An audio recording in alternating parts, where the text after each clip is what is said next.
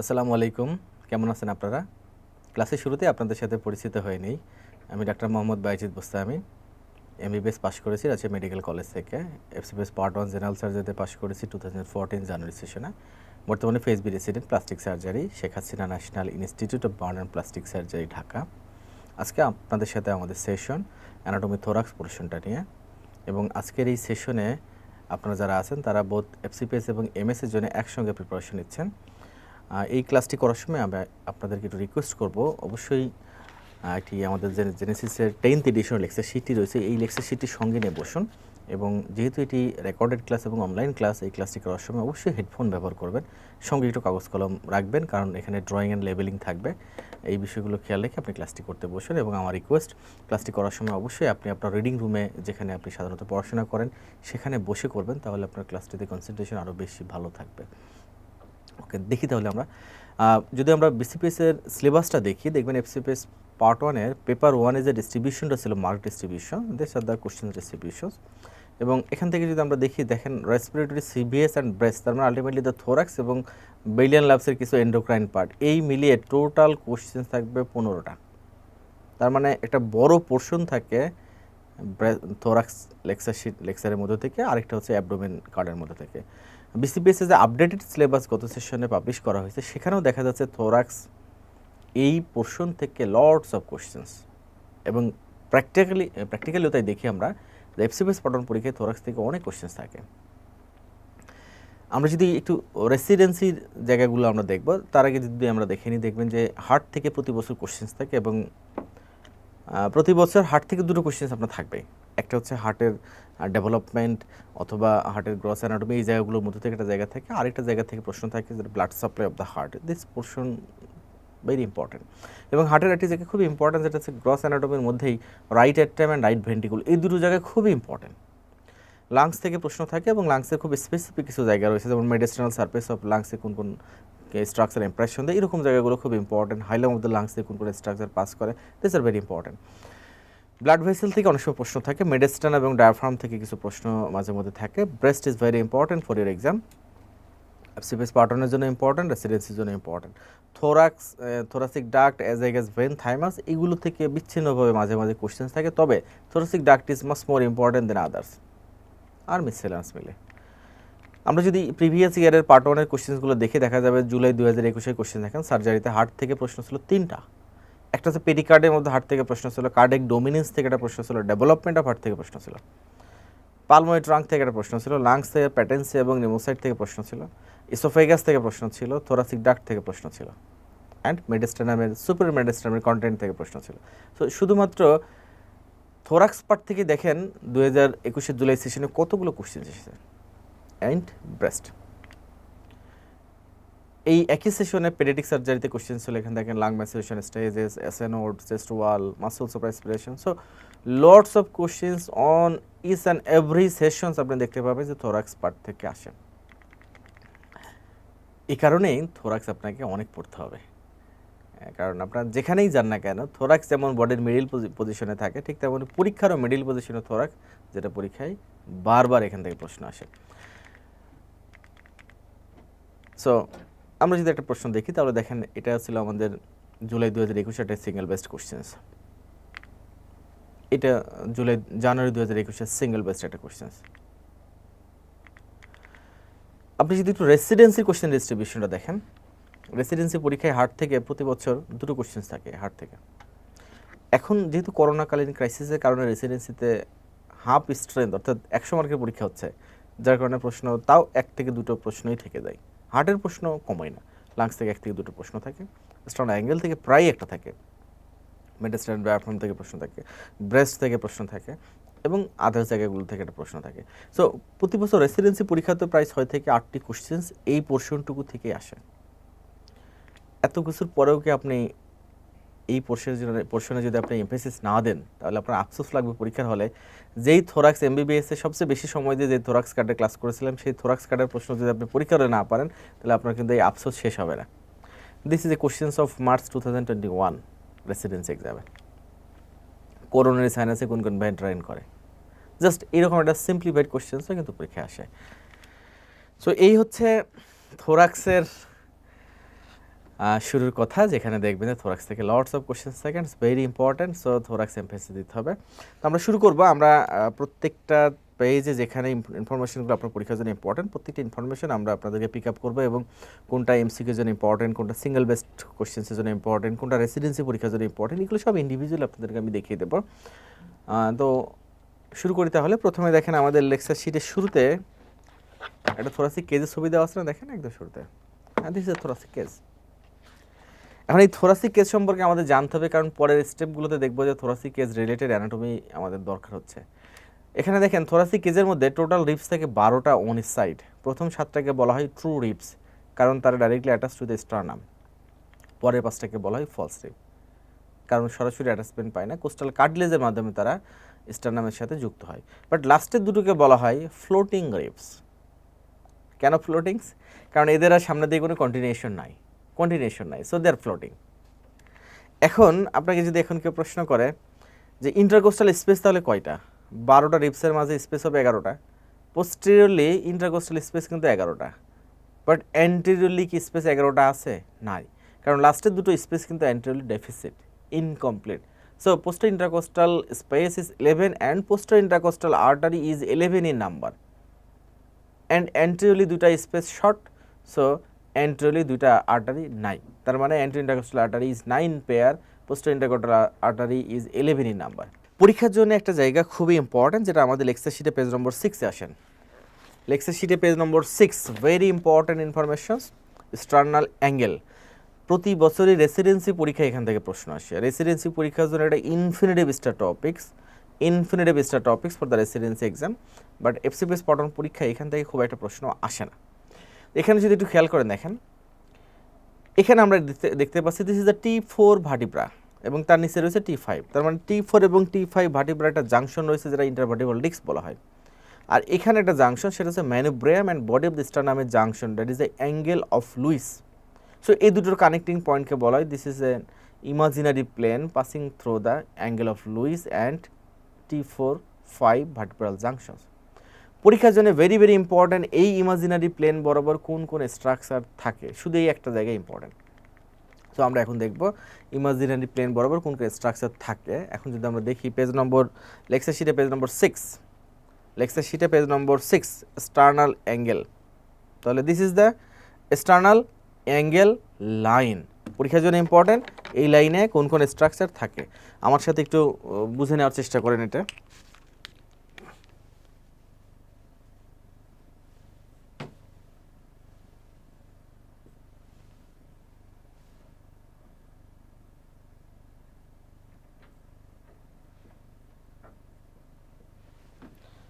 This is the T4 vertebra, this is the T5 vertebra.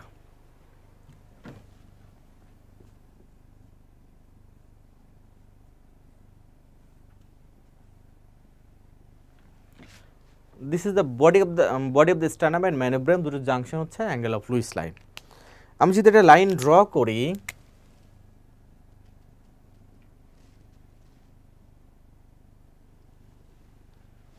একটা line draw করলাম না, this is the angle of Luis line বা sternal angle বরাবর যে লাইনটা পাস করে।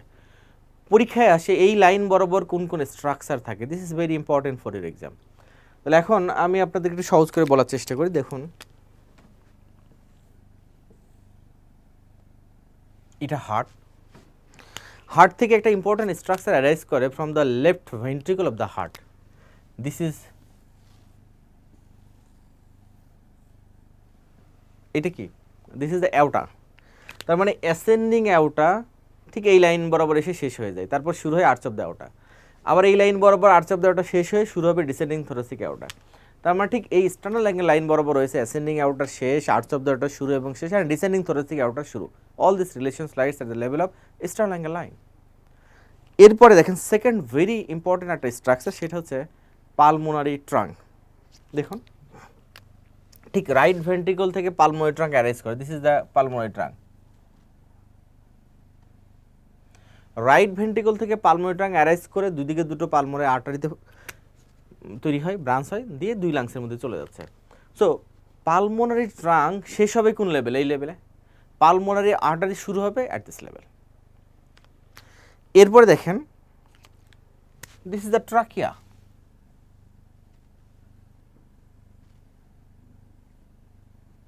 This is trachea.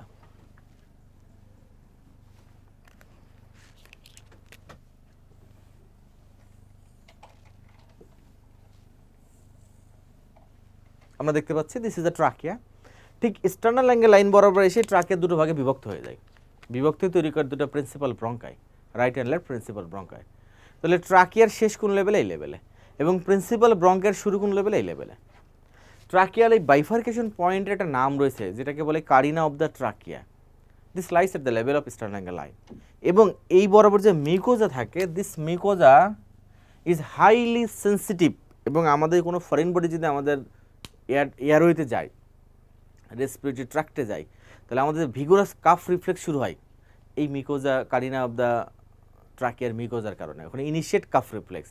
আবার কোনো স্পুটাম যদি ওখানে জমা হয় তখন আমাদের ভিগোরাস কাফ হয়ে বেরো আসার চেষ্টা করে। So this is the point which causes the initiations of cough reflex. এরপর যদি আমরা আরও কয়েকটা স্ট্রাকচার দেখি, দেখেন রিকারেন্ট ল্যারিঞ্জিয়াল নার্ভ, এটা রাইট, এটা লেফট রয়েছে। This is the left recurrent laryngeal nerve.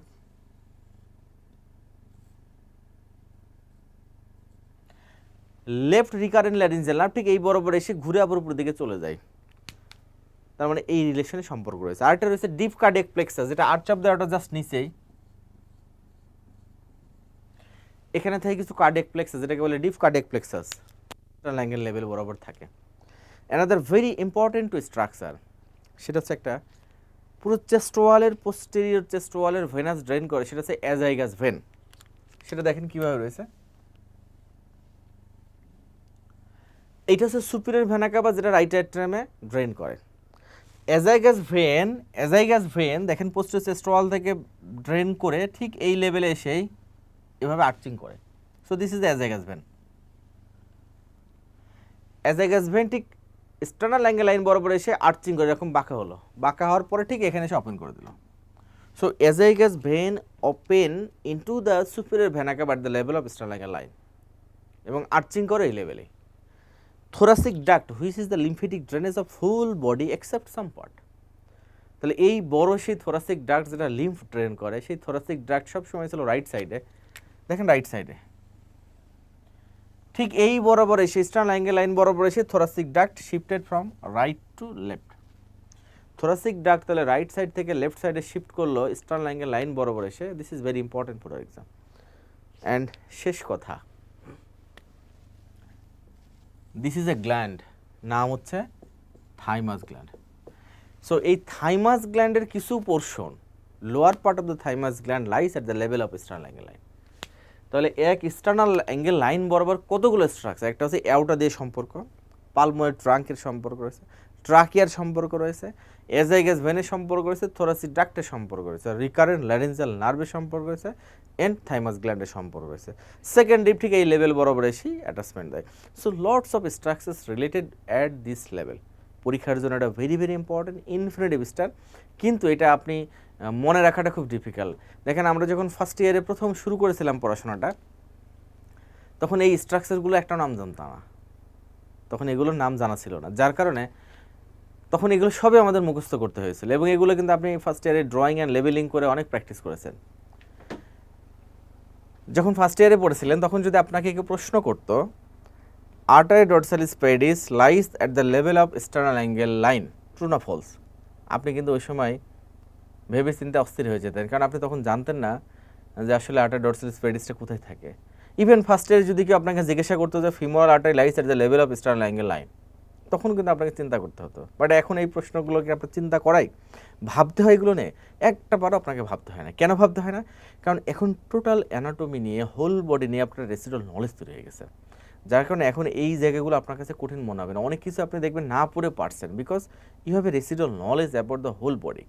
So এখন কিন্তু আপনাকে এই পড়াগুলো একবার ধরিয়ে দিলে এই পড়াগুলো অ্যান্সার করতে আপনার খুব সময় লাগবে না, এবং এগুলো মনে রাখা আপনার কাছে খুব কঠিন হবে না। সো এখন যদি আপনি একটু মিলিয়ে নেন তাহলে দেখেন এই ছবিটা দেখেন। সো স্টার্নাল অ্যাঙ্গেল লাইন বরাবর কী কী স্ট্রাকচার থাকে দেখেন। রেড প্ল্যান্ট, এই রেড প্ল্যান্টের অর্থ অনেক কিছু হতে পারে যদি আসল তথ্য আপনার জানা না থাকে। তাহলে আর মানে রিপস, রিপস মানে কত? সেকেন্ড রিপ। এ মানে অ্যাওটা, অ্যাওটা মানে কত? অ্যাসেন্ডিং অ্যাওটা শেষ, আর্টস অফ দ্য অ্যাওটা শুরু এবং শেষ, অ্যান্ড ডিসেন্ডিং থোরাসিক অ্যাওটা শুরু। ট্রাকিয়া মানে কি? এই লেভেলে শেষ হয়, প্রিন্সিপাল ব্রঙ্কাই শুরু হয়, cardinal lies at this level. Pulmonary trunk, recurrent laryngeal nerve in the left side as against vein, nerve, deep cardiac plexus and thoracic duct. পরীক্ষার কোশ্চেনটা দেখেন মার্চ 2020 এর কোশ্চেন সেটা T4-5 ভার্টিব্রাল ইন্টারস্পেস বরাবর যদি আমরা একটা সিটি স্ক্যান করি, ঠিক এই লেভেলে কি স্ট্রাকচার থাকবে? পড়া থাকলে এই প্রশ্নের অ্যান্সার করতে আপনার সময় লাগবে 10 সেকেন্ডের বেশি না। আবার দেখেন 2019 এখান থেকে কোশ্চেন ছিল, এই বরাবর কোন স্ট্রাকচার থাকে। এই টপিক্সটা specially very important for the residency program, but FCPS part 1-এ কোনো একটা অজ্ঞাত কারণে এখান থেকে ওটা প্রশ্ন আসে না। ঠিক এর পরের স্টেপটাই পরীক্ষার জন্য খুব ইম্পর্টেন্ট ফর এফসিপিএস পার্ট 1। তাহলে আমরা পেজ নম্বর 6-এ খুব সুন্দর করে ইনফিনিটিভ স্টেজে দাগিয়ে রাখি, পাশে লিখে রাখেন আর মানে রেসিডেন্সি।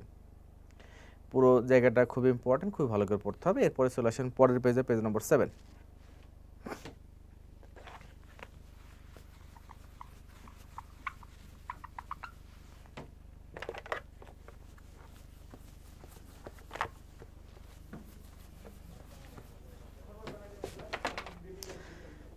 ফার্স্ট ইয়ারে আমরা অনেকগুলো রিপ পড়ছিলাম না, সবচেয়ে বেশি গুরুত্ব দিয়েছিল কোন রিপসে বলেন তো?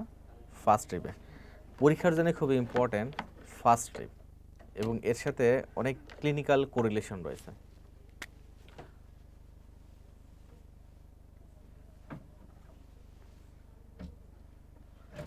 এইটা হচ্ছে আমাদের first rib.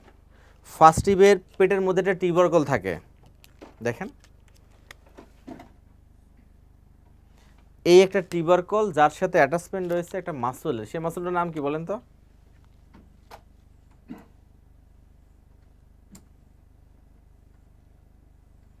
This is scaleni anterior muscle. তাহলে ফার্স্ট রিপের পেটের মধ্যে একটা টিউবারকল রয়েছে ইনার বর্ডারে, সেই টিউবারকলের সাথে একটা মাসলের অ্যাটাচমেন্ট থাকে, সেই মাসলের নাম হচ্ছে স্কেলেনি অ্যান্টেরিয়র মাসল, এবং এই টিউবারকলের নাম হচ্ছে স্কেলেনি টিউবারকল। এই ফার্স্ট রিপের উপরে কে থাকে? নিচে তো সেকেন্ড রিপ থাকে, উপরে কে থাকে? ক্লাভিকল থাকে। এই জন্য যে সকল স্ট্রাকচার ফার্স্ট রিপের সুপিরিয়র সারফেস দিয়ে যায় তারা ক্লাভিকলের নিচ দিয়ে যায়, তাই তাদের নাম হচ্ছে সাবক্লাভিয়ান স্ট্রাকচার। যেমন সাবক্লাভিয়ান আর্টারি, সাবক্লাভিয়ান ভেন, তার মানে ক্লাভিকলের উপর দিয়ে যাচ্ছে না, ক্লাভিকলের নিচ দিয়ে ফার্স্ট রিপের উপর দিয়ে, so they are called subclavian structure. তাহলে এখানে আমরা দেখতে পাবো সাবক্লাভিয়ান ভেন, সাবক্লাভিয়ান আর্টারি, তারপর লোয়ার ট্রাঙ্ক ব্রাকিয়াল প্লেক্সাস, এই রিলেশনগুলো আমরা দেখতে পাবো। এখন একটা জিনিস খেয়াল করে দেখেন, ফার্স্ট ইয়ারে নিউরোভাস্কুলার বান্ডল পড়ছিলাম আমরা, ইন্টারকোস্টাল নিউরোভাস্কুলার বান্ডল, এবং তার একটা সূত্র পড়ছিলাম, কি বলেন তো? এই যে এরকম VAN, VAN, vein artery nerve. এই একটা সূত্র সারা জীবন আপনার লাগবে, মনে রাখবেন। এই সূত্রটা আপনি যখনই ফিমোরাল ট্রায়াঙ্গুলে যাবেন দেখবেন আবার একই কথাই, vein artery nerve, vein artery nerve, middle to lateral. আপনি যখন পোস্টোটিবিয়াল ওই টানেলের ওখানে যাবেন, ওখানেও দেখবেন যে আবার সেই ভেন আর্টারি নার্ভ এই রিলেশন মেনটেন হচ্ছে। সো বডির ম্যাক্সিমাম জায়গাতে রিলেশনটা মেনটেন হয়। ঠিক তেমনই এই সাবক্লাভিয়ান স্ট্রাকচারগুলো এই রিলেশন মেনটেন করে, ভেন আর্টারি নার্ভ, সামনে ভেন, তারপর আর্টারি, তারপর নার্ভ। তাহলে সেই সূত্রের মধ্যে দেখেন স্কেলেনি টিউবারকলের সামনের দিকে যাচ্ছে, দেখেন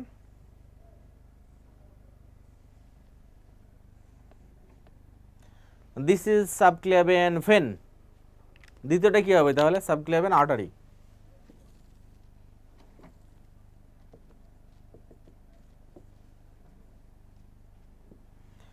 দিস ইজ সাবক্লাভিয়ান আর্টারি। সূত্রের মধ্যে একজন বাদ থাকে, কে বলেন তো সর্বশেষ? নার্ভ তো আর নাই, সাবক্লাভিয়ান নার্ভ বলে তার কিছু নাই। তাহলে কি রয়েছে? আছে একটা জিনিস, brachial plexus is a lower trunk that is T1 nerve root, এটা যায় পিছন দিয়ে। So last one, this is the T1 nerve root অথবা lower trunk of brachial plexus. তার মানে ফার্স্ট রিবের সুপিরিয়র সারফেসের সামনে থাকবে ভেন, তারপর থাকবে আর্টারি, পিছনে থেকে নার্ভ। নার্ভ হচ্ছে lower trunk of brachial plexus, very very important for exam. So এখন যদি আমরা একটু পেজ নম্বর 7 দেখি, 7 নম্বর পেজে দেখেন, 7 নম্বর পেজে আমরা দেখতে পাচ্ছি দের ইজ এ পিকচার, এবং সেই পিকচারে দেখেন একদম স্কেলেন টিউবারকল, তারপর দেখেন subclavian vein, artery group and lower trunk of brachial plexus, এবং উপর দিকে লেখা আছে দেখেন বুলেটগুলোর মধ্যে 4 নম্বর বুলেট খুব important, in front of the scaleni tubercle there is subclavian vein and বিহাইন্ডে থাকবে আর্টারি। এবং আরেকটা জায়গায় সম্পর্ক পড়তে হবে, নেক অফ দ্য ফার্স্ট টিউবের ওখানে দেখেন 4টা স্ট্রাকচার রয়েছে, সেখানেও 1 নম্বরটা বাদ দিলে বাকিগুলো VAN, VAN, VAN, post intercostal vein, super intercostal artery and first thoracic nerve. এই সূত্রটা মেনটেন হচ্ছে। এই কথাগুলো ইম্পর্টেন্ট ফর এফসিপিএস পার্ট 1। এরপর আসেন 8 নম্বর পেজ। যদি এমন একটা কন্ডিশন হয় এই তিনটা স্ট্রাকচার তার মতো আছে, ভালো আছে, কোনো ঝামেলা নাই। কিন্তু এমন হলো, ধরুন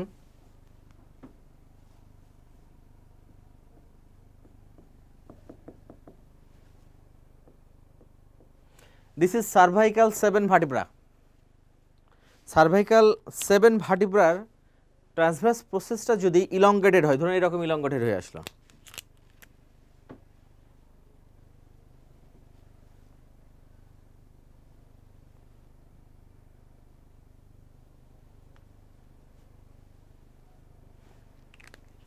নর্মালি তো এখান থেকে এরকম ইলংগেটেড হওয়ার কথা না। যদি সার্ভাইকাল 7 ভার্টিব্রার ট্রান্সভার্স প্রসেস যদি ইলংগেটেড ওইভাবে হয়ে আসে, তাহলে it will compress the subclavian structure, vein, artery, nerve, this all will be compressed. এখন ভেন কম্প্রেশনের ফলে কি হবে? ভেনাস কনজেশন হবে। আর্টারি কম্প্রেশনের ফলে কি হবে? স্কিমা ডেভেলপ করবে। নার্ভ কম্প্রেশনের ফলে কি হবে? প্যারেস্থেশিয়া, অ্যানেস্থেশিয়া, হাইপোস্থেশিয়া, এই যে প্রবলেমগুলো ডেভেলপ করবে। So this neurovascular symptom is called cervical rib syndrome. Artery obstruction হচ্ছে সো থোরাসিক আউটলেট সিনড্রোম, যেহেতু আর্টারি হার্ট থেকে বের হয়। ভেন, সাবক্লেভিয়ান ভেন থোরাক্সের মধ্যে ঢুকছে, সো এটা অবস্ট্রাকশন হলে হবে থোরাসিক ইনলেট সিনড্রোম, কারণ ঢুকা নিয়ে সমস্যা। So this are all similar. Scaleni anterior muscle compression দিচ্ছে, so scaleni anterior muscle syndrome. বিভিন্নভাবে বিভিন্নজন আখ্যায়িত করেছে, বাট মোদ্দা কথা হচ্ছে সাবক্লেভিয়ান স্ট্রাকচারগুলো যদি কম্প্রেসড হয় বাই সাবক্লেভিয়ান সার্ভাইকাল রিব দিয়ে যদি কম্প্রেশন হয়, তাহলে এই সিমটমগুলো অ্যারাইজ করবে। তাহলে এখন আমাদের লেকচার শিটে পেজ নম্বর 8-এ আসেন। 8 নম্বর পেজে দেখেন সার্ভাইকাল রিব বলে একটা কথা রয়েছে। সার্ভাইকাল রিবের এই প্যারাটা খুব ইম্পর্টেন্ট, স্পেশালি দ্বিতীয় প্যারাটা দেখেন, the lower trunk of brachial plexus is mainly compressed. এখানে এস লিখে রাখেন, মনে রাখবেন যখন বলবো এস, সিঙ্গেল বেস্ট বললে আপনি এস লিখে রাখবেন, তাহলে আপনার বুঝতে সুবিধা হবে। রেসিডেন্সি বলে সেখানে আপনি আর লিখে রাখবেন, আর, তার মানে আপনার বুঝতে সুবিধা হবে, যেটা রেসিডেন্সির জন্য বেশি ইম্পর্টেন্ট, আর বাকিগুলো তো কমন। তাহলে দেখুন পেজ নম্বর 8-এ দেখেন, তাহলে সার্ভাইকাল রিব জিনিসটা কি? Elongated process of cervical 7 vertebra এবং lower trunk of brachial plexus is mainly compressed. পুরো প্যারাটা ভেরি ইম্পর্টেন্ট। তারপর দেখেন সিমটমস বলে একটা প্যারা রয়েছে, খুবই ইম্পর্টেন্ট, ভালো করে পড়তে হবে। তারপরে 3 লাইন আছে, পড়তে হবে। সো আমরা যদি একটু ছবিটা দেখি পাওয়ার পয়েন্টে, দেখেন this is the cervical 7 vertebra এবং this is the elongated transverse process of cervical 7 vertebra. যদি এটা এভাবে ইলংগেটেড হয়, তাহলে it will compress the underlying structure, that is the subclavian structure will be compressed. দেখেন এখানে this is the cervical rib compressing the subclavian vein, subclavian artery and lower trunk of brachial plexus. এগুলোর ফলে কি হচ্ছে দেখেন, এগুলোর ফলে কি হচ্ছে? Subclavian artery, lower trunk of brachial plexus, এগুলো কম্প্রেশনের ফলে কি হচ্ছে? নিউরাল সিমটম ডেভেলপ করবে, ইসকেমিক সিমটম ডেভেলপ করবে। So this is the symptoms. Page number 8, infinitive star for FCPS exam, cervical ribs topicsটা very very important for FCPS part 1 exam। এরপর আমরা একটু দৌড় দিয়ে একটা পেজ থেকে পড়ে এসে আবার এখানে আসবো। 77 নম্বর পেজ আসেন। 77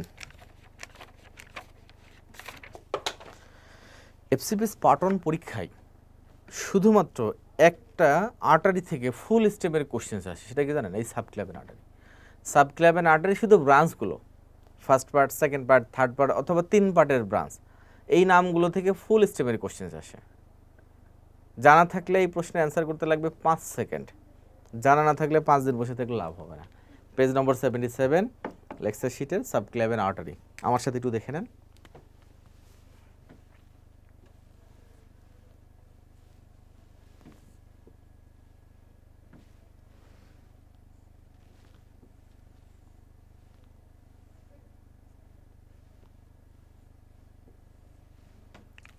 This is the first rib, subclavian artery এখন ড্র করব। This is the scalene anterior muscle.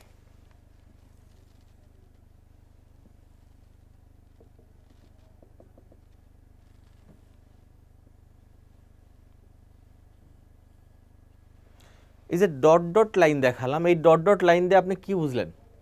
তার মানে this artery passes posterior to the scalene anterior muscle। তাহলে সাবক্লেভিয়ান আর্টারি শুরু থেকে outer border of the first part পর্যন্ত এটাকে বলা হচ্ছে subclavian artery. It is divided into 3 parts by the scaleni anterior muscle. মাসলের আগ পর্যন্ত ফার্স্ট পার্ট, মাসলের বিহাইন্ডের সেকেন্ড পার্ট, তারপরে পোর্শন হচ্ছে থার্ড পার্ট। এই তিনটা পার্টে সাবক্লাভিয়ান আর্টারি ডিভাইডেড। পরীক্ষার জন্য ভেরি ভেরি ইম্পর্টেন্ট এই তিনটা পার্টের ব্রাঞ্চ, শুধু এতটুকুই জানতে হয়। এটা একটা মেনোমিক্স দিয়ে আপনি মনে রাখবেন। ছোটবেলায় কি পড়ছেন ফার্স্ট ইয়ারে? ভিটামিন পড়ছেন না? ভিটামিনকে আমরা শর্টে লিখি ভিআইটি লিখতাম না? তো এই ভিটামিন মনে রাখেন, ভিআইটির পাশে একটু সিডি দিয়ে দেন একটা। সিডি ডিভিডি তো আর চল নাই এখন, তারপরে ওটাতে মনে রাখেন ভিটামিন সিডি। ভিআইটি মানে ফার্স্ট পার্টের তিনটা ব্রাঞ্চ, সি মানে সেকেন্ড পার্ট, অ্যান্ড ডি মানে থার্ড পার্ট। কীভাবে মিলেছে দেখেন। তাহলে ফার্স্ট পার্টের তিনটা ব্রাঞ্চ, ভি মানে this is the vertebral artery, V. আইতে this is the internal thoracic artery, আর টি মানে this is thyrocervical trunk, T. Vertebral artery, internal thoracic artery, thyrocervical trunk. Thyrocervical শুনলে আপনার কি মনে হয় বলেন তো? থাইরো সার্ভাইকাল শুনলেই মনে হয় থাইরয়েড, থাইরয়েড একটা ভাব রয়েছে। Yes,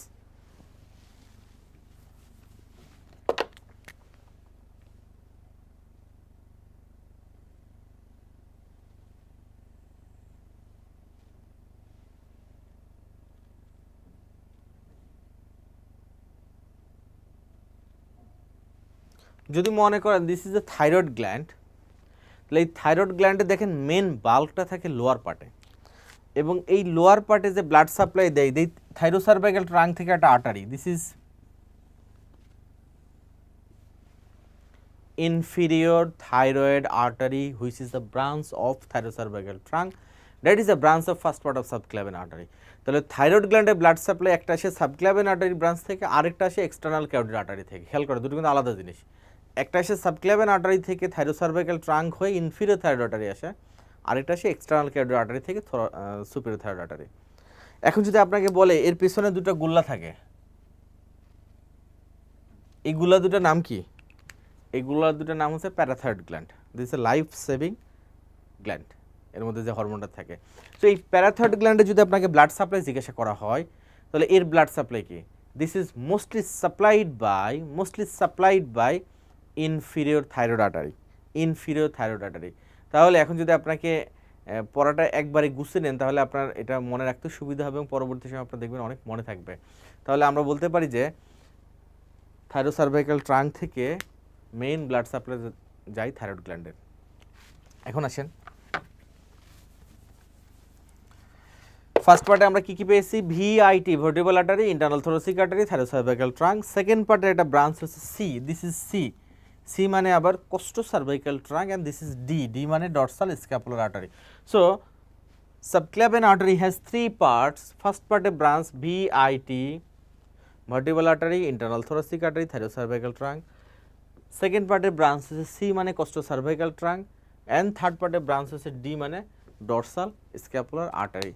This informations are infinitive star for your exam, especially for FCPS part 1.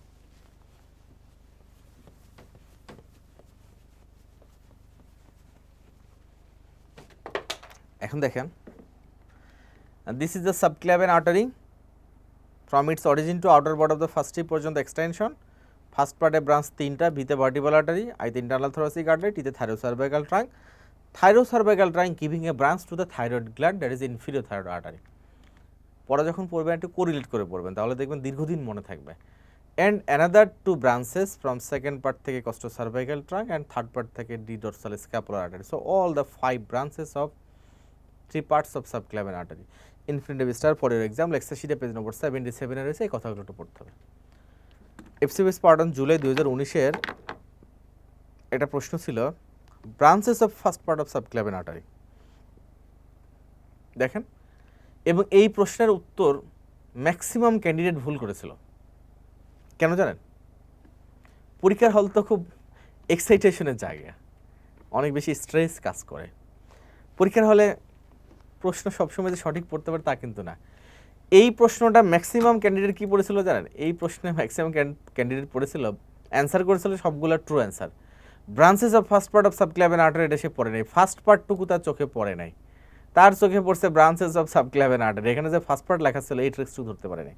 এই জন্য এই প্রশ্নটা ম্যাক্সিমাম ক্যান্ডিডেট ভুল করেছিল শুধুমাত্র প্রশ্নটা ঠিক করে না পড়ার কারণে।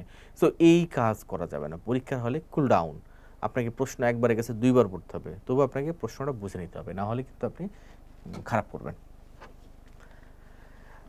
এই হচ্ছে আমাদের পেজ নম্বর 77 ভেরি ইম্পর্টেন্ট ইনফরমেশনস, খুবই গুরুত্ব সহকারে এই জায়গাটা পড়বেন। এরপরে চলে আসেন আমাদের পেজ নম্বর 13 নম্বর পেজে চলে আসেন।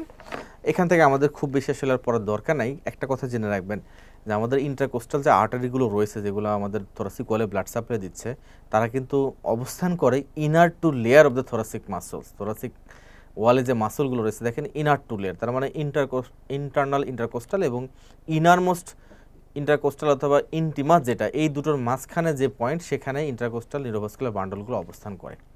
So this is the point of intercostal neurovascular bundles. Page number 13 দেখেন ইন্টারকোস্টাল আর্টারি। আমি আগেই বলেছিলাম স্পেসের সাথে আর্টারি সম্পর্কে অ্যান্টেরিয়র স্পেস থাকে 9টা, সো ইন্টারকোস্টাল আর্টারি থাকবে 9টা। পোস্টেরিয়র স্পেস থাকে 11টা, সো ইন্টারকোস্টাল আর্টারি থাকবে 11টা। এই হচ্ছে ইন্টারকোস্টাল আর্টারি রিলেশন। এই কথাগুলো একটু জানবেন, ডিটেইলিং করে খুব এটা পড়ার দরকার নাই। লাস্ট ওয়ান, এখান থেকে আমাদের একটা জিনিস জানা রয়েছে, অ্যাজাইগাস ভেনাস সিস্টেম। এটা সম্পর্কে একটু জানলেই হবে। অ্যাজাইগাস ভেনাস সিস্টেম এটা রেসিডেন্সির জন্য বেশি ইম্পর্ট্যান্ট, এবং অ্যাজাইগাস ভেনাস সিস্টেম এই টপিক্সটা নিয়ে যদি আমরা বলতে চাই, তাহলে আমরা জানি যে অ্যাজাইগাস মানে কি, আনপেয়ার্ড। অ্যাজাইগাস মানে তো তাই, ঠিক আছে তো। কিন্তু পোস্টো ইন্টারকোস্টাল ভেন তো 11টা রাইট সাইডে রয়েছে, লেফট সাইডে রয়েছে। তাহলে অ্যাজাইগাস ভেন যদি পোস্টো ইন্টারকোস্টাল ভেনটাই ড্রেন করে, তাহলে কেন এক সাইডে, শুধু অ্যাজাইগাস কেন, আনপেয়ার্ড কেন? এটার ব্যাখ্যা রয়েছে। অ্যাজাইগাস ভেন অ্যাকচুয়ালি আনপেয়ার্ড না, ডেভেলপমেন্টালি দে আর পেয়ার্ড। কিন্তু with the development arterial system যখন লেফট সাইডে ডেভেলপ করে, তখন লেফট সাইডের অ্যাজাইগাস ভেনাস সিস্টেম অবলিটারেটেড হয়ে যায়, তাদের কিছু ধ্বংস অবশেষ থেকে যায়। But in the right side, যেহেতু ভেনাস সিস্টেম ডমিনেন্ট, যেখানে superior vena cava, inferior vena CAVA এগুলো সব রাইট সাইডে রয়েছে, সো রাইট সাইডে অ্যাজাইগাস ভেন তখন ডমিনেন্ট থাকে, আরও বেশি প্রমিনেন্ট হয়। এই জন্য রাইট সাইডে azygos vein is complete, but left সাইডে কোনো কমপ্লিট অ্যাজাইগাস ভেন নাই। ব্যাপারটা এরকম। আমাদের পরীক্ষার জন্য খুব ইম্পর্টেন্ট যে এই অ্যাজাইগাস ভেনে 11টা যে ভেন ড্রেইন করে, কিভাবে করে সেটা আমাদেরকে জানতে হবে, এবং কোন দিকে কি ভ্যারিয়েশন, এই কথাগুলো জানতে হবে। অ্যাজাইগাস ভেনে কোর্স ইম্পর্টেন্ট, ট্রিবিউটারিজ ইম্পর্টেন্ট। দেখুন,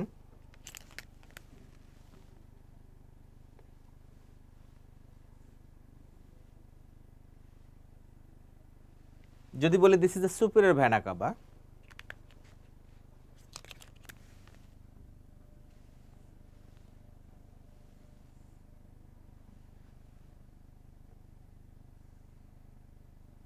তাহলে এটা আমাদের azygos vein which drain into superior vena cava at the level of sternal angle line. আমি বলতে চাচ্ছি সিমিলারলি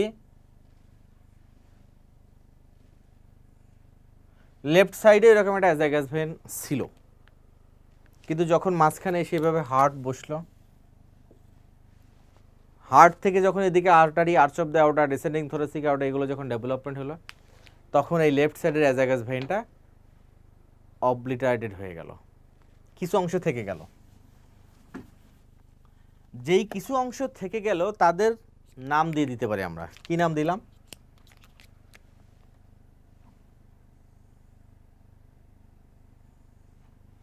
এই যে নিচের দিকে অংশ থাকলো, এটা বলা হলো ঠিক আছে তুমি তো অর্ধেক, তাহলে তোমার নাম দিয়ে দিই hemiazygos vein. This is hemiazygos vein. আর উপরের দিকে একটুখানি থেকে গেছিল, সেটাকে বলে ঠিক আছে তোমারও নাম দিয়ে দিলাম, তোমার নাম হচ্ছে accessory hemiazygos vein.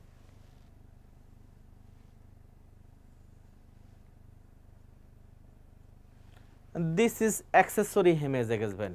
Basically azygos vein left সাইডেও ছিল, কিন্তু with the development of the arterial system in the left side, azygos vein left সাইডে অবলিটারেটেড হয়ে এইরকম হেমি আর অ্যাক্সেসরি হেমি হয়ে গেছে।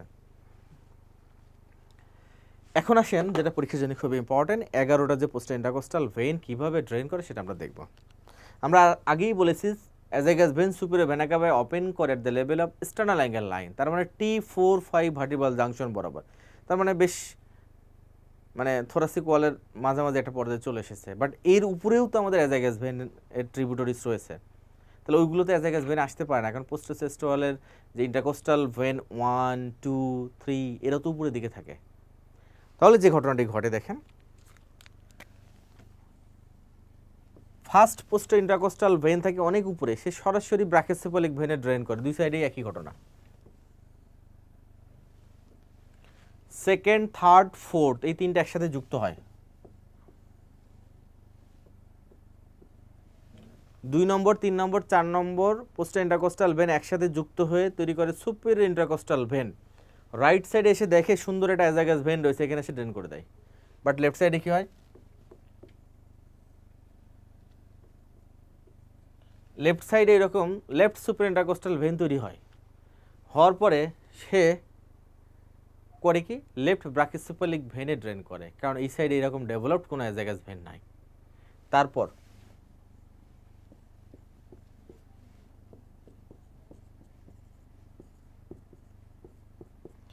পরবর্তী 5, 6, 7, 8, 9, 10, 11 এগুলো সবগুলো রাইট সাইড অ্যাজাগাস ভেনে ড্রেন করে, because there is a developed azygos vein in the right side, but left সাইডে এরকম নাই। তখন কি করে? অর্ধেক অর্ধেক।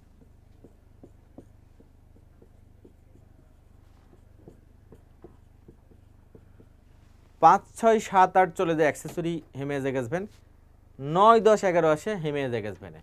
তার মানে লেফট সাইডে ডেভেলপড কোনো অ্যাজাগাস ভেন না থাকার কারণে তারা ভগ্ন অবস্থায় ভেঙে ভেঙে বিভিন্ন পোর্শনে ড্রেন করে, বাট রাইট সাইডে ডেভেলপড অ্যাজাগাস ভেন থাকার কারণে mostly drain into the azygos vein in the right side. So এখন যদি আমরা একটু পাওয়ার পয়েন্টে আসি, আমাদের লেকচার শিটে পেজ নম্বর 14 এবং এই ছবিতে দেখেন দেয়ার ইজ অ্যাজাগাস ভেন, রাইট সাইডে একটা লম্বা অ্যাজাগাস ভেন দেখতে পাচ্ছেন, বাট লেফট সাইডে এরকম লম্বা অ্যাজাগাস ভেন সেখানে ভাঙা ভাঙা দশা।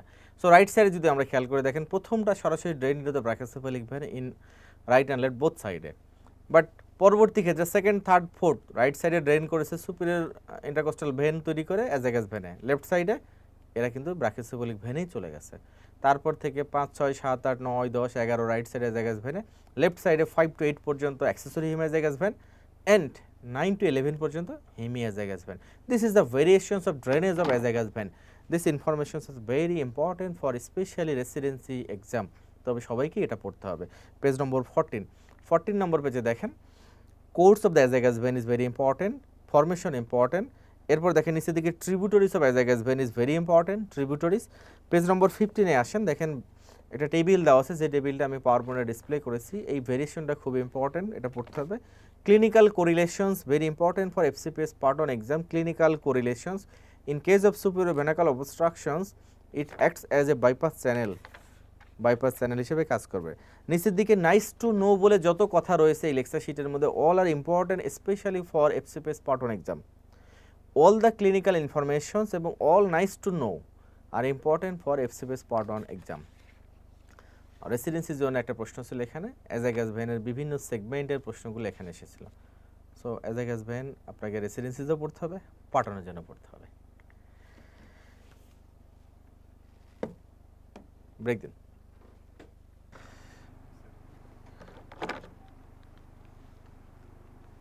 আচ্ছা, তাহলে আমরা এখন পড়ব the diaphragm both for FCPS and MS উভয়ের জন্য ইম্পর্টেন্ট, এবং এখানে খুব স্পেসিফিক কিছু জায়গা রয়েছে, যেমন major opening of the diaphragm দিয়ে কোন কোন স্ট্রাকচার পাস করে, এটা মূলত important for the residency exam. But nerve supply of the diaphragm এবং তার কিছু কনজেনিটাল অ্যানোমালি, আবার নার্ভ ড্যামেজের ফলে যে প্যারালাইসিসগুলো হয়, এই ধরনের তথ্যগুলো এবং ফাংশনস অফ দ্য ডায়াফ্রাম, এবং এর সাথে যে আমাদের মেজর ওপেনিংগুলোর যে ভেরিয়েশন হয় during contraction of the diaphragm, during relaxation of the diaphragm, এর সাথে যে ওপেনিংগুলোর স্ট্রাকচার যেগুলো রয়েছে, যেমন ইসোফিজিয়াল ওপেনিং, তারপর আমাদের ভেনাকাবল ওপেনিং, এউটিক ওপেনিং, যে চেঞ্জগুলো হয়, এই কথাগুলো important for FCPS exam. So এখানে দুই ধরনের কথা দুভাবে আপনাকে পড়তে হবে, আলটিমেটলি ডায়াফ্রাম সম্পর্কে খুব গুরুত্ব সহকারে পড়তে হবে। ডায়াফ্রাম যদি আমরা দেখি তাহলে দিস ইজ দ্য ডায়াফ্রাম, এবং এখানে 3 ধরনের ওপেনিং দেখতে পাচ্ছি, এবং আমরা যদি দেখি major opening of the diaphragm very important, আমাদের লেকচার শিটে page number 17, infinitive star for all of you, residency and part 1 উভয়ের জন্য ইম্পর্টেন্ট।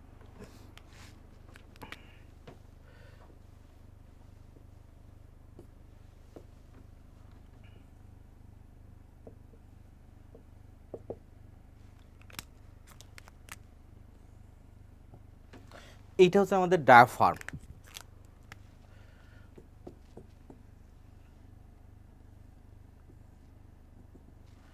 এটা যদি হার্ট হয় তাহলে দেখেন এখানে একটা ওপেনিং রয়েছে, এটাকে বলা হয় this is vena caval opening.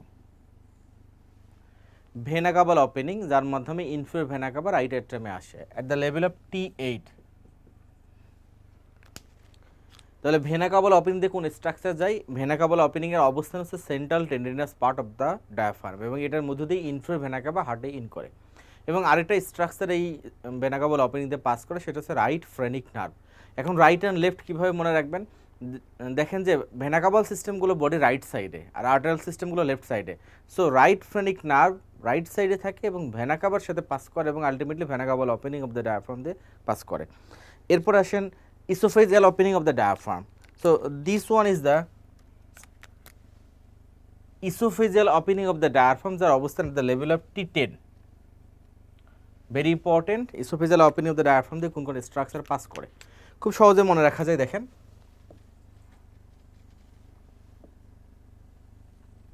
যদি ওরাল ক্যাভিটি থেকে শুরু করে আমরা ইসোফেগাসে আসলাম, this is the oesophagus passing through the esophageal opening of the diaphragm.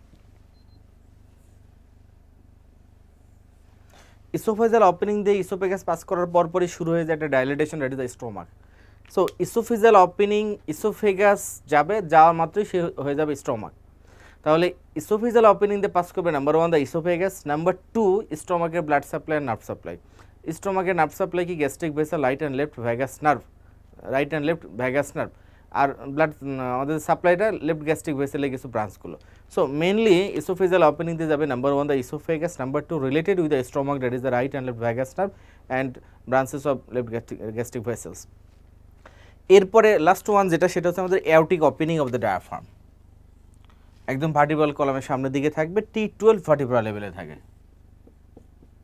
This is the aortic opening the diaphragm এবং এই ওপেনিং দিয়ে পাস করবে এওটা।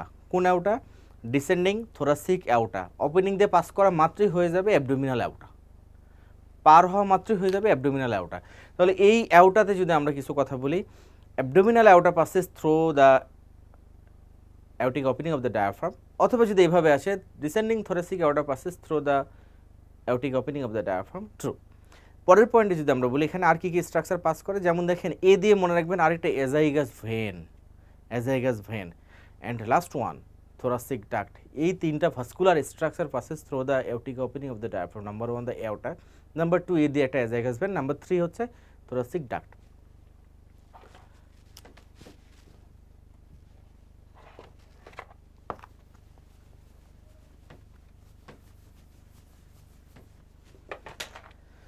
লেকচার শিটে পেজ নম্বর 17 নম্বর পেজে কথাগুলো খুব সুন্দর করে দেওয়া আছে, ভেরি ভেরি ইম্পর্টেন্ট। পুরো পেজটা ইনফিনিটিভ স্টার, পেজ নম্বর 17। মেজর ওপেনিং দিয়ে কোন কোন স্ট্রাকচার পাস করে, মাইনর ওপেনিং দিয়ে কোন কোন স্ট্রাকচার পাস করে, উভয়ই ইম্পর্টেন্ট।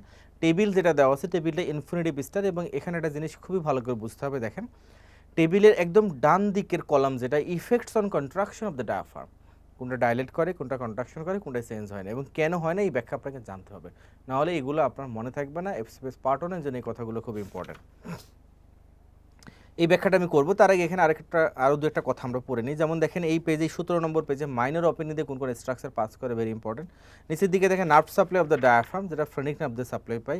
তারপর দেখেন 18 নম্বর পেজে আছে actions of diaphragm. Actions of ডায়াফ্রামের মধ্যে অনেক কথা রয়েছে, অ্যাকশনসগুলো ব্রড হেডিংয়ে জানবেন, যেমন মাসেলস অফ ইন্সপিরেশন বা প্রিন্সিপাল মাসল। এটা এখানে খুবই ইম্পর্টেন্ট কথা। 5 নম্বর পয়েন্ট দেখেন sphincter of oesophagus, the right crus of the diaphragm acts as sphincter of oesophagus হিসেবে কাজ করে, very important. And clinical correlation is very very important. এখানে আর দুটো কথা বলে আমরা সেই টেবিলে চলে যাব। নিচের দিকে দেখেন ডেভেলপমেন্ট অফ দ্য ডায়াফ্রাম দেওয়া আছে। ডায়াফ্রামের ডেভেলপমেন্টের যে পার্টসগুলো, শুধু নামগুলো পড়বেন, ডিটেলিং করে পড়ার কোনো দরকার নাই। 19 নম্বর পেজে দেখেন, 19 নম্বর পেজে দেখেন ডায়াফ্রামেটিক হার্নিয়া বলে একটা কথা রয়েছে। ডায়াফ্রামেটিক হার্নিয়া, ডায়াফ্রামের ডেভেলপমেন্টাল সোর্স অনেক এবং যার যত সোর্স অফ ডেভেলপমেন্ট তার চান্স অফ ডেভেলপমেন্টাল অ্যানোমালি বেশি, তার chance of herniation through the weak point বেশি। এখানে দেখেন পেজ নম্বর 19 নম্বর পেজে দেখেন কনজেনিটাল এবং অ্যাকোয়ার্ড। কনজেনিটাল মানে যে সকল জায়গায় ডেভেলপমেন্টাল জাংশন রয়েছে, জাংশনাল পয়েন্ট, সেসব জায়গাগুলোতে দেখবেন উইক পয়েন্ট থাকে এবং তার কারণে হার্নিয়েশন হতে পারে। আর অ্যাকোয়ার্ড তো ট্রমাটিক হতেই পারে। তাহলে এখানে দেখেন পেজ নম্বর 19 নম্বর পেজে দেখেন প্রথমে উপরের দিকে বাম দিকে 1 নম্বর পয়েন্ট, যেটা posterolateral hernia. It is the commonest congenital diaphragmatic hernia, mostly occurs in the left side, very important. তারপর দেখেন সেকেন্ড যেটা রেট্রোস্টার্নাল হার্নিয়া, যেটাকে ফোরামেনা মর্গ্যাগনি দিয়ে পাস করে এবং ইট is more common in the right side. এই দুটো কথা অবশ্যই জানতে হবে। নিচের দিকে দেখেন অ্যাকোয়ার্ডের মধ্যে দেখেন hiatal or sliding hernia, this is the most common type of hernia. এই ছবিটা দেখেন কনজেনিটাল ডায়াফ্রাগমেটিক হার্নিয়া, অ্যাবডোমেনের কন্টেন্ট থাকবে অ্যাবডোমেনে, থোরাক্সের কন্টেন্ট থাকবে থোরাসিক ক্যাভিটির মধ্যে। কিন্তু যদি হার্নিয়েশন হয়ে abdominal content enters into the, দেখেন এই ছবিতে দেখেন, যদি হার্নিয়েশন হয়ে abdominal content enter into the thorax, দেখেন এই যে গার্ড চলে গেছে থোরাক্সের মধ্যে, this is the herniations of abdominal content into the thorax by diaphragmatic hernia. তাহলে এদের সমস্যা কি? নর্মালি কোনো প্রবলেম হয় না, কিন্তু যদি কোনো কারণে অবস্ট্রাকশন হয়, গার্ড যদি অবস্ট্রাকশন হয় এবং এখানে যদি পারফোরেশন হয়, তাহলে দেখেন গাটের কন্টেন্ট যদি মেডিস্টিনামের মতো এত ডেলিকেটেড জায়গাতে ওপেন হয়ে যায়, তাহলে কী হবে? মেডিস্টিনাইটিস ডেভেলপ করবে এবং it is very very life threatening conditions. Congenital diaphragmatic hernia এই ছবিটা দেখেন। এই ভদ্রলোকের চেস্ট এক্সরেতে দেখেন থোরাসিক ক্যাভিটির মধ্যে মনে হচ্ছে ডাইলেটেড বাউল লুপ, দেখেন এই যে ডাইলেটেড বাউল লুপ গ্যাস দেখা যাচ্ছে। এবং এটা সিটি স্ক্যান করে দেখেন একদম এই যে ইন্টেস্টাইন, স্মল ইন্টেস্টাইন ঢুকে পড়েছে, এই যে থোরাক্সের মধ্যে ঢুকে পড়েছে। So this is the diaphragmatic hernia. দেখেন এই যে কোলন ঢুকে আছে কোথায়? থোরাক্সের মধ্যে, দেখেন এই যে কোলন ইনসাইড দ্য থোরাক্স ঢুকে পড়েছে। So this is diaphragmatic hernia, very important for এর এক্সাম। ডায়াফ্রাগমেটিক হার্নিয়া সম্পর্কে জানতে হবে, এই কথাগুলো জানতে হবে। এফসিপিএস পার্ট 1 এর জন্য এই কথাগুলো প্রত্যেকটা শব্দ ইম্পর্টেন্ট। ডায়াফ্রাম থেকে পরীক্ষায় প্রশ্ন আসে। So diaphragm specially very important for FCPS part 1। Residency পরীক্ষার জন্য important, the major and minor opinion কোন কোন স্ট্রাকচার পাস করে, এই কথাগুলো ইম্পর্টেন্ট। দেখেন ডায়াফ্রাম দিয়ে কত প্রশ্ন এসেছে। ফিচার্স অফ ডায়াফ্রাম দিয়ে 2020 জানুয়ারিতে কোশ্চেন ছিল। কনজেনিটাল ডায়াফ্রাম হার্নিয়া থেকে প্রশ্ন ছিল। ডেভেলপমেন্টাল কম্পোনেন্ট অফ সেপ্টাম ট্রান্সভার্সাম থেকে প্রশ্ন ছিল। সো অনেক কোশ্চেন এখান থেকে এসেছে ইন এফসিপিএস পার্ট 1। তাহলে এফসিপিএস পার্ট 1 পরীক্ষার জন্য ডায়াফ্রাম ভেরি ভেরি ইম্পর্টেন্ট। এখন আসেন আমরা সর্বশেষ এখান থেকে যে কথাটা বলবো সেটা হচ্ছে আমাদের লেকচার শিটে পেজ নম্বর 17, যে ডায়াফ্রাম এক এক সময় এক এক ধরনের কাজ করে কেন। কখনো কন্ট্রাকশন করলে একটা স্ট্রাকচার ডাইলেটেড হচ্ছে, আর একটা স্ট্রাকচার কন্ট্রাক্টেড হচ্ছে, এরকম কেন সেটা আমি বলি। তাহলে দেখেন ডায়াফ্রামের মাসুলগুলোর যে অরিজিন ফ্রম দ্য পেরিফেরি, যেমন স্টার্নাল থেকে নিচ্ছে, চেস্ট ওয়াল থেকে নিচ্ছে, ভার্টেব্রাল কলাম থেকে নিচ্ছে, এরকম।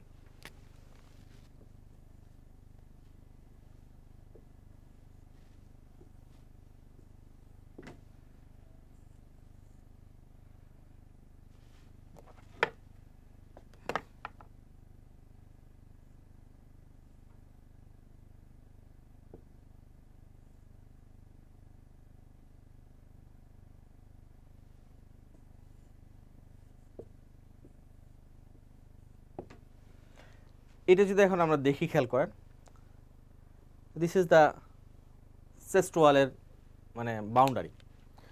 ডায়াফ্রামের মাসলগুলো কীভাবে অরিজিনে দেখেন, এই যে পেরিফেরি থেকে সেন্ট্রালের দিকে।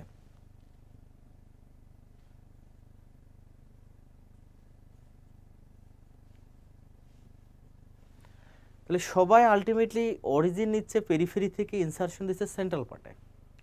তার মানে এটা ধরুন সেন্ট্রাল পার্টে তার ইনসারশনের পয়েন্ট।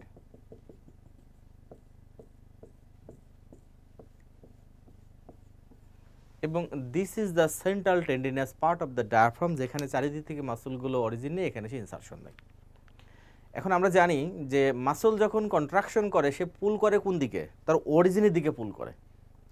তাহলে ডায়াফ্রাম যখন কন্ট্রাকশন করবে, আমি যখন ইন্সপিরেশন নেব, শ্বাস ভিতরে নেব, তখন ডায়াফ্রাম কন্ট্রাক্ট করবে। ডায়াফ্রাম যখন কন্ট্রাক্ট করবে তখন দেখেন টান দিবে কোন দিকে? বাইরের দিকে।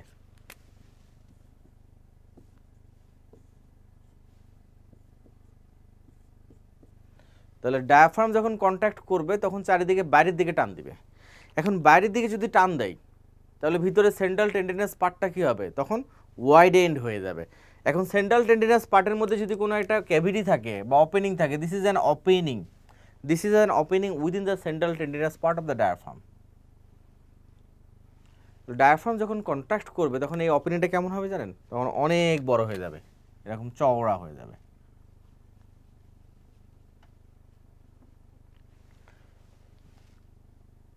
তাহলে during contraction of the diaphragm pulls outwards, central tendinous part dilated মানে চওড়া হয়ে যাবে, ওয়াইডেন্ড।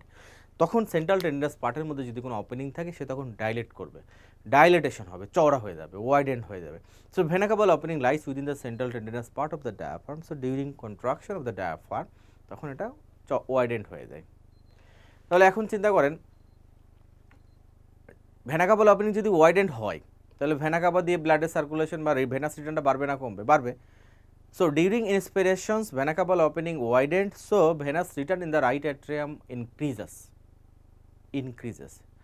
তাহলে সেম ঘটনা এই যে ইন্সপিরেশনের মতোই ডায়াফ্রাম কন্ট্যাক্ট করা আরেকটা কন্ডিশনে, যখন পার্চুরেশন হয়, নর্মাল ডেলিভারি হয়, নর্মাল ভেজানাল ডেলিভারি করার সময় ইন্ট্রা অ্যাবডোমিনাল প্রেশার বাড়ানোর জন্য তখন ডায়াফ্রাম কন্ট্যাক্ট করে। তো যখন সে ভিগোরাসলি বারবার যে মানে লেবার পেইনটা আসে তখন ডায়াফ্রাম কন্ট্যাক্ট করে। তো ডায়াফ্রাম যখন কন্ট্যাক্ট করে প্রেশার বাড়ানোর চেষ্টা করে, অ্যাট এ টাইমে কী করে, venous return in the heart বাড়াই দেয়, যেহেতু ভেনা কেবল ওপেনিং ডাইলেট করে। এখন যদি এই মা যদি কম্প্রোমাইজড হয়, অর্থাৎ মায়ের যদি কার্ডিয়াক ডিজিজ থাকে, প্রেগনেন্ট মায়ের যদি একজন প্রেগনেন্ট লেডি যদি কার্ডিয়াক ডিজিজ থাকে আর তার যদি আপনি নর্মাল ডেলিভারি ট্রায়াল দেন, তাহলে ইন্ট্রা অ্যাবডোমিনাল প্রেশার বাড়ানোর জন্যে, লেবার পেনের সাথে সাথে সে প্রেশার বাড়ানোর জন্য কী করবে, কন্ট্রাকশন অফ দ্য ডায়াফ্রাম বেশি বেশি হবে, তখন বেশি বেশি পরিমাণ ব্লাড রাইট অ্যাট্রিয়ামের মধ্যে চলে আসবে, তখন কী হবে, হার্টের উপরে প্রেশার পড়বে। এই জন্য যাদের যে সকল প্রেগনেন্ট মহিলাদের কার্ডিয়াক কম্প্রোমাইজ রয়েছে তাদের ক্ষেত্রে নর্মাল ডেলিভারি ট্রায়াল না করা ভালো, করা হয় না। কেন করা হয় না? এমনিতেই তাদের cardiac compromise, cardiac status is not good, তার উপর যদি আপনি বেশি বেশি পরিমাণ ব্লাড রাইট অ্যাট্রিয়ামে ভেনাস রিটার্ন এনে দেন তাহলে তার হার্ট ফেইলিওরের চান্স রয়েছে। এই জন্যে normal delivery is contraindicated in a cardiac compromised pregnant lady. এরপরে কথা আসেন, পরের পয়েন্ট হচ্ছে আমাদের ইসোফেজিয়াল ওপেনিং।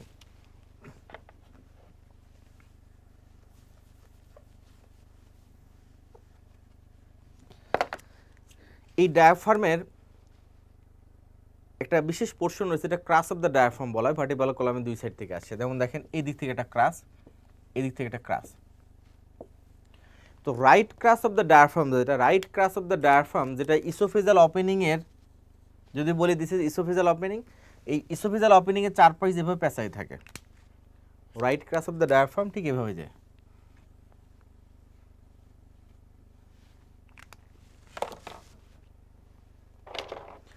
তাহলে দেখেন right crus of the diaphragm oesophageal ওপেনিংকে কি গলার মধ্যে উন্না পেঁচাই থাকে যেরকম, ঠিক ওই রকম করে পেঁচায় রাখে।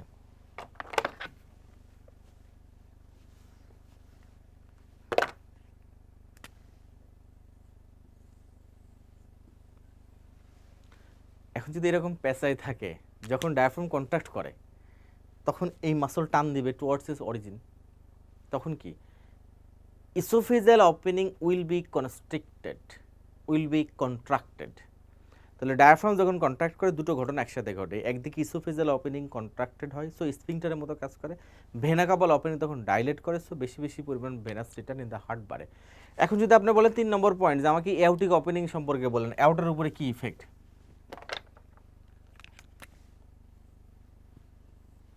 এওটা সে বসে থাকে ঠিক ভার্টিব্রাল কলামের এই সামনে এবং এর আশপাশে ডায়াফ্রামের কিছুই নাই। Diaphragm has no effect on the aortic opening of the diaphragm, কারণ এটা সম্পূর্ণ স্বতন্ত্রভাবে থেকে যায়। সো এখন যদি আমরা এই ছবিটা দেখি তাহলে দেখতে পাবো যে দেখেন, so this is the vena caval opening within the central tendinous part of the diaphragm. So যখনই ডায়াফ্রাম কন্ট্যাক্ট করবে ভেনা কাবাল ওপেনিং ডাইলেট করবে, বেশি বেশি venous return in the heart হবে।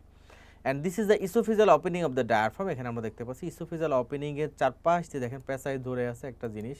পরের ছবি দেখুন, this is the oesophageal opening and it is encircled by right crus of the diaphragm. It is encircled by right crus of the diaphragm, the encircle হয়ে থাকে, যার কারণে যখনই diaphragm contract করে ইসোফেজিয়াল ওপেনিং তখন কন্ট্যাক্ট করবে, oesophageal opening তখন contract করবে। এই প্রত্যেকটা কথা খুবই ইম্পর্টেন্ট, পেজ নম্বর 17। এই কথাগুলো important for FCPS part 1, FCPS part 1 এবং important for single best questions. টেবিলটা খুবই ভালো করে পড়বেন, ডানে বামে পাশে যা আছে সব ইম্পর্টেন্ট। এরপরে চলে আসেন, এখান থেকে আমাদের আর খুব বেশি পড়ার দরকার নেই। এরপরে আমরা চলে আসবো পরের চ্যাপ্টারে, মেডিস্টেনাম। আমাদের লেকচার শিটে পেজ নম্বর 43-তে আসেন। 43 নম্বর পেজে দ্য মেডিস্টেনাম। মেডিস্টেনাম থেকে খুব পরীক্ষার জন্য খুব ইম্পর্টেন্ট একটা জায়গা রয়েছে, সেটা হচ্ছে কন্টেন্ট অফ মেডিস্টেনাম। খুব বেশি পড়তে হয় না, একদম স্পেসিফিক।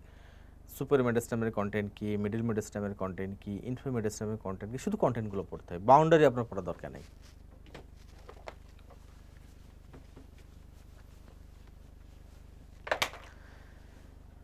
এটা সহজ কথা বলি, দেখেন মেডিস্টেনাম তো আমরা জানি যে স্টার্নাল অ্যাঙ্গেলের উপরের দিকে সুপার মেডিস্টেনাম, নিচের দিকে inferior mediastinum. This is the boundary, demarcation point. উপরে সুপার মেডিস্টেনাম, নিচে ইনফিরিয়র মেডিস্টেনাম।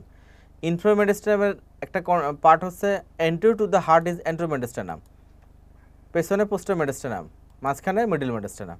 এই হচ্ছে ইনফিরিয়র মেডিস্টেনামের তিনটা পার্ট। এখন সহজ করে একটা কথা আপনাকে বলি, দেখেন উপর থেকে নিচের দিকে, একদম উপর থেকে নিচের দিকে যা কিছু নামবে তাকে কিন্তু সুপার মেডিস্টেনাম দিয়েই নামতে হবে। যেমন যদি আমরা বলি ইসোফেগাসের কথা, দেখেন ইসোফেগাসে সুপার মেডিস্টেনাম হয়ে পোস্টেরিয়র মেডিস্টেনামে চলে যাবে। আবার যদি আমরা বলি ট্রাকিয়া, ট্রাকিয়া দেখেন সুপার মেডিস্টেনাম হয়ে ঠিক স্টার্নাল অ্যাঙ্গেল লাইন বরাবর এসে দুই ভাগে বিভক্ত হয়ে যাবে। তার মানে উপরের থেকে নিচের দিকে যা কিছু নামছে all are content of super mediastinum. নিচ থেকে খালি একটা স্ট্রাকচার উঠে, সেটা হচ্ছে থোরাসিক ডাক্ট। Thoracic duct. এরপর আসেন এন্টেরিয়র মেডিস্টেনাম। এন্টেরিয়র মেডিস্টেনামের কন্টেন্ট তেমন কিছু নাই। এন্টেরিয়র মেডিস্টেনামের কন্টেন্ট হচ্ছে একটা স্টার্নো পেরিকার্ডিয়াল লিগামেন্ট, যে লিগামেন্টের মাধ্যমে স্টার্নামের সাথে pericardium of the heart attached. আরেকটা হচ্ছে lower part of the thymus gland. এই দুটো হচ্ছে এন্টেরিয়র মেডিস্টেনামের কন্টেন্ট। পোস্টেরিয়র মেডিস্টেনামের কন্টেন্টগুলো খুব easy, just tunnel like structure, যেমন ওইদিকে ইসোফেগাস, তারপর thoracic duct, descending thoracic aorta, এগুলো হচ্ছে পোস্টেরিয়র মেডিস্টেনামের কন্টেন্ট। সবচেয়ে মজার বিষয় কোনটা জানেন? সেটা হচ্ছে মিডল মেডিস্টেনামের কন্টেন্ট। দেখেন মাঝখানে হার্ট, দুই পাশে দুটো লাংস, এটা হচ্ছে মিডল মেডিস্টেনাম। তাহলে হার্টের মধ্যে যা কিছু ঢুকবে, হার্ট থেকে যা কিছু বের হবে, লাংসের মধ্যে যা কিছু ঢুকবে, লাংস থেকে যা কিছু বের হবে, all are content of middle mediastinum. তাহলে হার্টের মধ্যে ঢুকে কে? হার্টের মধ্যে ঢুকছে সুপেরিয়র ভেনা কাভা, হার্ট থেকে বের হয় পালমোনারি ট্রাঙ্ক, অ্যাসেন্ডিং অ্যাওর্টা, হার্টের গা বেয়ে নামে ফ্রেনিক নার্ভ, হার্টের সাথে লেগে আছে ডিপ কার্ডিয়াক প্লেক্সাস। লাংসের মধ্যে ঢুকে কে? Principal bronchi, pulmonary vein, lungs থেকে বেরোচ্ছে কে? পালমোনারি আর্টারি বেরোচ্ছে। লাংসের মধ্যে দেখেন ইন্টার করছে, পালমোনারি আর্টারি ঢুকছে, পালমোনারি ভেন লাংস থেকে বেরোচ্ছে। সো এইগুলো সব কন্টেন্ট অফ মিডল মেডিস্টেনাম। আবার দেখেন ট্রাকিও ব্রঙ্কিয়াল লিম্ফ নোড রয়েছে এখানে, this are also contents of middle mediastinum. তার মানে হার্ট এবং লাংসের গা বেয়ে যা কিছু রয়েছে, হার্টস এবং লাংসের মধ্যে যা কিছু ঢুকবে, all are content of middle mediastinum. এখন যদি আমরা সহজ করি তাহলে এভাবে মনে রাখতে পারি, সুপেরিয়র মেডিস্টেনাম মানে all the ascending content, all the descending content, only one ascending, that is the thoracic duct. Anterior mediastinum মানে একটা লিগামেন্ট এবং একটা থাইমাস গ্ল্যান্ড। মিডল মেডিস্টেনাম মানে হার্ট এবং লাংসের মধ্যে যা কিছু ঢুকবে, যা কিছু বের হবে, all are content of middle mediastinum. And posterior mediastinum মানে long structure like the oesophagus, vagus nerve, azygos vein, aorta, descending thoracic aorta, thoracic duct, এগুলো কন্টেন্ট অফ পোস্টেরিয়র মেডিস্টেনাম। আমাদের লেকচার শিটে পেজ নম্বর 43-তে, এখান থেকে পড়তে হবে না। 44 নম্বর পেজে আসেন, দেখেন content of superior mediastinum. Page নম্বর 45, infinitive star for your exam, specially for single best questions in FCPS part 1, content of middle mediastinum, content of middle mediastinum. Page নম্বর 46, পোস্টেরিয়র মেডিস্টেনামের content, very very important, specially for single best questions. এই জায়গাগুলো খুবই গুরুত্ব দিতে হবে। এই মেডিস্টেনামের মধ্যে যদি একটা তথ্য পড়ে যেতে চান তাহলে আপনাকে পড়তে হবে কন্টেন্ট অফ মেডিস্টেনাম। দেখেন একটা কোশ্চেন, এফসিপিএস পার্ট 1 একটা কোশ্চেন ছিল, খুব সিম্পল একটা কোশ্চেন। দেখেন passing through the posterior mediastinum, মানে পড়া থাকলে আপনি চোখের পলকে অ্যান্সার করে আসতে পারবেন, পড়া না থাকলে অ্যান্সার করতে পারবেন না। আবার দেখেন পরীক্ষা একটু ঘুরিয়ে প্রশ্ন আসতে পারে, সুপিরিয়র এবং পোস্টেরিয়র মেডিস্টেনামের কন্টেন্ট। আপনি পড়ে গেছেন, প্রিপারেশন নিয়ে গেছেন শুধুমাত্র সুপিরিয়র মেডিস্টেনাম, যে দেখছেন যে পরীক্ষার হলে খেয়াল করেন নাই কোনগুলো সুপিরিয়র এবং পোস্টেরিয়র, কোনগুলো সুপিরিয়র অ্যান্ড মিডল মেডিস্টেনাম, এটা আপনাকে মাথায় রাখতে হবে। Trachea is not content of posterior mediastinum, so trachea answer is false answer. তাহলে আপনাকে এভাবে একটু গুছিয়ে নিতে হবে, তাহলে আপনি পারবেন। এখান থেকে আমাদের পড়ার জায়গা মূলত এইগুলোই ছিল, এর বেশি আমাদের এর পড়ার দরকার নেই। আর যারা, আবারও বলছি, যারা এফসিপিএস পাঠন দেবেন তাদের জন্য আমরা আমাদের লেকচার শিটের প্রত্যেকটা চ্যাপ্টারের শেষে নাইস টু নো বলে কিছু ইম্পর্টেন্ট তথ্য দিয়েছে। এই তথ্যগুলো আপনার ক্লিনিক্যাল বেসড জায়গার জন্য খুব ইম্পর্টেন্ট, এবং এফসিপিএস পার্ট 1 যেহেতু একটু প্রশ্নগুলো হয় ক্লিনিক্যাল ওরিয়েন্টেড, বিশেষ করে সিঙ্গেল বেসডগুলো সিনারিও বেসড হয়, সো সেক্ষেত্রে আপনার এই তথ্যগুলো খুবই কাজে লাগবে, এবং খুব কি ওয়ার্ডগুলো এখানে দেওয়া, সো এটা খুব গুরুত্ব সহকারে পড়বেন। আচ্ছা, ব্রেকের পরে তাহলে আমরা শুরু করবো আমাদের পরবর্তী পোর্শন। এফসিপিএস পার্ট 1 বলেন, রেসিডেন্সি বলেন, যে পরীক্ষার কথাই বলেন না কেন, হার্ট থেকে প্রশ্ন থাকবেই এবং এখানকার প্রশ্ন আপনাকে ফেস করতেই হবে। আপনি একটু পড়লেই হার্টের প্রশ্নগুলো পারবেন, কারণ ফার্স্ট ইয়ারে আমরা সবচেয়ে বেশি সময় ধরে পড়েছিলাম মেডিকেল কলেজে, সেটা হচ্ছে হার্ট অ্যানাটমি। এফসিপিএস পরীক্ষা বলেন আর এই অ্যাডমিশন টেস্টগুলোর কথা বলেন, এই পরীক্ষাগুলোতে প্রচণ্ড স্ট্রেস যায় এবং এই স্ট্রেসের ফলে যেটা হয়, যেমন স্ট্রেসফুল কন্ডিশনে কী হয়, আমাদের সিম্প্যাথেটিক অ্যাক্টিভিটি বাড়ে। দেখবেন টেনশন করলে টেনশন বাড়ে, টেনশন কমে না, মানে এটা পজিটিভ ফিডব্যাক মেকানিজমের মতো। সো স্ট্রেস নিতে থাকলে স্ট্রেস বাড়তেই থাকবে। এখন স্ট্রেস বাড়লে কোন নার্ভ অ্যাক্টিভেটেড হয় বলেন তো? Sympathetic nerve. ইয়েস, এই সিম্প্যাথেটিক নার্ভ এটা পজিটিভ ফিডব্যাক মেকানিজমে চলে, বাড়তেই থাকে এর অ্যাকশনটা। এখন সিম্প্যাথেটিক নার্ভ আমাদের পিপিলের উপরে তার রিভার্স অ্যাকশন, মানে উল্টা অ্যাকশন। কি অ্যাকশন? পিপিলকে সে ডাইলেট করে।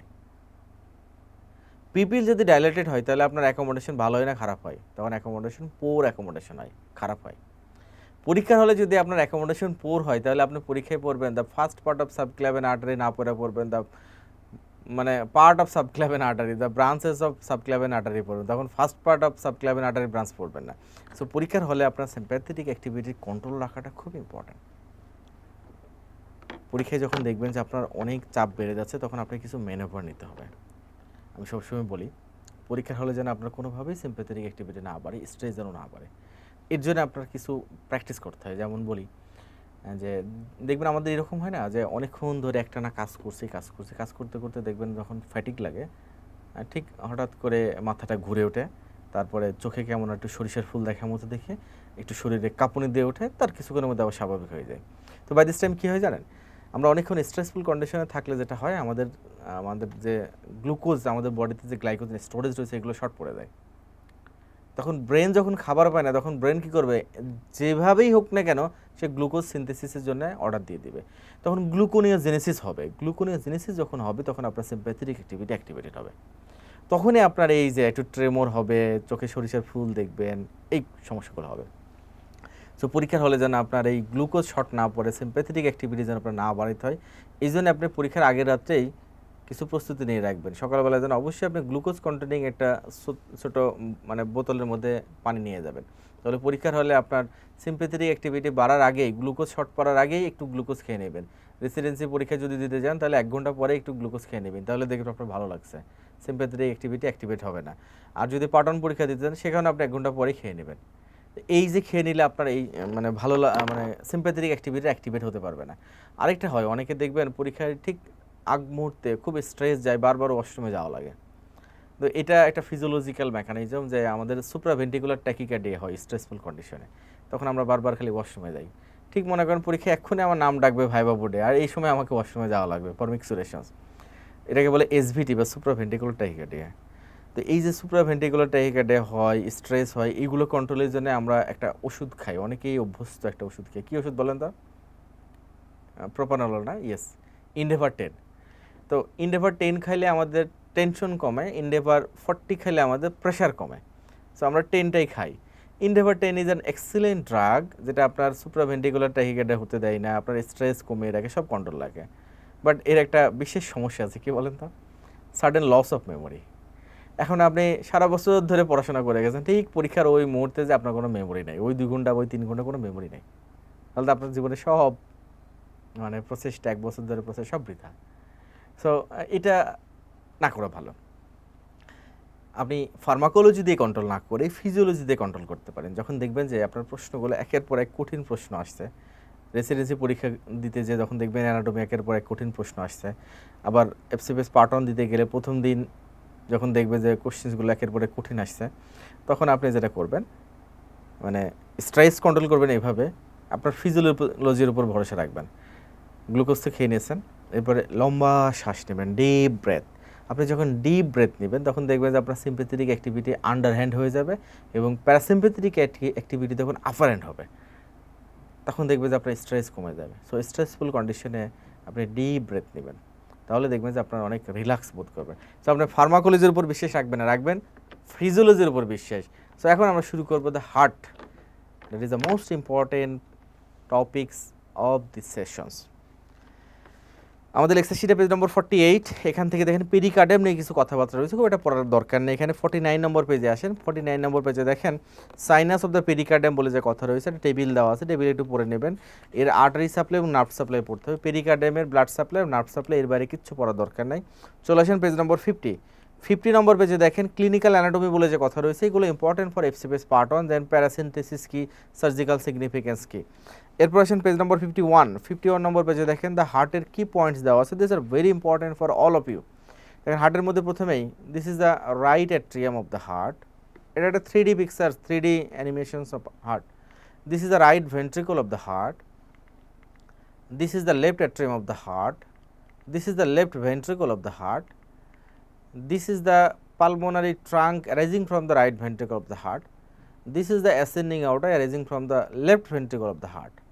এবং এখান থেকে দুটি ইম্পর্টেন্ট স্ট্রাকচার আসে, this is the right coronary artery and this is the left coronary artery, this are very important and this is the apex fit. So this is the gross anatomy of the heart. এখন দেখেন page নম্বর 51 এ কি points বলে যে কথাগুলো রয়েছে, all are infinitive star, খুব গুরুত্বপূর্ণ কথা, কয়েকটা লাইনের মধ্যে দেওয়া আছে। আমরা মাঝে মাঝে বলি না যে অনলি অপশন বা অনলি শব্দ থাকলে false answer, but this is the only correct answer. Apex of the heart is formed only by left ventricle, apex of the heart is formed only by left ventricle, this is the only correct answer. তাহলে এটা কিন্তু correct, হ্যাঁ মনে রাখবেন। এখানে আরও কিছু কথা রয়েছে, কথাগুলো পড়বেন। স্পেশালি দেখেন base of the heart is very very important. Base of the heart পরীক্ষায় কোশ্চেন এসেছে ইতিপূর্বে, রেসিডেন্সি পরীক্ষায় দেখেন 2020 একটা কোশ্চেন ছিল, base of the heart is related posteriorly কোথায় দিই। এটা আমরা একে দত্ত থেকে তথ্যগুলো নিয়ে এসেছি, অন্যান্য বইগুলোতে দুই তিনটা করে অপশন মানে ইয়ে দেওয়া ছিল, তথ্য দেওয়া ছিল, বাট একে দত্ত দিয়ে খুব সুন্দর করে 10টা পয়েন্ট দেওয়া আছে, সেখান থেকে দেওয়া। এরপর দেখেন সারফেসের মধ্যে কথাবার্তা রয়েছে এবং নিচের দিকে দেখেন ক্লিনিক্যাল কোরিলেশন বলে একটি কথা রয়েছে 52 নম্বর পেজে, this are important for FCPS part 1। এবং নিচের দিকে দেখেন কার্ডিয়াক শ্যাডো বলে যে পয়েন্টটি রয়েছে, this is important for FCPS part 1। এরপর আসেন 53 নম্বর পেজে দেখেন করোনারি সালকাস বা এট্রোভেন্ট্রিকুলার গ্রুপ, এই প্যারাটা পড়বেন এবং এখানে বোল্ড করে লেখা আছে it lodges circumflex branch of left coronary artery. এরপরে আমরা gross anatomy of the heart, specially the right atrium, right ventricle, left ventricle, এগুলো পড়বো। This is very important for your exam. Right atrium খুবই important, এই যে display হয়ে আছে right atrium. Left atrium নিয়ে পড়তে হবে না, পরীক্ষার জন্য পড়তে হবে রাইট অ্যাট্রিয়াম নিয়ে। পরীক্ষার জন্য পড়তে হবে রাইট ভেন্ট্রিকল নিয়ে, লেফট ভেন্ট্রিকল নিয়ে বেশি পড়া লাগবে না। এবং comparison between the right and left ventricle. Heart থেকে 3টা সেগমেন্টে প্রশ্ন ইম্পর্টেন্ট। 1 নম্বর segment the gross anatomy of the heart, এর মধ্যে কি base of the heart, right atrium, right ventricle, শেষ। 2 নম্বর সেগমেন্ট হচ্ছে blood supply of the heart. 3 নম্বর সেগমেন্ট হচ্ছে ডেভেলপমেন্ট এবং associated congenital anomaly of the heart. তাহলে হার্ট থেকে পড়বেন 3টা সেগমেন্টে, প্রশ্ন আসবে এই 3ভাবেই। একটা হচ্ছে gross anatomy of the heart, 2 নম্বর হচ্ছে blood supply of the heart, 3 নম্বর হচ্ছে ডেভেলপমেন্ট এবং তার সাথে কনজেনিটাল অ্যানোমালিগুলো। এই 3টা সেগমেন্ট হার্ট থেকে পড়তে হবে। আমরা যদি রাইট অ্যাট্রিয়াম সম্পর্কে দেখি, দেখেন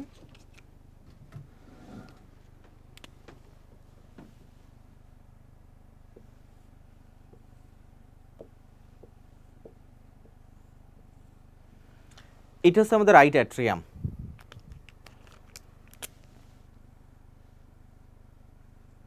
this is superior vena CAVA,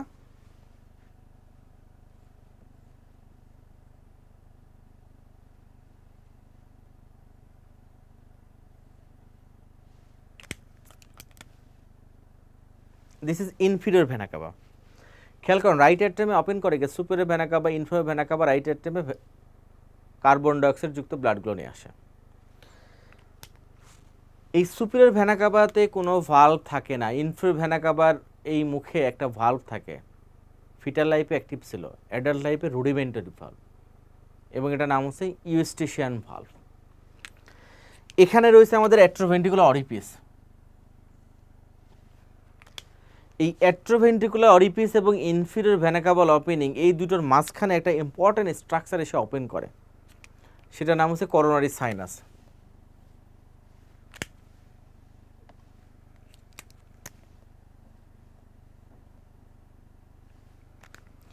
This is coronary sinus, infinitive star for your exam, for part 1 for residency. Superior vena কাভায় কোনো ভালভ থাকে না, ইনফেরিয়র ভেনা কাভায় ভালভ থাকে। ইনফেরিয়র ভেনা কাভা এবং অ্যাট্রোভেন্ট্রিকুলার অরিফিসের মাঝখানে এসে ওপেন করে coronary sinus. This is the venous drainage of heart, এবং এই coronary sinus is guarded by a valve. এই ভালভের নাম হচ্ছে Thebesian valve. It is a rudimentary valve.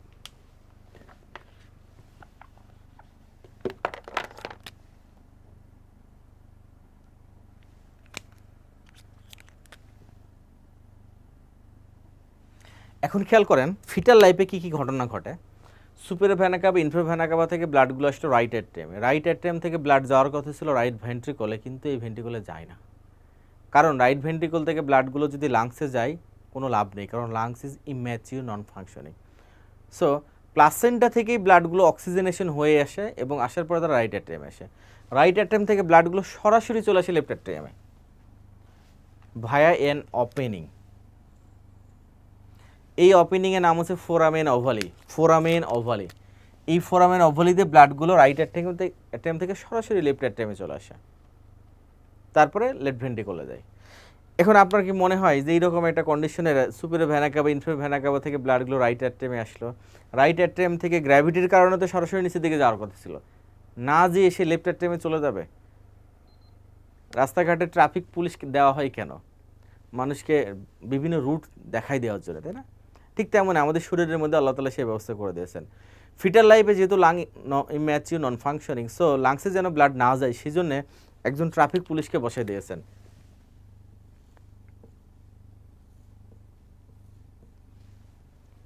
এটাই সেই ইনফেরিয়র ভেনা কাভার যে ভালভ, ইউস্টিশিয়ান ভালভ। এই ইউস্টিশিয়ান ভালভ ইন্ট্রাইউটেরাইন লাইফে ট্রাফিক পুলিশের মতো কাজ করে। তার কাজ হচ্ছে যত ব্লাড রাইট অ্যাট্রিয়ামে আসবে ভেন্ট্রিকুলে যেতে দিবে না, বরং সে পাঠিয়ে দেবে লেফট অ্যাট্রিয়ামে। This is Eustachian valve, functional during intrauterine life, rudimentary during adult life. এখন আসেন আমাদের লেকচার শিটে পেজ নম্বর 54-এ দেখেন আমি যে কথাগুলো বললাম এগুলো ডিসকাশন করা রয়েছে। This is the valve of the coronary sinus and this location is very very important, এবং এটা আমরা একটু পরে দেখব। This is the right atrium, দেখেন this is the valve of the coronary sinus, এবং this is the foramen ovale. So right অ্যাট্রিয়ামে যে ব্লাডগুলো আসবে সেই ব্লাডগুলোকে ইউস্টিশিয়ান ভালভের মাধ্যমে, রুডিমেন্ট ইউস্টিশিয়ান ভালভ তাকে পাঠিয়ে দেবে সরাসরি লেফট অ্যাট্রিয়ামে।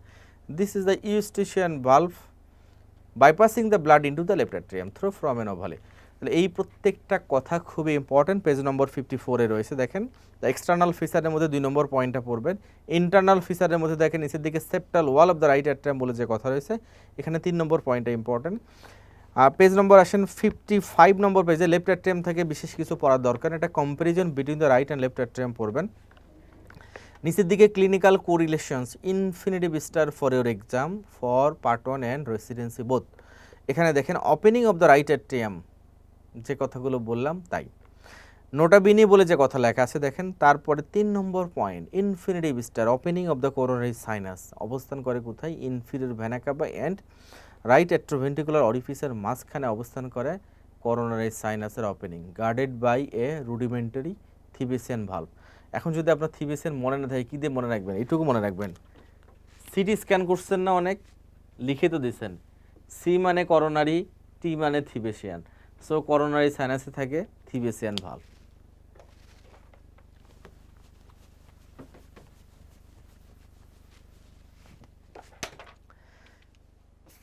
এরপর আসেন পেজ নম্বর 56,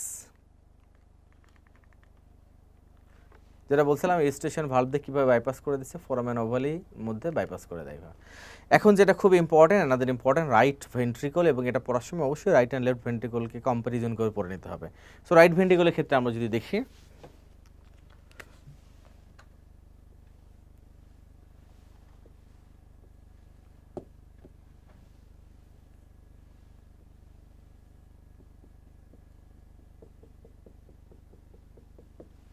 আমরা বুঝতেই পারছি this is atrium, this is the ventricle.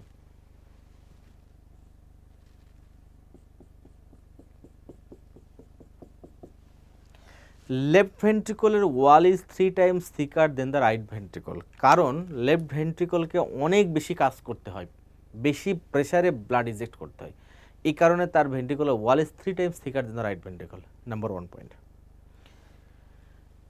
তারপরে আরেকটা কথা যদি একটু খেয়াল করেন, দেখেন ঠিক এখানে থাকে ভালভ, তার নাম কি? ট্রাইকাসপিড ভালভ, বাইকাসপিড ভালভ পড়ছেন আমরা। রাইট সাইডে থেকে ট্রাইকাসপিড ভালভ, লেফটে থেকে bicuspid valve. So this is the কাজ।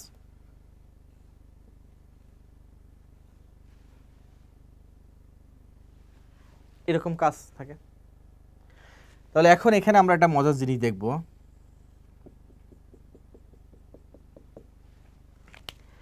এই কাজগুলোর সাথে একটা সম্পর্ক রয়েছে। এই কাজগুলোর মানে এই ভালভের কাজ হচ্ছে ব্লাডগুলো যেন মানে রিফ্লাক্স হয়ে, রিগার্জিটেশন হয়ে during contraction of the ventricle, ventricle যখন কন্ট্রাক্ট করবে তখন এই ব্লাডগুলো, ভেন্ট্রিকুলার ব্লাডগুলো যেন আবার অ্যাট্রিয়ামে ব্যাকফ্লো করতে না পারে, রিফ্লাক্স করতে না পারে, সেটা প্রিভেন্ট করে এই ট্রাইকাসপিড এন্ড বাইকাসপিড ভালভগুলো। তাহলে এটা কিভাবে করে দেখেন। ঠিক এখানে মাসল রয়েছে,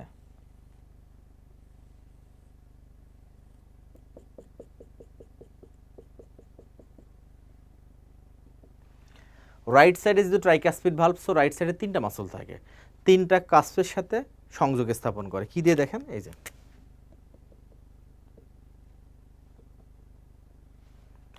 লেফট সাইডে যেহেতু বাইকাসপিড ভালভ থাকে, সো লেফট সাইডে দুইটা মাসল থাকে, papillary muscle. This are called the papillary muscle.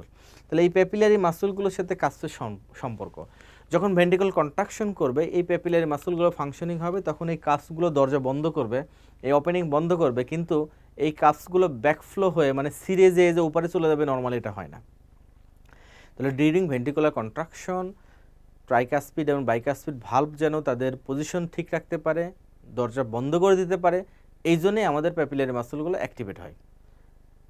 এখন যদি এইরকম হয়, খেয়াল করুন, যদি এইরকম হয়, এটা এক্সটেন্সিভ এমআই হলো এই পেশেন্টের, এমআই হওয়ার পরে এই মাসলগুলো সব ডেড।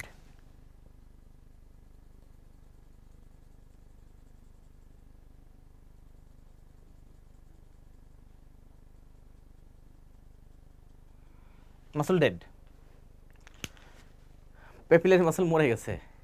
তাহলে এখন যখনই ভেন্ট্রিকল কন্ট্রাকশন করতে যাবে তখনই সাথে সাথে এই কাজগুলো উল্টে পড়ে যাবে, এদিক দিয়ে পড়ে যাবে, এবং সঙ্গে সঙ্গে regurgitation of blood into the atrium. ব্লাডে যাওয়ার কথা ছিল রাইট ভেন্ট্রিকল থেকে পালমোনারি ট্রাঙ্ক হয়ে লাংসে, লেফট ভেন্ট্রিকল থেকে অ্যাসেন্ডিং আউটার হয়ে হোল বডিতে যাওয়ার কথা ছিল, সে পথে না যেয়ে ব্লাডগুলো ইজেকশন হয়ে রিফ্লাক্স হয়ে চলে আসলো আবার অ্যাট্রিয়ামের মধ্যে। This is the heart failure. এবং অ্যাকুট মায়োকার্ডিয়াল ইনফ্রাকশন হলে যেটা হয়, এক্সটেন্সিভ এমআই যদি হয়, তাহলে এই প্যাপিলারি মাসলগুলো নেক্রোসিস হতে পারে এবং তার ফলে এইভাবে হার্ট ফেইলর ডেভেলপ করতে পারে due to reflux of the blood into the atrium. Clear? এখন এই ছবিটা যদি একটু দেখেন, this is the right ventricle. আমরা দেখতে পাচ্ছি রাইট ভেন্ট্রিকলের মধ্যে দেখেন this is the papillary muscle রয়েছে, ট্রাবিকুলার কার্নি। সো রাইট ভেন্ট্রিকলে ট্রাবিকুলার কার্নি থাকবে এবং প্যাপিলারি মাসলস থাকবে। প্যাপিলারি মাসলগুলো prevents the prolapse of the atrioventricular valve into the atrium during ventricular systole. Lecture শিটে পেজ নম্বর 56-এ দেখেন এক্সটার্নাল ফিচার, ইন্টারনাল ফিচারগুলো পড়বেন, types of trabeculae পড়বেন। Papillary muscle is infinitive star for single best questions. Papillary muscle, papillary মাসলের সংখ্যা right ভেন্ট্রিকলের মধ্যে তিনটা, এর মধ্যে সবচেয়ে বড় প্যাপিলারি মাসল হচ্ছে অ্যান্টিরিয়র প্যাপিলারি মাসল, সবচেয়ে ছোট হচ্ছে যেটা সেপ্টাল প্যাপিলারি মাসল। তারপরে দেখেন এরপরে যেটা খুবই ইম্পর্টেন্ট অ্যানাদার পয়েন্ট, সেটা হচ্ছে মডারেটর ব্যান্ড। মডারেটর ব্যান্ড,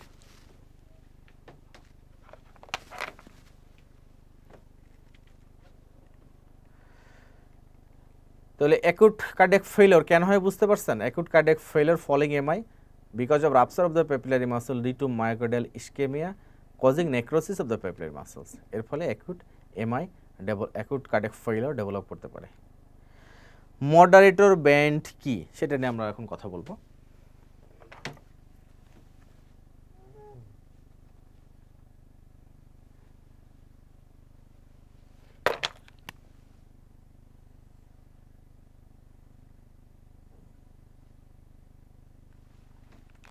খেয়াল করেন, ঠিক এখানে রয়েছে আমাদের কন্ডাক্টিং সিস্টেমের এসএ নোড, তার মানে এসএ নোডের অবস্থান কিন্তু এখানে, আর এখানে থাকবে এভি নোড। এরপরে কি থাকে? Bundle of his, this is the bundle of his, bundle of his এর রাইট ব্রাঞ্চ, লেফট ব্রাঞ্চ। তারপরে হয়েছে পার্কিনজি ফাইবার। এখন এই মডারেটর ব্যান্ডের সাথে আমাদের এই কন্ডাক্টিং সিস্টেমের দারুণ সম্পর্ক রয়েছে, সেটা আমরা দেখব। তার আগে বলি what is the moderator band. What is moderator band? Moderator band জিনিসটা actually cardiac muscle.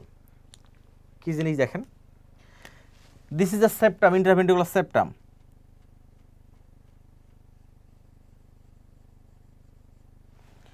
Interventricular septum থেকে base of the anteropapillary muscle পর্যন্ত একটা thick muscular ridge of tissue, তার মানে সেপ্টাম থেকে মার্জিন পর্যন্ত। সো এটাকে আপনি বলতে পারেন যে সেপ্টো মার্জিনাল, সেপ্টাম থেকে মার্জিনের দিকে যাচ্ছে। This is septomarginal trabeculum extended from the interventricular septum to the base of the anteropapillary muscle, এটা তার এক্সটেনশন। এখন এর মধ্যে কি গুরুত্বপূর্ণ স্ট্রাকচার থাকে? এর মধ্যে একটা গুরুত্বপূর্ণ স্ট্রাকচার থাকে বান্ডল অফ হিজ, যেটা আমরা পড়লাম তার রাইট ব্রাঞ্চ, এই যেটা bundle of His a right branch enter into the moderator band or septomarginal trabeculae. এই জিনিসের এত দাম কেন, এত মাহাত্ম্য কেন, পরীক্ষায় বারবার কেন এটা আসে?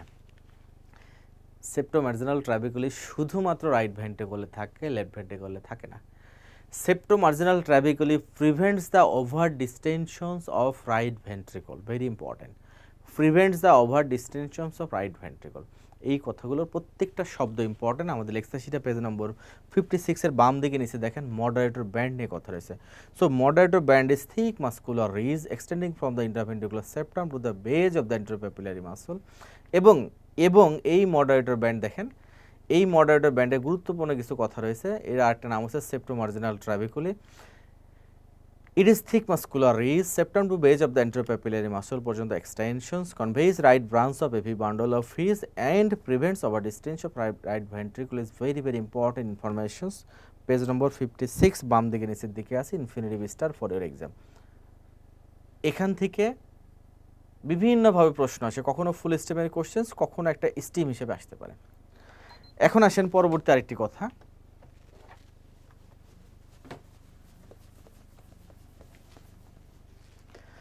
পরীক্ষায় একটা স্টিম বারবার আসে, কি জানেন? Cross sections through the ventricular cavity, মানে ভেন্ট্রিকলকে ক্রস সেকশন করা হলো, তাহলে ভেন্ট্রিকুলার ক্যাভিটি দেখতে কেমন, রাইট ভেন্ট্রিকুলার ক্যাভিটি দেখতে কেমন হবে, লেফট ভেন্ট্রিকুলার ক্যাভিটি দেখতে কেমন হবে? আমরা অনেকবার মুখস্থ করেছি, একটা হচ্ছে রাউন্ডেড ওভালিন শেপ আর একটা হচ্ছে ক্রিসেন্টিক শেপ, কিন্তু জীবনে মনে থাকে না। আজকে থেকে মনে থাকবে। কিভাবে দেখেন,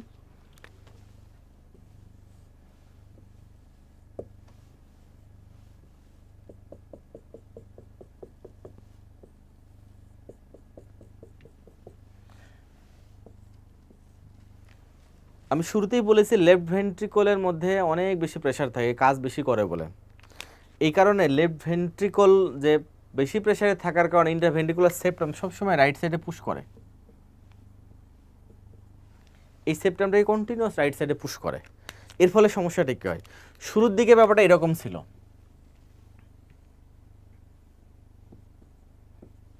মানে আমি যদি ভেন্ট্রিকল বরাবর ক্রস সেকশন করি শুরুর দিকে এইভাবে যদি কেটে নিয়ে আসতাম, দেখলে দেখা যাবে রাইটে হাফ লেফটে হাফ, মানে ডেভেলপমেন্টালি। কিন্তু যখন লেফট ভেন্ট্রিকল বেশি প্রেসারে কাজ করতে করতে একটা সময় এরকম হয়ে যায়।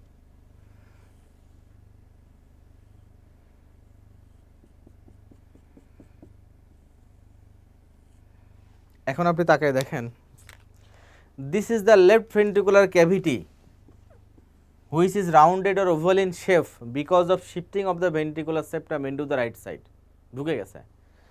and this is the right ventricular cavity which is over crescentic in shape because of shifting of the septum into the right side। তাহলে ventricular cavity in cross sections right side হবে crescentic, left side হবে oval in shape or rounded in shape because of pushing of the septum into the right side।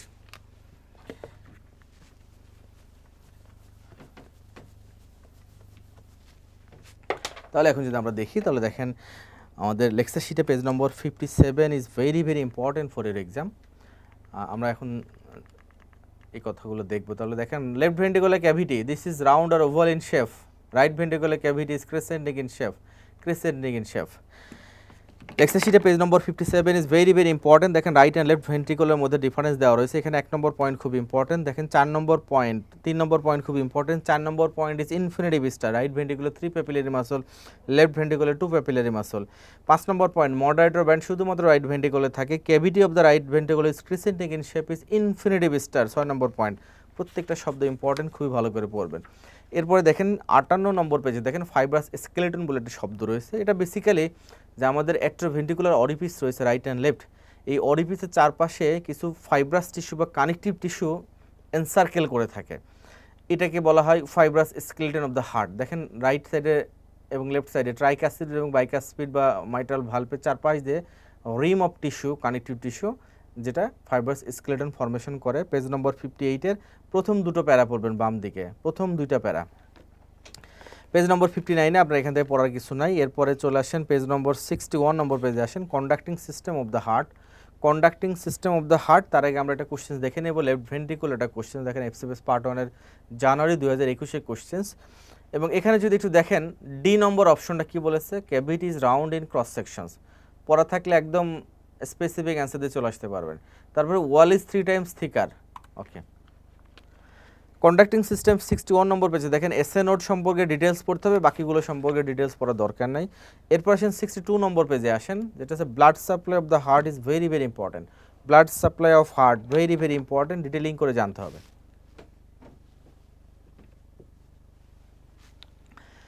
একটু যদি খেয়াল করেন দেখেন blood supply of heart শুরু হয়েছে কীভাবে, right and left coronary artery arising from the ascending আউটার। দেখেন this is the right coronary artery, this is the left coronary artery. Right coronary artery সোজা যে রাইট করোনারি আর্টারি অরিজিন হওয়ার পর right অ্যাট্রোভেন্ট্রিকুলার group দিয়ে সোজা এসে পোস্টেরিয়র সারফেস অফ দ্য হার্টে চলে যায়। আর left coronary artery mainly anterior সারফেসে থাকে। তাহলে এটা আমরা একটু ব্যাখ্যা করে আপনাদের দেখাবো। এই ছবিটা দেখেন, right coronary artery this one, তারপরে চলে গেল পোস্টার ইন্টারভেন্ট্রিকুলার গ্রুপের মধ্যে, মানে নিচের দিকে চলে গেল, this is the poster interventricular group, এবং এখানে যে right coronary artery branch. Dominance of heart বলে একটা কথা রয়েছে, পোস্টেরিয়র ইন্টারভেন্ট্রিকুলার গ্রুপের মধ্যে যেখান থেকে ব্রাঞ্চ আসবে সেটা হচ্ছে ডোমিনেন্স অফ হার্ট। ধরুন রাইট করোনারি আর্টারি থেকে পোস্টার ইন্টারভেন্ট্রিকুলার গ্রুপের মধ্যে ব্রাঞ্চ গেল, তাহলে it is right dominant heart. আর লেফট থেকে গেলে লেফট ডোমিনেন্ট হার্ট। 90% পপুলেশনে দেখা যাবে যে রাইট ডোমিনেন্ট হার্ট। তাহলে এই ছবিতে আমরা দেখতে পাচ্ছি right coronary supply the right atrium, right ventricle, তারপরে পোস্টার ইন্টারভেন্ট্রিকুলার গ্রুপের মধ্যে চলে গেল। তাহলে এখান থেকে আমাদের কয়েকটা জিনিস শিখতে হবে ব্লাড সাপ্লাই সম্পর্কে। আমাদের লেকচার শিটের পেজ নম্বর 62 এবং আমার সাথে একটু দেখে নেন।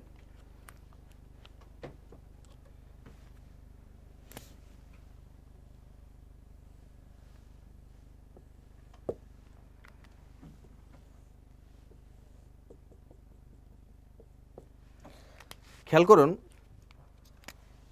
রাইট করোনারি আর্টারি এভাবে সে রাইট অ্যাট্রিয়ামকে সাপ্লাই দিচ্ছে, যে পোস্টেরিয়র ইন্টারভেন্ট্রিকুলার গ্রুপের মধ্যে ঢুকে গেল দিস ওয়ান, তার মানে সে supply the right atrium, right ভেন্ট্রিকলকে সাপ্লাই দিচ্ছে। ঠিক পোস্টেরিয়র ইন্টারভেন্ট্রিকুলার গ্রুপের মধ্যে যাওয়ার পরে কী হয় জানেন, পোস্টেরিয়র ইন্টারভেন্ট্রিকুলার গ্রুপের মধ্যে যাওয়ার পরে দেখেন এই যে লেফট ভেন্ট্রিকল যেটুকু অংশ সেপ্টামের সাথে লাগানো রয়েছে বা ইন্টারভেন্ট্রিকুলার গ্রুপের মধ্যে লাগানো রয়েছে সেই অংশটুকুকেও সে সাপ্লাই দেয়। তার মানে part of left ventricle adjacent to the posterior interventricular group will be supplied by right coronary artery. এখন আসেন সেপ্টামের কথা।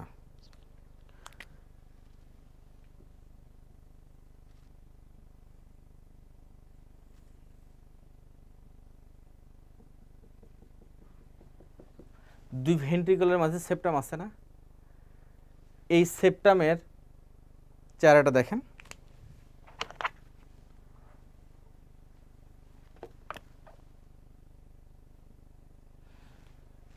সেপ্টাম যদি আমরা বলি this is the interventricular septum বললাম আমরা, হ্যাঁ। তাহলে এই সেপ্টামের যে পোস্টেরিয়র সারফেস বললাম এইটা, this is the posterior interventricular groove. তাহলে this is right coronary artery branch. আর উপরে যেটা অ্যান্টেরিয়র ইন্টারভেন্ট্রিকুলার গ্রুপ, সেখানে আছে লেফট করোনারি আর্টারি ব্রাঞ্চ। এখন আপনিই বলেন এই সেপ্টামের অ্যান্টেরিয়র হাফ সাপ্লাই দিবে কোন coronary artery? Left coronary artery. Posterior হাফে সাপ্লাই আসবে কোথায় থেকে? রাইট করোনারি আর্টারি থেকে। So interventricular septum anterior half is supplied by left coronary artery and posterior half is supplied by right coronary artery branch. তাহলে আমরা coronary artery থেকে আবার যদি বলি right coronary supply the right atrium, right ventricle, left ventricle কিছু portions, interventricular septum এর posterior part।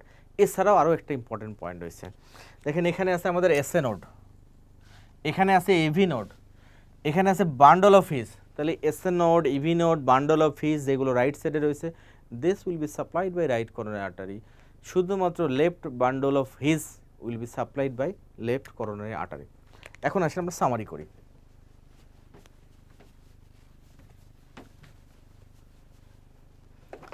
এখন যদি আপনাকে আমি সামারি করে দিই, তাহলে এই ছবি থেকে আমরা বলতে পারবো right coronary artery supply the right atrium, true.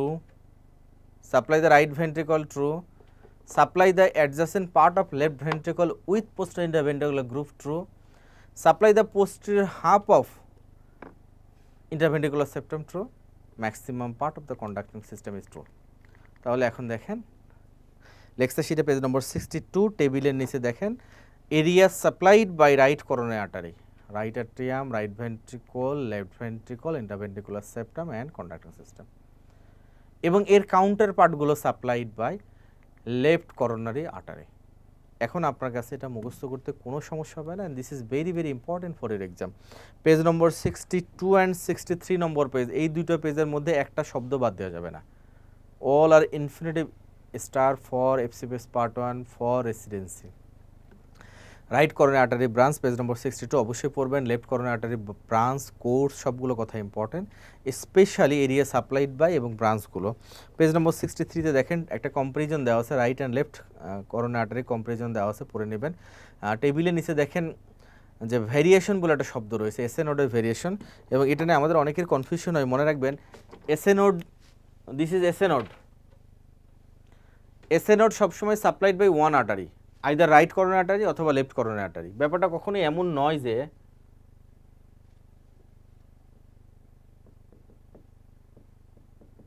এটা না, যে এসএ নোডে ব্লাড সাপ্লাই 60% আসে রাইট করোনারি আর্টারি থেকে আর 40% আসে লেফট করোনারি আর্টারি থেকে। This is not true.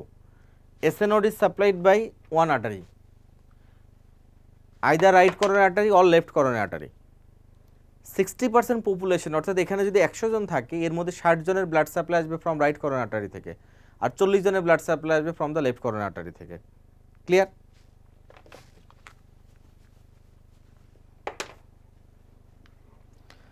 Cardiac dominance, এটা আমি অলরেডি ডিসক্রাইব করেছি আপনাদের, পরীক্ষার জন্য খুবই ইম্পর্ট্যান্ট। কার্ডিয়াক বাইপাস সার্জারিতে কন্ডুইট হিসেবে কোন কোন ভেসেলগুলো ইউজ করা হয়, এটা এফসিপিএস পার্ট 1-এর জন্য খুব ইম্পর্টেন্ট।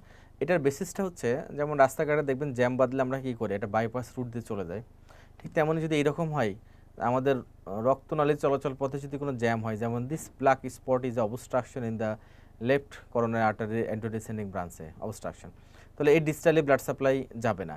তাহলে আমরা কি করতে পারি, ডিস্টাল পার্টের সাথে প্রক্সিমাল অ্যাসেন্ডিং আউটার একটা অ্যানাস্টোমোসিস করে দিতে পারি via a vessel. This is the bypassing of the obstruction, so this is called cardiac bypass surgery.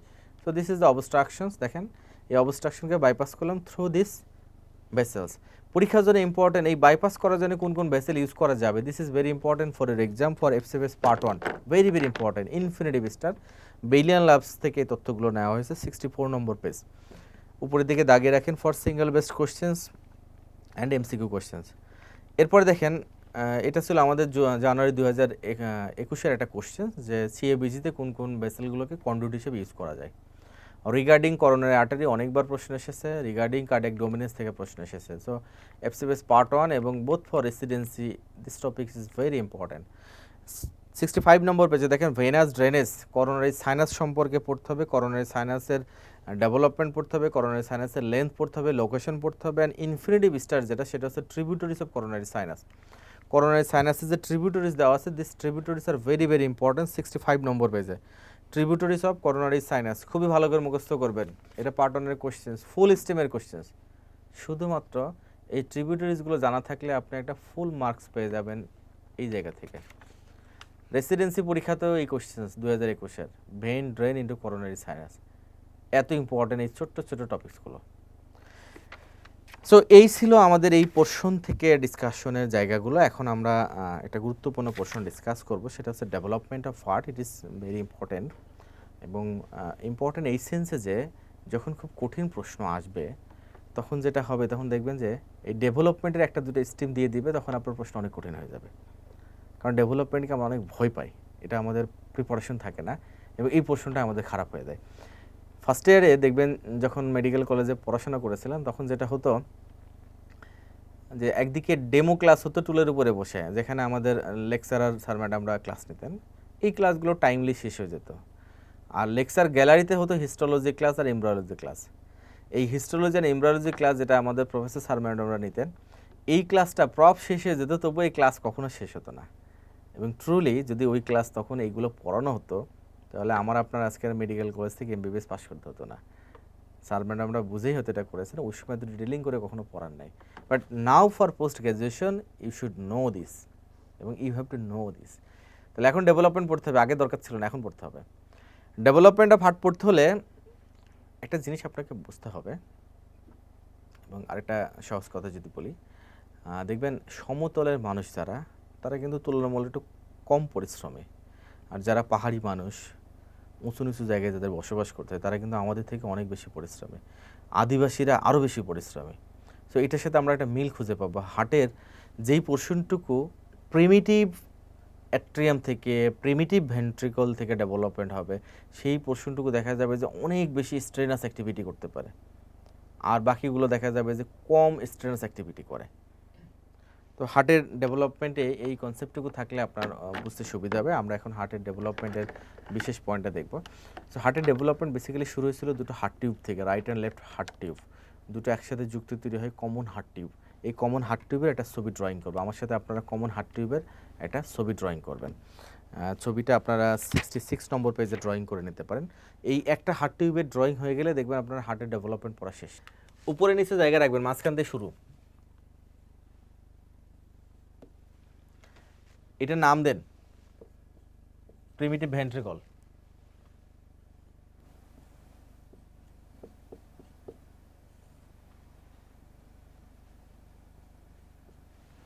এটা নাম দিলাম primitive atrium.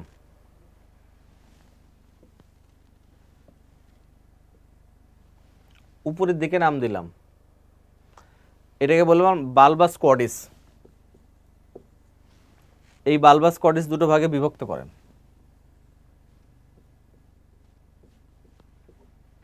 This is the proximal half of the bulbus cordis. আর ওই একদম উপরের দিকে ডিস্টাল পার্টটা, একটা নাম আছে ট্রাঙ্কাস আর্টেরিওসাস। নাম শুনেই বোঝা যাচ্ছে এখান থেকে এটা ট্রাঙ্কের ডেভেলপমেন্ট হবে, আর একটা আর্টারি ডেভেলপমেন্ট হবে। Yes, the pulmonary trunk and ascending outer development হবে ফ্রম দ্য ট্রাঙ্কাস আর্টেরিওসাস। এই পুরো স্ট্রাকচারটা একটা ভিত্তিপ্রস্তর লাগবে। This is the stand. এই স্ট্যান্ডের উপরে দাঁড়িয়ে থাকে, এই স্ট্যান্ডের নাম হচ্ছে সাইনাস ভেনোসাস। এটা হচ্ছে right horn of sinus venosus, এটা left horn of sinus venosus. তাহলে এইটা হচ্ছে আমার common heart tube, primitive ventricle, primitive atrium, bulbus cordis proximal half, truncus arteriosus distal half, sinus ভেনোসাসের উপর দাঁড়িয়ে রয়েছে। এই হচ্ছে আমার মূল স্থাপনা। ক্লিয়ার? এখন আসেন কোন পোর্শন থেকে কার ডেভেলপমেন্ট হবে। তার আগে এখন বলেন তো, ভেন্ট্রিকলের কয়টা পার্ট? একটা ইনফ্লোয়িং পার্ট, একটা আউটফ্লোয়িং পার্ট। তাহলে বেশি স্ট্রেস নাই কি ইনফ্লোয়িং পার্ট। আবার অ্যাট্রিয়ামেরও দুটো part, anterior rough part, posterior smooth part. বেশি স্ট্রেস নাই কি অ্যান্টেরিয়র রাফ পার্ট। তাহলে এই যে স্ট্রেনাস অ্যাক্টিভিটি যারা করে তাদের ডেভেলপমেন্ট হবে ফ্রম দ্য প্রিমিটিভ পার্ট। তাহলে বোথ ভেন্ট্রিকলের ইনফ্লোয়িং পার্টের ডেভেলপমেন্ট হবে from the primitive ventricle. Clear? Both ভেন্ট্রিকলের আউটফ্লোয়িং পার্টের ডেভেলপমেন্ট হবে ফ্রম বালবাস কোয়াডিসের প্রক্সিমাল হাফ। রাইট ভেন্ট্রিকল থেকে বের হয় পালমোনারি ট্রাঙ্ক, লেফট ভেন্ট্রিকল থেকে বের হয় অ্যাসেন্ডিং আউটার। এই pulmonary trunk and ascending outer development হবে ফ্রম দ্য ট্রাঙ্কাস আর্টেরিওসাস। ট্রাঙ্ক থেকে ট্রাঙ্ক, অ্যাওটা থেকে অ্যাওটা। ক্লিয়ার? তাহলে ভেন্ট্রিকল এবং তার অ্যাসোসিয়েটেড পার্টের ডেভেলপমেন্ট শেষ। এখন আসেন অ্যাট্রিয়াম। বোথ অ্যাট্রিয়ামের অ্যান্টেরিয়র রাফ পার্টের ডেভেলপমেন্ট হবে প্রিমিটিভ অ্যাট্রিয়াম থেকে। বোথ অ্যাট্রিয়ামের অ্যান্টেরিয়র রাফ পার্টের ডেভেলপমেন্ট হবে প্রিমিটিভ অ্যাট্রিয়াম থেকে। রাইট অ্যাট্রিয়ামের পোস্টেরিয়র স্মুথ পার্টের ডেভেলপমেন্ট হবে from right horn of sinus venosus. কিন্তু লেফট অ্যাট্রিয়ামের পোস্টেরিয়র স্মুথ পার্টের ডেভেলপমেন্ট হবে অন্য জায়গা থেকে। কোথায় থেকে? চারটা পালমোনারি ভেন লেফট অ্যাট্রিয়ামে এসে ওপেন করে, এবং তারাই কন্ট্রিবিউট করে for development of posterior smooth part of left vein atrium. এই জন্য লেফট অ্যাট্রিয়ামের পোস্টেরিয়র স্মুথ পার্টের ডেভেলপমেন্টে হার্ট টিউব নাই। বেঁচে গেল কি? একজন বেঁচে গেল না, দিস ওয়ান। এই left horn of sinus venosus directly হার্টের ডেভেলপমেন্টে কোনো কাজে লাগলো না। ইয়েস, এটা একটা গুরুত্বপূর্ণ কাজ করে, সেটা হচ্ছে করোনারি সাইনাসের ডেভেলপমেন্ট করে। তাহলে টোটাল হার্ট টিউব সম্পর্কে আপনার এক নিমিষে পড়া শেষ। Left horn of sinus venosus, এটা থেকে তৈরি হয় করোনারি সাইনাস, বাদবাকি পুরোটা থেকে তৈরি হয় হার্ট। এখন আসেন এই ছবিটা আমার সাথে মিলিয়ে নিন। This is the primitive ventricle, this is the primitive atrium, this is bulbous cordis divided into two parts, and নিচের দিকে right and left horn of sinus venosus. So ডেভেলপমেন্টের পার্টগুলো এখন লেকচার শিটে পেজ নম্বর 67 এ খুব সুন্দর করে দেওয়া আছে, বিডি সোরাসে থেকে তথ্যগুলো নেওয়া, ইনফিনিটিভ স্টার 4 এর এক্সাম। শুধু এই কথাগুলো যদি একবার বুঝে থাকেন আপনি আর আটকাবেন না। নিচের দিকে দেখেন যে intra atrial septum, interventricular septum, এই জায়গাগুলোটা পড়ে নেবেন। এই ছবিটা দেখেন, this is the cardiogenic area in the embryonic disc, দুটো হার্ট টিউব পাশাপাশি এসে জুড়ো লাগলো, তারপর তৈরি হলো common heart tube, common heart tube থেকে তারপরে হার্টের ডেভেলপমেন্ট হচ্ছে। এখন এখানে দেখেন আমরা যে ছবি ড্রয়িং করছি, এই ছবিতে উপরের দিকে ভেন্ট্রিকল আর নিচের দিকে অ্যাট্রিয়াম, ভুল হয়ে গেছে নাকি আপনার কি মনে হয়? হার্ট যদি এভাবে ধরি কেমন হয়? উপরে অ্যাট্রিয়াম নিচে ভেন্ট্রিকল থাকে না, কিন্তু এখানে তো উল্টা দেখাইছি, উপরে ভেন্ট্রিকল নিচে অ্যাট্রিয়াম। আসলে এখানে কি হয়, there is a rotation, ventricle নিচের দিকে নেমে যায় আর অ্যাট্রিয়াম ভেন্ট্রিকলের ঘাড়ের উপরে যে বসে। This is the rotation during the development. Ventricle উপরে থাকলেও রোটেশন হয়ে ভেন্ট্রিকল নিচে চলে আসবে আর ভেন্ট্রিকলের ঘাড়ের উপরে উঠে বসবে অ্যাট্রিয়াম। এই ঘটনাটা কিভাবে ঘটে আমি এটা ছোট্ট ভিডিও ক্লিপে আপনাদের দেখাবো, একটু যদি খেয়াল করেন তাহলে দেখতে পাবেন। এবং এই ভিডিও ক্লিপের duration is very short, so চোখের পলকে শেষ হয়ে যাবে, পলক ফেলানোর দরকার নাই, ঠিক আছে? ভেন্ট্রিকলের ঘাড়ের উপরে অ্যাট্রিয়াম কিভাবে এসে বসে এটাই মূলত আমরা দেখব। তাহলে ভেন্ট্রিকল হার্ট টিউবটা দেখবো, সেই সাথে ভেন্ট্রিকল কীভাবে অ্যাট্রিয়াম কীভাবে ভেন্ট্রিকলের ঘাড়ে উপরে এসে বসে। দেখেন দুটো হার্ট টিউব পাশাপাশি জোড়া লেগে তৈরি করলো কমন হার্ট টিউব, এবং this are 4 parts of the common heart tube, 4টা পার্ট আপনারা দেখতে পাচ্ছেন। ঠিক এখন ভেন্ট্রিকলের ঘাড়ের উপরে অ্যাট্রিয়াম এসে বসবে,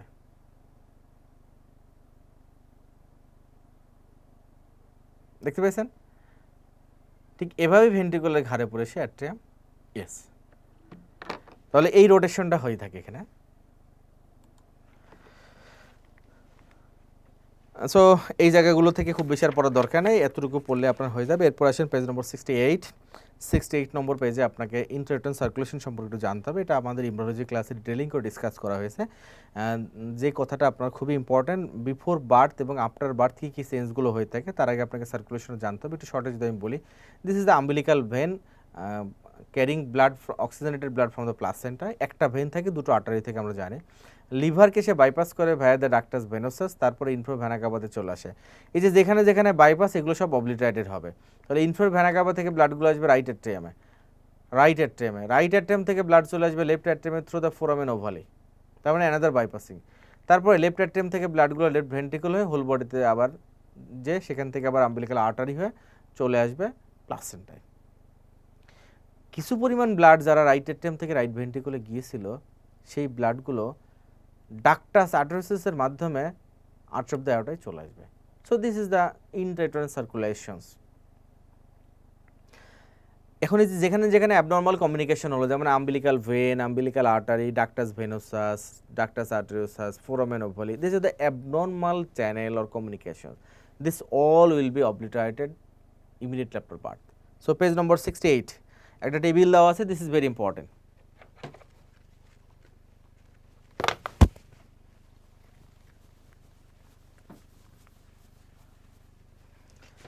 তাহলে 68 নম্বর পেজের এই টেবিলটা খুব ইম্পর্টেন্ট, কী কী চেঞ্জগুলো হয়ে থাকে এটা অবশ্যই পড়তে হবে। এখন দেখেন পেজ নম্বর 69 ফাইলোস্টেটালজি আছে, congenital anomaly of the heart, specially the Fallot's tetralogy বা সাইনোডিক হার্ট ডিজিজ, এই 4টা নাম খুব ইম্পর্টেন্ট। এরপর আসেন অ্যাওটা সম্পর্কে আমাদের জানতে হবে। ঠিক দেখেন আমরা একটু আগে পড়লাম ডাক্টাস আর্টেরিওসাস, দেখেন এটা, this picture is called the ductus arteriosus, এখন হয়ে গেছে লিগামেন্টাম আর্টেরিওসাম।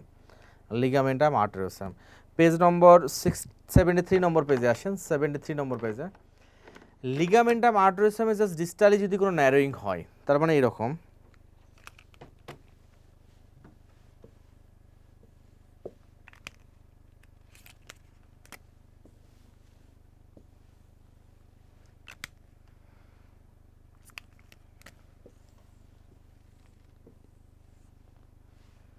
খেয়াল করে দেখুন, ঠিক এই রকম জায়গায় একটা আর্টারি ছিল আমরা বলেছিলাম, সেটা পরে হয়ে গেছে দিস ওয়াজ ডাক্টাস আর্টেরিওসাস, এখন হয়ে গেছে লিগামেন্টাম আর্টেরিওসাম। এখন লিগামেন্টাম আর্টেরিওসামে জাস্ট ডিস্টালি মনে করেন এখানে আউটার ন্যারোইং হয়ে গেল, কেমন ন্যারোইং দেখেন,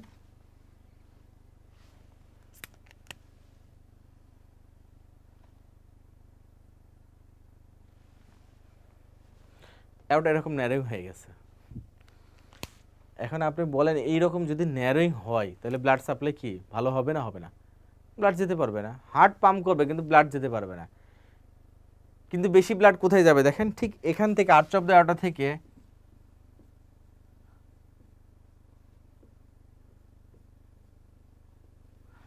this is called BCS, brachiocephalic trunk, left common carotid artery, left subclavian artery, which are supplying the head neck region and upper extremity, এগুলো অ্যারাইজ করে। তার ডিস্টালি যদি অ্যাওটা ন্যারোইং হয় তাহলে দেখা যাবে যে নিচের দিকে thoracic trunk, lower extremity, abdomen এইসব জায়গাগুলোতে scanty of blood supply, but there is overflow of the blood supply in the head neck region and upper extremity. This is called coarctation of aorta. This is called coarctation of অ্যাওটা।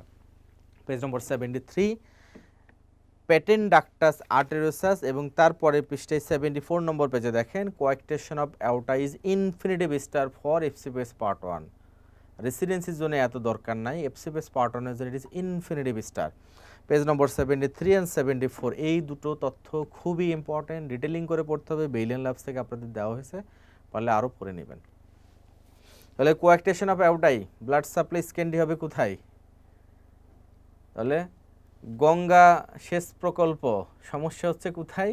আমরা বাংলাদেশি রংপুর, এরা পানি পাচ্ছে না, বন্যার সময় বন্যা হয়ে যাচ্ছে, অন্য সময় পানি নাই।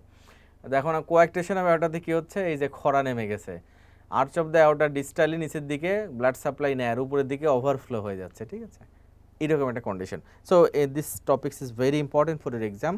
এবং এখানে দেখেন কিছু সাইন দেওয়া আছে, আমি বোল্ড করে আপনাদেরকে আপনাদের লেকচার শিটে করে দেওয়া আছে। 74 নম্বর পেজে দেখেন নাইস টু নো বলে কোয়াক্টেশন হয় ওটা, এর হাইপারটেনশন যে সাইনগুলো পাওয়া যায় পড়তে হবে। 75 নম্বর পেজে দেখেন উপরের দিকে রেডিও ফিমোরাল ডিলে বলে একটা কথা রয়েছে। দ্বিতীয় পারে 3 সাইন বলে যে কথাগুলো রয়েছে, অল আর ইম্পর্টেন্ট ফর এর এক্সাম। বেইলিয়ান ল্যাবস থেকে তথ্যগুলো নেওয়া হয়েছে।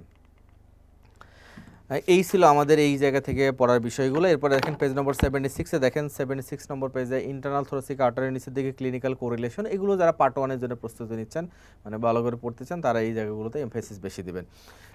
77 নম্বর পেজে সাবক্লাভিয়ান আর্টারি অলরেডি আমরা পড়ে ফেলেছি। 78 নম্বর পেজে আসেন, সুপিরিয়র ভেনা কাভা থেকে পড়ার কিছু নাই, শুধুমাত্র কোর্সটা পড়তে হয় এখানে। আর তারপরে দেখেন ইনফিরিয়র ভেনা, নিচের দিকে দেখেন যে এরিয়া অফ ড্রেনেজ বলে একটা কথা রয়েছে। এরিয়া অফ ড্রেনেজের পরে ডেভেলপমেন্ট যে লাইনটা, this is very important, extra pericardial এবং ইন্ট্রা পেরিকার্ডিয়াল ডেভেলপমেন্টের পয়েন্টটা পড়বেন। 79 নম্বর পেজে দেখেন ইনফিরিয়র ভেনা কাভা বলে যে কথা রয়েছে, ইনফিরিয়র ভেনা কাভার কোর্সটা পড়তে হবে, যেটা প্রথম দিকে রয়েছে, এবং ট্রিবিউটরিজ পড়বেন, ভেরি ইম্পর্টেন্ট, যেটা clinical significance of inferior vena cava, using the superior vena cava to access the inferior vena cava বলে যে প্যারাটা পড়তে হবে ফর পার্ট 1। এই ছিল আমাদের সবচেয়ে important informations, important topics heart. So এটা ডিটেলিং করে আপনাদেরকে পড়েছি, এটা খুব ভালো করে পড়তে হবে। সো এখন আরেকবার আপনাকে রিকোয়েস্ট করবো, please take a another break for 10 minutes to have another cup of tea or coffee. তারপর আপনারা বাকি পোর্শনটুকু শুরু করবেন, 1 ঘন্টার মধ্যে আমাদের বাকি ক্লাসটি শেষ হয়ে যাবে। আচ্ছা, তাহলে ব্রেকের পরে আমরা আবার শুরু করি। এবারে আমরা পড়বো রেসপিরেটরি সিস্টেম এবং দ্যাট ইজ দ্য লাংস, এবং এর পরে আমরা পড়বো ব্রেস্ট, তারপরেই আমাদের ছোট ছোট দু একটা টপিক শেষে আমাদের সেশন শেষ হয়ে যাবে। তো রেসপিরেটরি সিস্টেমের মধ্যে শুরুতে যদি আমরা দেখি, লেকচার শিটে পেজ নম্বর 21 দেখেন ট্রাকিয়া নিয়ে কথা হয়েছে। ট্রাকিয়া নিয়ে খুবই লিমিটেড পড়বেন, ট্রাকিয়ার গ্রস অ্যানাটমি পড়বেন। পেজ নম্বর 21 দেখেন ট্রাকিয়ার স্ট্রাকচার দেওয়া আছে, এটা খুবই ইম্পর্টেন্ট। এখানে 16 থেকে 20টা ট্রাকিয়াল রিং থাকে এবং এগুলো সব hyaline cartilage, C shape ring এবং ইনকমপ্লিট থাকে পোস্টেরিয়রলি। এই কথাগুলো important, course of the trachea পড়বেন। এরপর আসেন পেজ নম্বর 22 নম্বর পেজে, এখান থেকে দেখেন ব্লাড সাপ্লাই এবং নার্ভ সাপ্লাই রয়েছে, যেটা খুবই ইম্পর্টেন্ট তথ্য। 23 নম্বর পেজে দেখেন উপরের দিকে 3 নম্বর পয়েন্ট হায়ালিন কার্টিলেজ, আর নিচের দিকে ক্লিনিক্যাল কোরিলেশন বলে যে কথাটা রয়েছে, ক্লিনিক্যাল কোরিলেশনে দেখেন 5-6 নম্বর বুলেটে দেখেন tracheostomy is done at the level of second, third and fourth tracheal ring. This is very important information for single based questions in FCPS part 1। Tracheostomy করার সময় কখনোই ফার্স্ট ট্রাকিয়াল রিংকে ডিভাইড করা হয় না, করলে ট্রাকিয়া আনস্টেবল হয়ে যাবে। এরপর এখান থেকে আরেকটি কথা খুব ইম্পর্টেন্ট, দেখেন ইম্পর্টেন্স অফ ট্রাকিয়া বলে একটি কথা রয়েছে। আমরা জানি যে ট্রাকিয়া যেখানে বাইফার্কেট করে সেখানে যে মিকোজা থাকে তাকে বলা হয় কারিন অফ দ্য ট্রাকিয়া, এবং this is the most sensitive part of the respiratory tract. এই কারিন অফ দ্য ট্রাকিয়া মিকোজাটা খুবই সেন্সিটিভ এবং it initiates cough reflex to clear out the sputum. Page number 23-তে ইম্পর্টেন্স অফ ট্রাকিয়া বলে যে কথাটা রয়েছে, infinitive star for FCPS part 1, FCPS part 1। এরপর দেখেন প্লুরা, প্লুরা থেকে খুব বেশি পড়ার দরকার নেই, এখানে কোস্টাল প্লুরা কি, সার্ভাইকাল প্লুরা এটা পড়বেন। পেজ নম্বর 25-এ দেখেন ফ্রেনিক নার্ভ, যেটা nerve supply of the pleura, তারপরে blood supply of the pleura, এই দুটো কথা খুব ইম্পর্টেন্ট। এরপরে চলে আসেন পেজ নম্বর 26-এ পালমোনারি লিগামেন্টের 3টা লাইন পড়বেন। নিচের দিকে difference between the parietal pleura এবং ভিসেরাল প্লুরা, এই ডিফারেন্সটা পড়বেন। এরপর দেখেন পেজ নম্বর 27 নম্বর পেজে আসেন, নিচের দিকে দেখেন ক্লিনিক্যাল অ্যানাটমি বলে একটা কথা রয়েছে, clinical anatomy important for FCPS part 1। এরপর দেখেন পেজ নম্বর 28 নম্বর পেজে দেখেন safety triangle, infinitive star topics for FCPS part 1, safety triangle for sustentative insertions. Mid axillary লাইনে যদি আপনি 9th ইন্টারকস্টাল স্পেসে অ্যাক্সেস নিতে যান ইনসারশন বাই নিডল, তাহলে কি কি ইনজুরি হতে পারে? Costal diaphragm to recess. Another important topics এখান থেকে, সেটা হচ্ছে সাস্টেইনটিভ যখন দিবেন তার ল্যান্ডমার্ক কি। This information is taken from Bailian labs. দেখেন স্পেসটা আমরা জানি, কিন্তু ল্যান্ডমার্ক কি? Enter to the mid axillary line, below and lateral to the pectoralis major muscle, and 5th intercostal space. পরীক্ষায় যদি 5th না থাকে 4th ইন্টারকোস্টাল স্পেস দাগাবেন। দ্বিতীয় পয়েন্ট, স্পেস নাও থাকতে পারে, বলতে পারে যে upper border of the 6th rib, true না false? True. Upper border of the 6th rib মানেই 5th ইন্টারকোস্টাল স্পেস। এই পয়েন্টগুলো খুবই ইম্পর্টেন্ট। পেজ নম্বর 28-এর উপরের দিকে ট্রাকেস্টমি বলে যে প্যারাটা, থোরাকোস্টমি প্যারাটা খুবই ভালো করে পড়বেন। দ্য সেফেস্ট সাইড বলে, যেটা খুবই important for single best question. এরপর আসেন দ্য লাংস প্রপার, 29 নম্বর পেজে দেখেন লাংস প্রপারের মধ্যে অ্যাপেক্স অফ দ্য লাংস থেকে পড়তে হবে। অ্যাপেক্স অফ দ্য লাং এবং অ্যাপেক্স অফ দ্য লাংয়ের সাথে লেগে থাকে কে? Neck of the first rib. So যে সকল স্ট্রাকচারগুলো নেক অফ দ্য ফার্স্ট রিবের এন্টেরিয়র বর্ডারে রিলেটেড, তারাই অ্যাপেক্স অফ দ্য লাংয়ের পোস্টার সারফেসও রিলেটেড। ক্লিনিক্যাল কোরিলেশন বলে একটা কথা রয়েছে, হর্নার সিনড্রোম ইজ রিলেটেড, এই কথাগুলো একটু পড়ে নেবেন। এরপর আসেন পেজ নম্বর 30 নম্বর পেজে দেখেন বাম দিকে দেখেন যে সাম ইম্পর্টেন্ট ফিচার বলে একটা কথা রয়েছে নিচের দিকে, সাম ইম্পর্টেন্ট ফিচার্স, এর প্রত্যেকটা শব্দ ইম্পর্টেন্ট, প্রত্যেকটা শব্দ ইম্পর্টেন্ট। এখন দেখেন এখানে একটা ইম্পর্টেন্ট তথ্য দেওয়া রয়েছে, দেখেন 2 নম্বর পয়েন্টে horizontal fissure runs from 4th costal cartilage and mid oblique fissure in mid axillary line at 5th rib level পর্যায়ে এসে মিট করে। এই কথাটা আপনাকে জানতে হবে। এই বিষয়টা এরকম,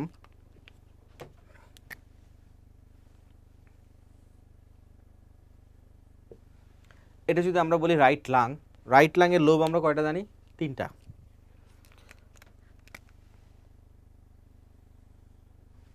this is the oblique lobe, oblique fissure. এরপর আরেকটা ফিশার রয়েছে,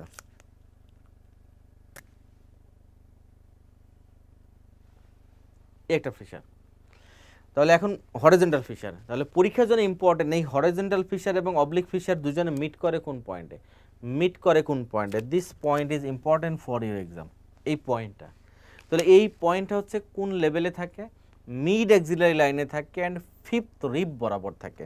সেটা আমাদের পেজ নম্বর 30-তে সাম ইম্পর্টেন্ট ফিচারে 2 নম্বর পয়েন্টে দেওয়া আছে, 5th রিব বরাবর মিড এক্সিলারি লাইনে, যেটা আমাদের হরিজন্টাল ফিশার এবং অবলিক ফিশার মিট করে। এই কথাটা specifically important for your exam for single best questions. Page number 31-এ আসেন, 31 নম্বর পেজে দেখেন মোস্ট ইম্পর্টেন্ট তথ্যগুলো এখান থেকে আমরা পেয়ে যাব। এখন লাং রুট আর হচ্ছে মেডিস্টাল সারফেস অফ লাংস, কোন কোন স্ট্রাকচার রিলেটেড। আমরা একটু লাং রুটসটা আগে পড়ে আসি 32 নম্বর পেজে, তারপর 31-এ আসবো। পেজ নম্বর 32,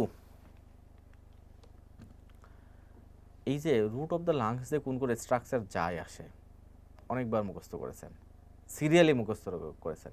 কিভাবে করেছেন? ব্রঙ্কো আমার ভাই, ব্রঙ্কো আমার বড় ভাই, পরীক্ষার হলে উল্টায় গেলে আমি ব্রঙ্কুর বড় ভাই। তাহলে এই মেনোমিক্স আপনাকে পরীক্ষা হলে কত বড় বিপদে ফেলে, বুঝতে পারছেন? ব্রঙ্কো আমার ভাই নাকি আমি ব্রঙ্কুর বড় ভাই, না ব্রঙ্কো আমার বড় ভাই। এই প্যাসে একবার পড়ে গেলে আর বেরোতে পারবেন না।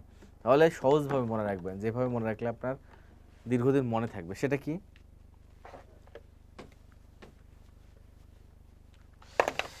দেখেন হাইলাম অফ দ্য লাংস হচ্ছে এটা,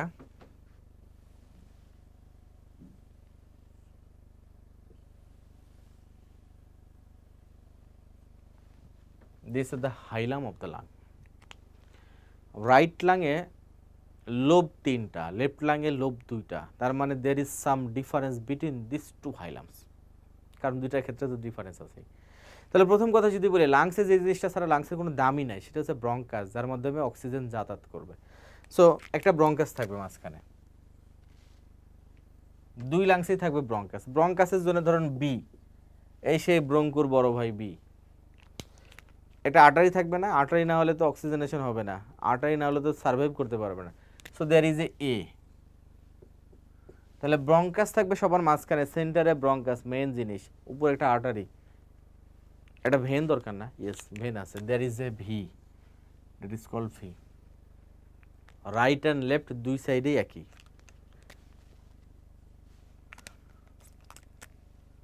এখন আপনি বলবেন যে ভাই আমার এগুলো মনে থাকে না, এই ব্রঙ্কাস উপরে আর্টারি নিচে ভেন মনে থাকে না, তাহলে আরও সহজ করে দিই, আপনি মনে রাখবেন আলফাবেটিক্যালি, এ উপরে বি নিচে তারপরে ভি, এটাও তো মনে থাকবে। আচ্ছা এখন আপনার মনে হতে পারে রাইট লেফট তো একই, না, there is a difference. Right লাংয়ের লোব 3টা, সো ব্রঙ্কাসের সংখ্যা বেশি হওয়া লাগবে, কারণ বেশি বেশি বাতাস দেওয়া লাগবে। রাইট লাং বড়, বেশি বেশি বাতাস দরকার, এই জন্য ব্রঙ্কাস বেশি। সো রাইট লাংয়ে একটা এক্সট্রা ব্রঙ্কাস থাকে যেটার অবস্থান অ্যাবভ দ্য আর্টারি, এখানে একটা ব্রঙ্কাস থাকে। রাইট লাংয়ের এই এক্সট্রা ব্রঙ্কাস যেটা বললাম, এই ব্রঙ্কাসটা অবস্থান করে above the artery, so it is called the eparterial, অর্থাৎ আর্টারির উপরে eparterial bronchus, eparterial bronchus. এখান থেকে এসেছে আমি ব্রঙ্কুর বড় ভাই, এপি আর্টারিয়াল ব্রঙ্কাস। ক্লিয়ার? তাহলে আপনি মনে রাখবেন রাইট লাংয়ে একটা ব্রঙ্কাস বেশি, এই জন্য এপি আর্টারি, আর্টারির উপরে অবস্থান করে, লেফট লাংয়ে বেশি থাকে না, so a B V for left lung.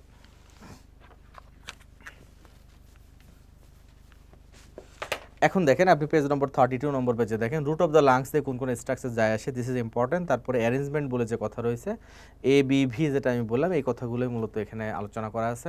পরীক্ষায় কোশ্চেনটা সেই রকম, রেসিডেন্সি পরীক্ষায় দেখেন structure passing through the entering through the hilum of the lungs, তাহলে এক ধরনের অ্যান্সার হবে। যদি পরীক্ষা এরকম থাকে exciting through the hilum of the lungs, তাহলে কিন্তু অ্যান্সার চেঞ্জ হয়ে যাবে। যদি পরীক্ষার প্রশ্ন থাকে passing through the hilum of the lungs, তাহলে কিন্তু সব ট্রু হয়ে যাবে। এই জন্য প্রশ্ন পড়াটা খুবই ইম্পর্ট্যান্ট, ভালো করে প্রশ্ন পড়তে হবে ঠান্ডা মাথায়।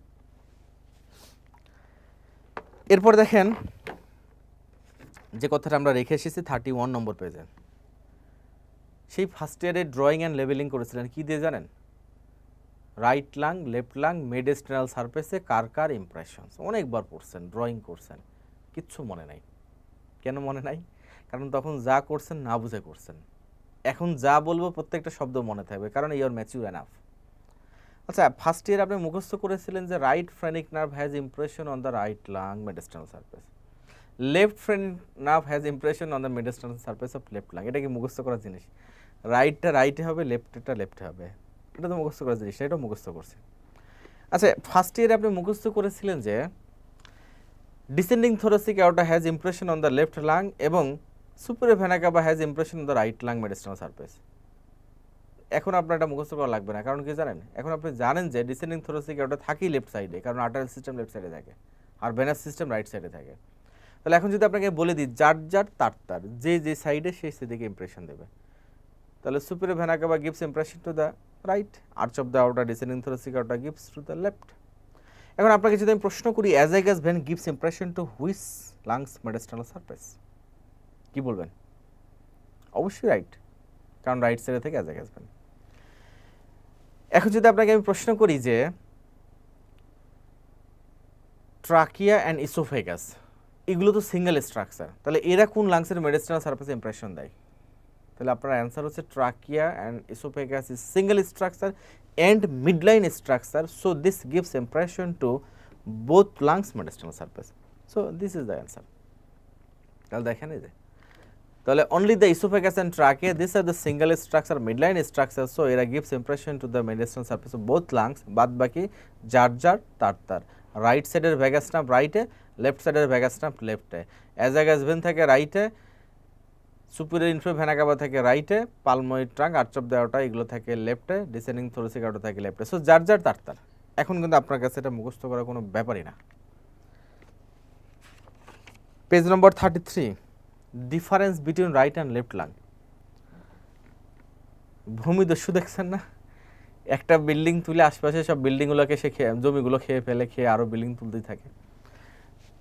এখন এই ছবিতে দেখেন এই ভূমিদস্যুর মতো লাং দস্যুকে হার্ট, রাইট লাং লেফট লাংয়ের মধ্যে ঢুকে পড়েছে কে দেখেন তো হার্ট, লেফট লাংয়ের ভেতরে ঢুকে পড়েছে হার্ট। এখন আপনার কি মনে হয় এখন রাইট লাং আর লেফট লাং দুজন সমান সমান হবে? ইটস নেভার পসিবল, কারণ লেফট লাংয়ের জায়গা অবৈধভাবে অধিগ্রহণ করে আছে হার্ট।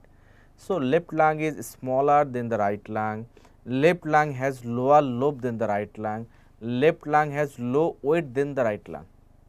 লেফট লাংয়ের সব কিছু কম, বিকজ লেফট লাংয়ের মধ্যে ঢুকে আছে হার্ট। ক্লিয়ার? Page number 33। তাহলে লেফট লাং কি হবে? একদম সিলিন্ডারের মধ্যে হবে, লঙ্গার হবে, ন্যারোয়ার হবে, স্মলার, লাইটার, ওজন কম, লিঙ্গুলা থাকে, ফিশার কম, লোব কম। লেফট লাংয়ের সব কম, কেন? জায়গা দখল করেছে হার্ট। এই একটা ছবি আপনাকে সব পড়ে দেবে পেজ নম্বর 33-তে, এই টেবিলটা পড়ে রাখবেন, খুব ইম্পর্টেন্ট। তাহলে এই জায়গাতে 31 নম্বর পেজ এবং 32 নম্বর পেজে খুব ইনফিনিটিভ স্টার তথ্য আমাদের ছিল, মেডিস্টাল সারফেস ইমপ্রেশনগুলো infinitive star for all types of exam, এবং 32 নম্বর পেজে রুট অফ দ্য লাংসের স্ট্রাকচারগুলো খুব important for exam, infinitive star. এরপর আসেন পেজ নম্বর 34 নম্বর পেজে, দেখেন ব্রঙ্কিয়াল ট্রি, যার মাধ্যমে আমাদের গ্যাস পরিবহন হবে। ব্রঙ্কিয়াল ট্রিতে up to the terminal bronchiole পর্যন্ত কন্ডাক্টিং জোন বলা হয়, যার মাধ্যমে গ্যাস শুধু পরিবহন হয়, এক্সচেঞ্জ হয় না। যেমন আমরা রাস্তাঘাটে যাওয়ার সময় বাস টার্মিনালে গেলে দেখবেন ওখান থেকে গন্তব্য চেঞ্জ হয়। সো টার্মিনাল ব্রঙ্কিউল এরকম, যেখান থেকে এক ধরনের পরিবর্তন আসে up to the terminal bronchiole, সেখানে থাকে স্ট্রাকচারাল বা সাপোর্টিভ স্ট্রাকচার হিসেবে থাকে cartilage. Beyond the terminal bronchiole there is no cartilage, hyaline কার্টিলেজে থাকে না, এবং তারপরে গ্যাসিয়াস জোন শুরু হয়ে যায়। সো ব্রঙ্কিয়াল ট্রি 35 নম্বর পেজে আসেন। 35 নম্বর পেজে দেখেন একটা ফ্লো চার্ট দেওয়া আছে ব্রঙ্কিয়াল ট্রি। দিস ইজ ইম্পর্টেন্ট, স্পেশাল একদম নিচের টেবিলটা খুবই ভালো করে পড়বেন, infinitive star for year exam. Page number 36-এ আসেন। 36 নম্বর পেজে দেখেন ব্রঙ্কিয়াল কার্টিলেজের এখানে টেবিল দেওয়া আছে। টেবিলে 3 নম্বর পয়েন্ট, যেটা টার্মিনাল ব্রঙ্কিউলে কী কী সেল থাকে, this is very very important. Terminal ব্রঙ্কিউলে কী কী সেলস থাকে।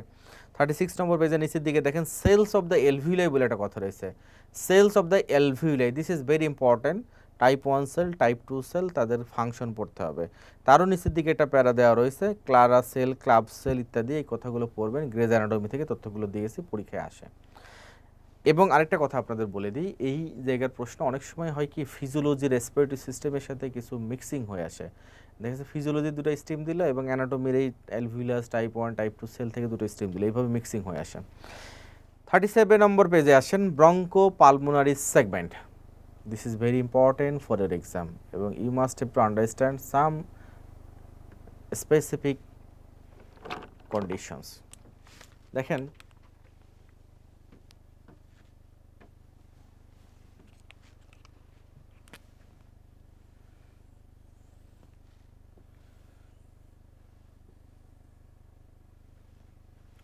this is a bronchopulmonary segment, this is another bronchopulmonary segment. এই সেগমেন্টগুলো স্বাধীন, যেমন বাংলাদেশের মধ্যে বিভাগগুলো বা পৃথিবীর মধ্যে দেশগুলো স্বাধীন, এরকম লাংসের মধ্যে স্বাধীন স্বতন্ত্রভাবে 10টা করে সেগমেন্ট থাকে প্রত্যেকটা লাংসে, যাদের নিজস্ব এয়ারেশন রয়েছে থ্রু সেগমেন্টাল ব্রঙ্কাস, স্বাধীন। তাদের নিজস্ব পালমোনারি আর্টারি ব্রাঞ্চ রয়েছে, শুধু একটা জায়গায় তাদের কমন শেয়ারিং, সেটা কি জানেন? তাদের কমন শেয়ারিং হচ্ছে পালমোনারি ভেইন দিয়ে যে ড্রেনটা হয়, এই যে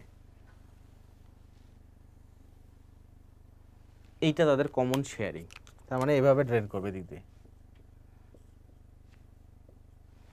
এইটাই তাদের কমন শেয়ারিং, বাদ বাকিভাবে তারা স্বাধীন।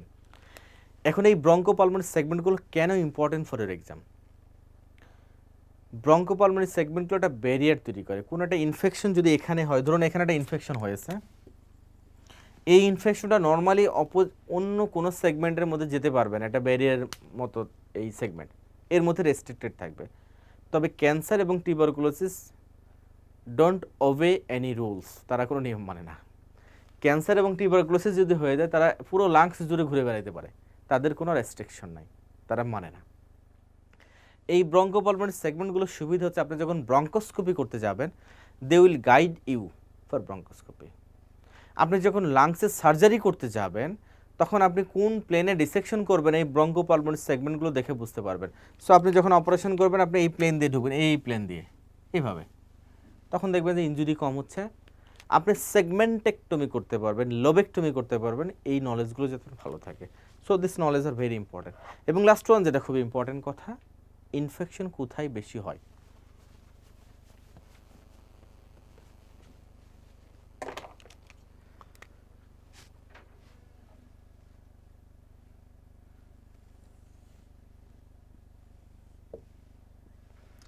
একটা মানুষ যদি চিত হয়ে শুয়ে থাকে তাহলে দেখেন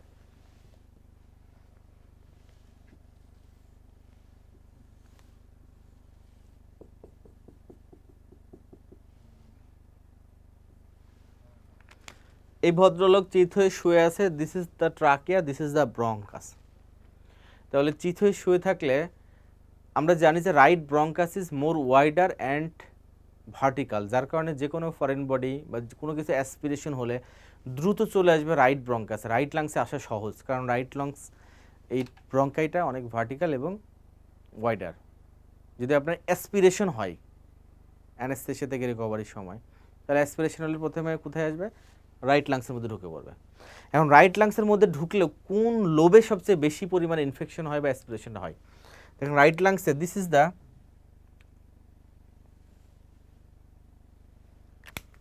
দেখেন এটা আপার লোব,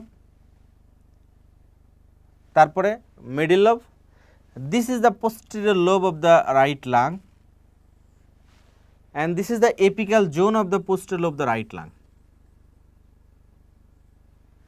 তার মানে apical segment of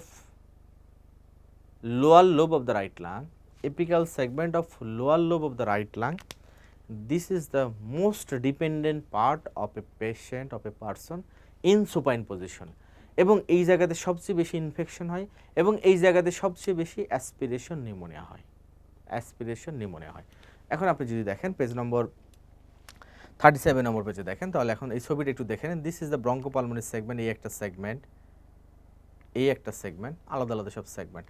সো এই সেগমেন্টগুলোতে আমরা যেটা দেখতে পাবো পেজ নম্বর 37-এ দেখেন উপরের দিকে 10টি সেগমেন্ট বলে কথা রয়েছে। 1 নম্বর পয়েন্টে দেখেন ইনফেকশনস ইজ রেস্ট্রিক্টেড, ইম্পর্টেন্সের মধ্যে ইনফেকশন ইজ রেস্ট্রিক্টেড। 2 নম্বর পয়েন্টে দেখেন apical segment of lower lobe, এটা সবচেয়ে বেশি ইনফেকশন হয়। তারপর আরও কিছু কথা আছে, এই কথাগুলো ইনফিনিটিভ স্টার ফর এর এক্সাম, স্পেশালি 2 নম্বর পয়েন্ট যেটা, সেটা হচ্ছে important for single based questions.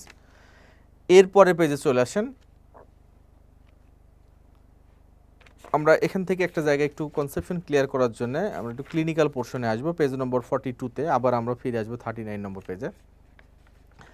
42 নম্বর পেজে দেখেন পোস্চুরাল ড্রেনেজ বলে একটা কথা রয়েছে, অ্যাসপিরেশন নিউমোনিয়া বলে একটা কথা রয়েছে। This two information is very important for your FCBS part 1 exam. দেখেন সুপিরিয়র সেগমেন্ট অথবা apical segment of lower lobe supine পজিশনে সবচেয়ে বেশি ডিপেন্ডেন্ট পার্ট, যেটা আমি ডিসক্রাইব করছি আপনাদের, এবং অ্যাসপিরেশন নিউমোনিয়া এখানে সবচেয়ে বেশি হয়। So what to do to prevent the aspiration pneumonia, অথবা আপনি পোস্চুরাল ড্রেনেজ কীভাবে করবেন।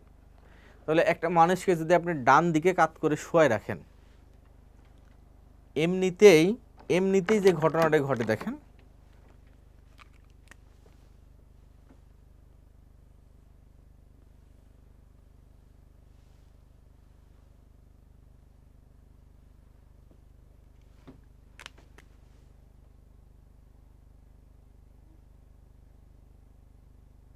দেখেন কি অবস্থা, কোন একটা ফরেন বডি যদি এখানে আসে, এই ফরেন বডির জন্য সহজ কোন পথে যাওয়া বলেন তো, একদম রাইট লাইনে চলে আসতে পারবে। তাহলে একটা মানুষ এমনিতেই মানে তার কনসিয়াসনেস মেনটেন করতে পারছে না, অপারেশনের পর আপনার ডান দিকে কাত করে শুয়ে রাখছেন, তাহলে তার যদি অ্যাসপিরেশন হয়, গাটের কন্টেন্টগুলো মনে করেন রিগার্জিটেশনে আসছে, অ্যাসপিরেশন হলে সোজা চলে আসবে রাইট লাইনে, and this is the way. তাহলে আপনি এই পেশেন্ট ম্যানেজ করতে পারবে না। সো এই জন্য বলা হয় পোস্ট অপারেটিভলি যাদের চান্স অফ অ্যাসপিরেশন হওয়ার চান্স রয়েছে, সেসব পেশেন্টকে লেফট ল্যাটারাল পজিশন করে রাখো, মানে উল্টাই রাখো। লেফট লোবে ঢুকা এত সহজ নয়, রাইট লোবে ঢুকা যত সহজ। সো একটা পয়েন্ট। 2 নম্বর পয়েন্ট, এই পেশেন্ট যদি অ্যাসপিরেশন হয়ে থাকে আপনি পিঠের উপরে বাড়ি দেবেন, পিঠের উপরে যখন বাড়ি মারবেন, লেফট ল্যাটারাল পজিশন করে যখন পিঠের উপরে বাড়ি দেবেন, অথবা উপর করে শোয়ে প্রন পজিশনে শুয়ে পিঠের উপরে আপনি যখন থাবা দিবেন, বাড়ি দিবেন, তখন এই ওয়াইডার লোব দিয়ে, মানে ওয়াইডার সেগমেন্ট দিয়ে কন্টেন্টগুলো বের হয়ে আসবে, বের হয়ে এসে এখানে আমরা যে পোস্চুরাল ড্রেনেজটা করি কীভাবে সেটা আমি আপনাদের বলছি। তাহলে আপনার পেশেন্টকে প্রন করে রাখলেন, প্রন করে রেখে তার পিঠের উপরে বাড়ি দিচ্ছেন অথবা লেফট ল্যাটারাল পজিশন করে পিঠের উপরে বাড়ি দিচ্ছেন। তখন এখানে যে সিক্রেশনগুলো জমে আছে অথবা যেগুলো কন্টেন্টগুলো জমে আছে এইগুলো তখন সোজা ব্যাকফ্লো হয়ে চলে আসবে ট্রাকিয়ার মধ্যে। ট্রাকিয়ার মধ্যে এসে সে এই যে এখানে আমাদের most sensitive mucosa, that is the carina of the ট্রাকিয়াতে যে মিকোজা রয়েছে তাকে ইরিটেট করবে। তখন it will initiate cough reflex. আপনি একটা বাড়ি দিয়েছেন, পেশেন্ট আরও 10টা কাশি দিবে, আর কাশি দিলেই ভিগোরাস কাপের মাধ্যমে তার ভিতরে কন্টেন্টগুলো বেড়ে চলে আসবে। And this is a postural drainage. Postural drainage just position change করে নর্মাল ফিজিওলজিক্যাল কাফ রিফ্লেক্সকে ইনিশিয়েট করে তার ড্রেন করাকে বলে postural drainage. This is very important for FCPS part 1।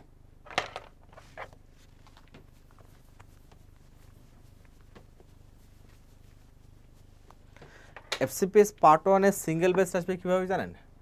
বলে দেবে একটা পেশেন্টের ক্লেপ্টের সার্জারি হয়েছে বা একটা ছোট বাচ্চার তালু কাটা ঠোঁট কাটার অপারেশন হয়েছে, পেশেন্টের আপনি chance of aspiration pneumonia high, অথবা প্রি অপারেটিভলি প্রিপেয়ার্ড ছিল না, এরকম একটা পেশেন্টের অপারেশন হয়েছে, ইমার্জেন্সি অপারেশন হয়েছে, এই পেশেন্টের which position is best to prevent aspiration pneumonia? তাহলে কি পজিশন হবে? Left lateral position. এই কথাগুলো এফসিপিএসের জন্য ইম্পর্টেন্স, অবশ্যই গুরুত্ব দেবেন। পেজ নম্বর 42-তে দেখেন উপরে সুন্দর করে লেখা আছে পোস্চুরাল ড্রেনেজ বলে কথা রয়েছে, aspiration pneumonia. This all informations are very important specially for FCPS part 1। This is the postural drainage. দেখেন এখানে আমরা দেখতে পাচ্ছি when patient is made to her his left side, তখন সেক্রেশনগুলো এসে ব্রঙ্কাল ট্রিতে আসবে এবং কাফ রিফ্লেক্স ইনিশিয়েট করবে, সো আরও বেশি কাশবে, তখন পোস্চুরাল ড্রেনেজ হয়ে বের হয়ে চলে আসবে। And this is the positions for postural drainage. সর্বশেষ যে কথাটি আমরা বাদ রেখে চলে এসেছিলাম 39 নম্বর পেজে দেখেন blood supply of the lungs. এই শুধু ব্লাড সাপ্লাই পয়েন্টগুলো পড়বেন, ডিটেইলিং করে পড়ার দরকার নেই। এই স্লাইডে যে কথাগুলো লেখা আছে এর বাইরে পড়ার দরকার নেই। সর্বশেষ রেসিডেন্স একটা কোশ্চেন, যেটা আমাদের এই চ্যাপ্টারের শুরুতে আমরা বলেছিলাম যে posterior aspect of the apex of the lungs, that is neck of the first tip বরাবর কোন কোন স্ট্রাকচার থাকে। আমরা ক্লাসের শুরুতেই ফার্স্ট টিপ পড়েছি, সেখানে কথাগুলো পড়েছি। সর্বশেষ যে কথাটি এখান থেকে আমাদের ডেভেলপমেন্ট অফ লাংস পড়ার কোনো দরকার নেই। 42 নম্বর পেজে দেখেন শুধু 4টা স্টেজ রয়েছে, শুধু স্টেজগুলো নাম পড়বেন, নামগুলো আর টাইম ডিউরেশন, এর বাইরে কিছু পড়ার দরকার নেই। পরীক্ষায় বিভিন্ন সময় বিভিন্নভাবে কোশ্চেন এসেছে। কনসার্নিং দ্য প্লুরা থেকে একটা কোশ্চেন ছিল 2020 জানুয়ারি সেশনে, রিগার্ডিং রেসপিরেটরি সিস্টেম বলে মিক্সিং একটা কোশ্চেন ছিল, পার্ট 1 মানে physiology and anatomy mixing question ছিল। সো এইভাবে কোশ্চেন থাকবে। আপনার যদি এতটুকু এভাবে গুছিয়ে পড়া থাকে, ইট is more than enough to answer the difficult questions. এরপরে আমরা অ্যানাদার একটা ইম্পর্টেন্ট টপিকস পড়বো, সেটা হচ্ছে ব্রেস্ট।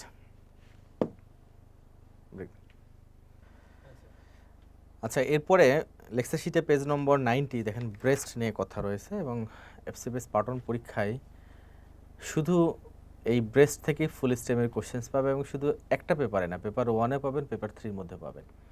ব্রেস্ট আপনাকে অ্যানাটমি যেমন পড়তে হবে, সেই সাথে আপনাকে প্যাথোলজি পড়তে হবে, breast carcinoma, mastitis, different types of nipple discharge with its etiology, radiological মানে আমাদের যে triple assessments of breast cancer, মানে all informations are very important. আবার রেসিডেন্সি পরীক্ষায় অ্যানাটমি যেমন আছে, ঠিক তেমনই আবার ফ্যাকাল্টি যে কোশ্চেন্সগুলো থাকে, ক্লিনিক্যাল কোশ্চেন্সগুলো, তার মধ্যে থেকে ব্রেস্ট অ্যাবসেস থেকে প্রশ্ন আসে, ম্যাস্টাইটিস থেকে প্রশ্ন আসে। সো ব্রেস্ট আপনাকে অ্যানাটমির জন্য পড়তে হবে, আবার এর সাথে প্যাথোলজিও পড়তে হবে। This is very very important. Page number 90-তে দেখেন ব্রেস্টের একদম গ্রস অ্যানাটমি নিয়ে অনেক কথাবার্তা দেওয়া আছে, এবং all informations are very important, একদম কোর ইনফরমেশনটুকু এখানে তুলে দেওয়া হয়েছে। এবং এখানে দেখেন পেজ নম্বর 90-তে অ্যানাটমিক্যাল কন্ডিশন দেওয়া আছে, যেমন breast is a modified sweat gland. পরীক্ষায় কখনোই ভুল যেন না হয়, আঙ্গুলে কামড় দিয়ে যেন ভুল দাগাইতে না হয়, কখনোই মডিফাইড সেবাসেস গ্ল্যান্ড যেন মনে না হয়। Breast is always sweat gland, sweat gland, sweat gland, এই কথাটা যেন মাথার মধ্যে আপনার ঢুকে যায়।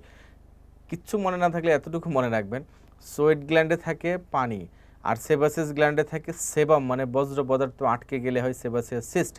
আল্লাহ তাআলা অবশ্যই তার সৃষ্টির শ্রেষ্ঠ জীবকে এরকম বজ্র পদার্থ খাওয়াবেন না, তিনি সোয়েট মডিফাই করে খাওয়ান। গুড, মনে রাখবেন। ব্রেস্টের এক্সটেনশন পড়তে হবে, দেখেন 2 to 6 rib পর্যন্ত ব্রেস্টের এক্সটেনশন, তারপরে স্টার্নামে ল্যাটারাল বর্ডার থেকে শুরু করে মিড এক্সিলারি লাইন পর্যন্ত ব্রেস্টের এক্সটেনশন। এই কথাগুলো ইম্পর্টেন্ট। একটা বইয়ে শুধু রয়েছে অ্যান্টেরিয়র এক্সিলারি লাইন, বাদ বাকি সব বইয়ে রয়েছে মিড এক্সিলারি লাইন। তারপরে এখানে দেখেন ব্রেস্টের যেখানে অ্যাক্সিলারি টেল অফ স্পেন্স বলে একটা কথা রয়েছে, যেটা অ্যাক্সিলারি টেল যেটা outside upper and outer quadrant থেকে অ্যাক্সিলাতে এক্সটেন্ড করে, এবং এটা মনে রাখবেন axillary tail is part of breast tissue, it's not fibrous tissue, it's not others tissue, it is a breast tissue. হিস্টোলজিটা খুবই ভালো করে পড়তে হবে। তার আগে এনএসসিটা আমরা একটু দেখেছি, পেজ নম্বর 91 দেখেন NAC, nipple areolar complex, very very important. এখানে থাকে erectile tissue, myoepithelial cell থাকে ইরেকটাইল টিস্যু, যার কারণে নিপলটা স্টিপ হতে পারে, ইরেক্ট হয়, আবার ফ্ল্যাট হতে পারে। এরিওলাতে থাকে মডিফাইড সেবাসিয়াস গ্ল্যান্ড, এবং এখানে ডিউরিং প্রেগনেন্সি এগুলো অ্যাক্টিভেটেড হয়ে মন্টিগোমারি স্টিবারকল বলা হয় ওই সময়। এই প্রত্যেকটা শব্দ ইম্পর্টেন্ট। এবং nerve supply of the nipple, page number 91, very very important. Infinitive star for FCPS part 1, specially single best কোশ্চেন্সের জন্য। সিক্রেটরি অ্যাপারেটাসটা পড়ে নেবেন। এখন আসেন হিস্টোলজি অফ দ্য ব্রেস্ট। ব্রেস্টের হিস্টোলজির মধ্যে আমরা যে জিনিসটা দেখব, আমার সাথে এটা মানে খুব ভালো করে একটু খেয়াল করুন। আমরা লাংসের ক্ষেত্রে লোব পড়েছিলাম না, মানে সেগমেন্ট কয়টা, ব্রঙ্কোপালমোনারি সেগমেন্টস অফ লাংস, প্রত্যেকটা লাংসে 10টা করে। এরকম ব্রেস্টের মধ্যে এরকম সেগমেন্ট থাকে, তবে এটাকে বলা হয় সেগমেন্ট না বলে এটা বলা হয় লোব। 15 থেকে 20টা পিরামিডাল শেপ লোব থাকে উইথ দ্য ব্রেস্ট। তাহলে ব্রেস্টে আমরা দেখব 15 থেকে 20টা পিরামিডাল শেপ লোব থাকবে। এই ছবিটা দেখেন, এই ছবিতে আমরা দেখতে পাচ্ছি একটা ব্রেস্ট, এবং ব্রেস্টের যে মেমোরি গ্ল্যান্ডগুলো আস্তে আস্তে ডিপার পার্টের দিকে যাচ্ছে, এবং দেখেন ডট ডট লাইন যে সেগমেন্ট দেখানো হয়েছে, এই লাইনগুলোকে বলা হয় আমাদের যে ligaments of Cooper, ligaments of Cooper বলা হয়, এবং আরও কিছু নাম রয়েছে এখানে। সো একটু যদি দেখেন এখানে,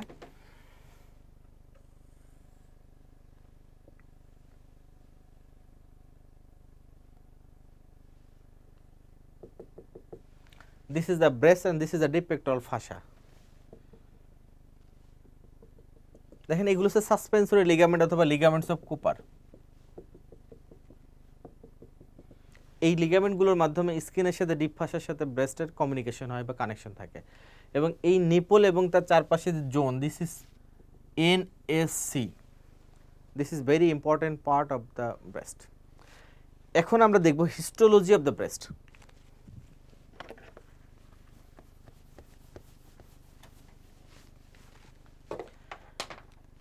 হিস্টোলজি অফ দ্য ব্রেস্টের মধ্যে আমরা জানি যে ব্রেস্টে এখানে দেখবো আমরা ম্যামারি গ্ল্যান্ড দেখবো, ল্যাক্টিফেরাস ডাক্ট দেখবো, এবং কীভাবে মিল্ক সিক্রেশনটা হচ্ছে সেই কথাগুলো একবারে আমরা দেখবো। আমরা যদি একটু মনোযোগ দিয়ে খেয়াল করে দেখেন,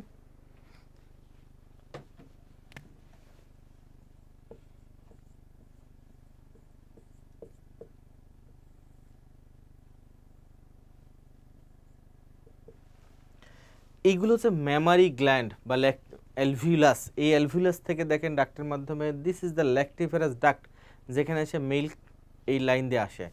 তারপর দিস ইজ ল্যাক্টিফেরাস সাইনাস, এই সাইনাসের পরে তারপরে চলে আসলো নিপলের কাছে। তাহলে একটা ল্যাক্টিফেরাস ডাক্ট এবং তার অ্যালভিউলাসগুলো নিয়ে তৈরি হয় একটা pyramidal lobe, this is a breast lobe. এইরকম 15 থেকে 20টা লোব থাকে, দেখছেন? প্রত্যেকটা লোব থেকে একটি করে এরকম ডাক্ট যায়, প্রত্যেকটা লোব থেকে একটি করে ল্যাক্টিফেরাস ডাক্ট যায়, এবং এই ডাক্টগুলো ultimately open into the nipple, নিপলে এসে ওপেন করে। তাহলে এখন যদি তাকিয়ে দেখেন,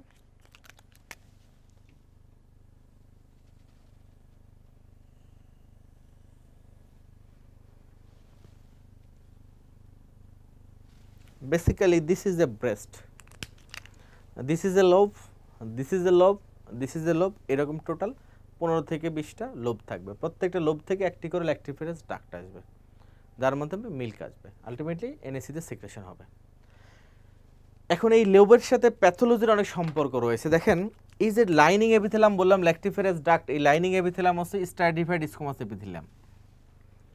যদি এই stratified squamous epithelial lining of the lactiferous duct, অর্থাৎ ডাক্টে যদি কোনো কার্সিনোমা অ্যারাইজ করে ডাক্ট থেকে, সেটার নাম হচ্ছে ডাক্টাল কার্সিনোমা ইন সিটু, ডিসিআইএস। আর যদি এই লোবের মধ্যে থেকে কোনো কার্সিনোমা অ্যারাইজ করে এই লোবগুলো থেকে, সেটাকে বলা হয় লোবিউলার কার্সিনোমা ইন সিটু। তাহলে ব্রেস্ট কার্সিনোমা বেসিক্যালি 2 টাইপস, একটা হচ্ছে ডাক্টে হলে ডাক্টাল কার্সিনোমা ইন সিটু, আর এটা হচ্ছে লোবে হলে lobular carcinoma in situ. Ductal carcinoma in situ is very common breast cancer but prognosis ভালো, আর লোবুলার কার্সিনোমা ইন সিটু হয় কম, প্রগনোসিস খারাপ, হয় কম, প্রগনোসিস খারাপ। This is the gross histological informations of breast. তাহলে আমরা যদি এখন দেখি ব্রেস্টের ক্ষেত্রে খেয়াল করেন, এখন glandular system of the breast page number 90-তে কথাগুলো দেওয়া আছে, ছবির সাথে মিলিয়ে নিন। দেখেন this is a lobe of the breast, NAC, এই হচ্ছে একটা ব্রেস্ট লোব। এই লোবের মধ্যে রয়েছে লটস অফ ম্যামারি গ্ল্যান্ড অথবা এলভিউলাস, সেগুলো একটা লাইন ল্যাক্টিফেরাস ডাক্টের মাধ্যমে ড্রেন করে। এই ছবিটা দেখেন, দিস ইজ এলভিউলাস বা এসআইনাই, ল্যাক্টিফেরাস ডাক্টের মাধ্যমে তারা ড্রেন করছে, তারপর ল্যাক্টিফেরাস সাইনাস এখানে, তারপর এসে ফাইনাল ওপেন করে। So this is the histological structure of the mammary gland or breast, ultimately drain হচ্ছে। তাহলে আমরা যদি বলি, তাহলে দেখেন 15 থেকে 20টা লোব থাকবে একটা ব্রেস্টের মধ্যে, সিঙ্গেল ল্যাক্টিফেরাস ডাক্ট দিয়ে ড্রেন হবে ইস লোব, টোটাল 15 থেকে 20টা ডাক্ট থাকবে, নিপলে এসে তারা ওপেন করে। পেজ নম্বর 690 নম্বর পেজে দেখেন এই প্রত্যেকটা কথা আমি যা বললাম এগুলোই লেখা রয়েছে। হিস্টোলজিক্যাল স্ট্রাকচার অফ দ্য ব্রেস্টের মধ্যে দেখেন the lobe is basic structural unit, 4 line পরে দেখেন 15 থেকে 20টা লোব থাকবে, প্রত্যেকটা লোব থেকে একটি করে ল্যাক্টিফেরাস ডাক্ট থাকবে। তারপর দেখেন লাইনিং এপিথেলিয়াম নিয়ে কথা রয়েছে, লিগামেন্টস অফ কুপার নিয়ে কথা রয়েছে, এবং এখান থেকে আমি একটু ডিসকাশন করব আপনাদের লিগামেন্টস অফ কুপার, এবং তার সাথে আমাদের লিম্ফ্যাটিক ড্রেনেজটা কীভাবে হ্যাম্পার হয় সে কথাগুলো একটু পরে ডেসক্রাইব করব। তার আগে 91 নম্বর পেজে দেখেন, 91 নম্বর পেজে যদি আমরা দেখি blood supply of the breast, পরীক্ষার জন্য ইম্পর্টেন্ট। ব্রেস্টের চারপাশ দিয়ে যে আর্টারিগুলো রয়েছে সেখান থেকে ব্রেস্ট ব্লাড সাপ্লাই পায়। এখন ব্রেস্টের চারপাশে কী কী আর্টারি আছে দেখেন,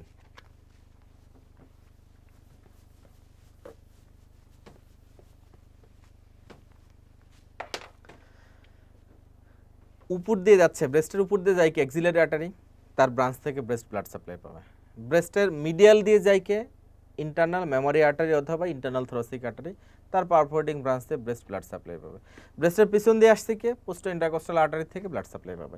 so this 3 source of blood supply to the breast, নামগুলো জানতে হবে। এবং সবচেয়ে বড় আর্টারি যেটা এককভাবে সাপ্লাই দেয় বেশি এরিয়া, সেটা হচ্ছে ল্যাটারাল থোরাসিক আর্টারি, আর ব্রেস্ট সবচেয়ে বেশি ব্লাড সাপ্লাই পায় সেটা হচ্ছে ইন্টারনাল থোরাসিক আর্টারি থেকে, মানে internal thoracic artery perforating branch থেকে। So blood supply of the breast January 2021 একটা কোশ্চেন্স পড়া থাকলে এই প্রশ্নের অ্যান্সার আপনার কাছে জাস্ট ম্যাটার অফ 5 সেকেন্ড। এরপর আসেন page number 92, infinitive star for এর এক্সাম, লিম্ফ্যাটিক ড্রেনেজ খুবই ভালো করে জানতে হবে। ব্রেস্টের লিম্ফ্যাটিক ড্রেনেজ 3টে জায়গায় যায়, সবচেয়ে বেশি পরিমাণ যায় axillary group of lymph node 75%, 20% drain হবে internal mammary group of lymph node, only 5% drain into intercostal group of lymph node। এই হচ্ছে ব্রেস্টের লিম্ফ্যাটিক ড্রেনেজ। এখন এখানে সমস্যাটা কোথায় আমি একটু বলি আপনাদের।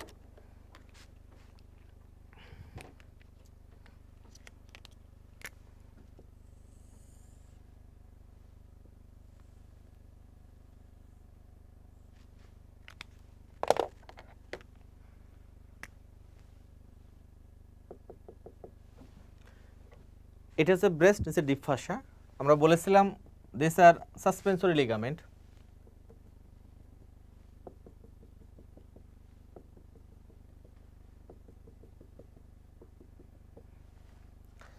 এখন ব্রেস্টে যে লিম্ফ্যাটিক ড্রেনেজটা হয় দুইটা প্লেক্সাসের মাধ্যমে, একটা সুপারফিশিয়াল লিম্ফ্যাটিক ভেসেলস আর একটা ডিপ লিম্ফ্যাটিক ভেসেলসের মাধ্যমে। NAC নিপল এরোলার কমপ্লেক্স বাদ দিয়ে বাকি পুরো skin is drained by superficial lymphatic plexus, NAC এবং deeper part drain by deep lymphatic plexus. এখন সমস্যা যেটা সেটা হচ্ছে ধরুন এখানে একটা টিউমার হলো,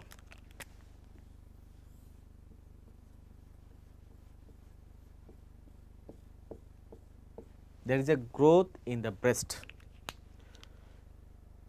অনেক বড় গ্রোথ। তাহলে অবস্ট্রাকশনের ফলে বাধাপ্রাপ্ত হবে কোন লিম্ফ্যাটিক ড্রেনেজ, সুপারফিশিয়াল না ডিপ? অবশ্যই সুপারফিশিয়াল। সুপারফিশিয়াল লিম্ফ্যাটিক ড্রেনেজটা তখন হ্যাম্পার হবে, তখন কী হবে লিম্ফ আস্তে আস্তে জমা শুরু হবে আন্ডার দ্য স্কিন, স্কিনের নিচে লিম্ফ জমা শুরু হবে। তার মানে কি স্কিন তখন এলিভেট হওয়া শুরু করবে? ইয়েস, স্কিন দেখেন এলিভেট হওয়া শুরু করছে।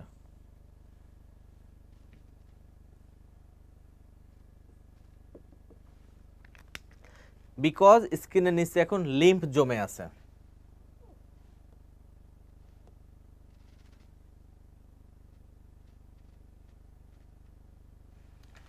এখন স্কিন এলিভেট হলেও দেখেন স্কিন একটা জায়গাতে ডিম্পলিং হয়ে থাকছে, একটা জায়গা পরপর দেখেন ডিম্পলিং হয়ে আছে। কেন হয়ে আছে?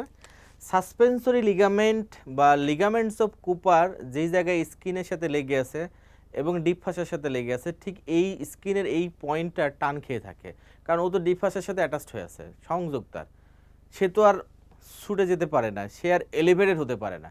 সো স্কিনের নিচে লিম্ফ জমবে, বাট কিছু কিছু জায়গায় স্কিন ডিম্পল হয়ে থাকবে, ডিপ্রেসড হয়ে থাকবে, যেখানে সাসপেন্সরি লিগামেন্ট লাগানো আছে।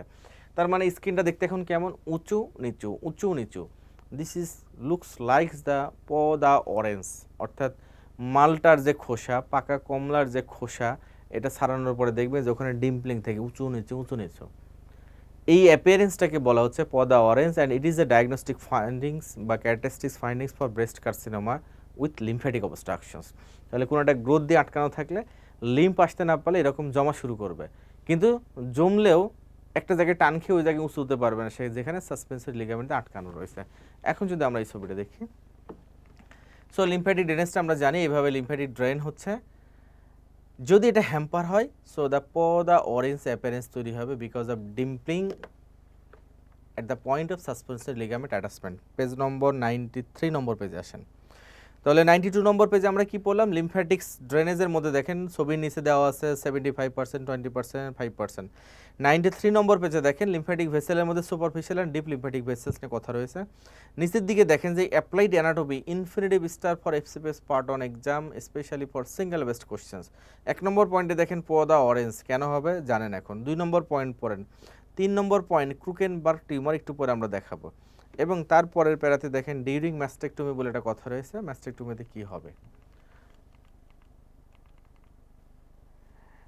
ম্যাস্টেকটমি করার সময় দুটি নার্ভ ইনজুরি হতে পারে, একটু পরে আমরা আসবো। এবং এখন আমরা একটু 92 নম্বর পেজের উপরে ছবিটা দেখে নেব। দেখেন লেভেল 1, 2, 3 বলে অ্যাক্সিলারি ক্লিয়ারেন্স বলে একটা কথা রয়েছে। ফারকোরসন্স এর সার্জারি অপারেটিভ সার্জারি বই থেকে তথ্যটা নেওয়া। এফসিপিএস পার্ট 1 যেহেতু একটু ক্লিনিক্যাল বেসড হয়, সো এখানে এই কথাটা আপনার জানা দরকার। রেসিডেন্সির জন্য জীবনও লাগবে না, বাট পার্ট 1 এর জন্য খুব ইম্পর্টেন্ট। পেক্টোরালিস মাইনর মাসলের ল্যাটারালি যে গ্রুপ অফ লিম্ফ নোড রয়েছে, axillary group of lymph node, এটাকে বলা হয় level 1 group of lymph node. Pectoralis minor মাসলের বিহাইন্ডে যারা রয়েছে তাদেরকে বলে level 2 group of lymph node, আর তার মিডিয়ালি যারা রয়েছে তাকে বলা হচ্ছে level 3 group of lymph node. আপনি যদি লেভেল 3 পর্যন্ত লিম্ফ নোড ডিসেকশন করে আসতে পারেন, this is called axillary clearance. Axillary clearance মানে সব কেটে ফেলাই দিয়েছেন, কোনো লিম্ফ নোড আর নাই। Usually it's very much difficult to reach the level 3, কারণ this is the axillary artery. একটা খোঁচা লাগলে অপারেশন থিয়েটারে ব্লাডের বন্যা বয়ে যাবে। সো লেভেল 3 ক্লিয়ারেন্স করা নট টু ইজি। বেশিরভাগই লেভেল 1 অ্যান্ড লেভেল 2 পর্যন্ত ক্লিয়ারেন্স করা হয়, এই জন্য বলা হয় অ্যাক্সিলারি ডিসেকশন অথবা axillary sampling, not axillary clearance. তাহলে axillary level of dissection level 1 মানে বিলো অ্যান্ড ল্যাটারাল, লেভেল 2 মানে বিহাইন্ড, অ্যান্ড লেভেল 3 মানে মিডিয়ালি যেটা থাকবে। এই কথাগুলো আপনাকে একটু জানতে হবে। এরপর আসেন পেজ নম্বর 93তে আমরা লাস্টে যে দুটো কথা দেখলাম। ডিউরিং ম্যাস্টেকটমি দুটি নার্ভ ইনজুরি হতে পারে, একটা হচ্ছে লং থোরাসিক নার্ভ, একটা হচ্ছে নার্ভ টু ল্যাটিসিমাস ডরসি। তারপর আসেন 94 নম্বর পেজে আসে। 94 নম্বর পেজে দেখেন আরও কিছু কথা রয়েছে, ডেভেলপমেন্টটা পড়ে নিন। এখন ট্রিপল অ্যাসেসমেন্ট, তার আগে আমরা কোশ্চেন্সটা দেখে নিই। দেখেন statement about the breast, July 2019 একটা কোশ্চেন্স। এখানে দেখেন nipple drain into deep lymphatics, true না false? Nipple and areola drain through the deep lymphatics is the correct answer.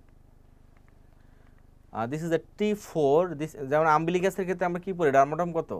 আম্বিলিকাসের ডার্মাটম হচ্ছে T10, this is A landmark. আরেকটা কথা আজ থেকে শিখে রাখেন, নেপোলে ডার্মাটম হচ্ছে T4, নেপোলে ডার্মাটম T4, এটাও ল্যান্ডমার্ক, শুনে রাখবেন।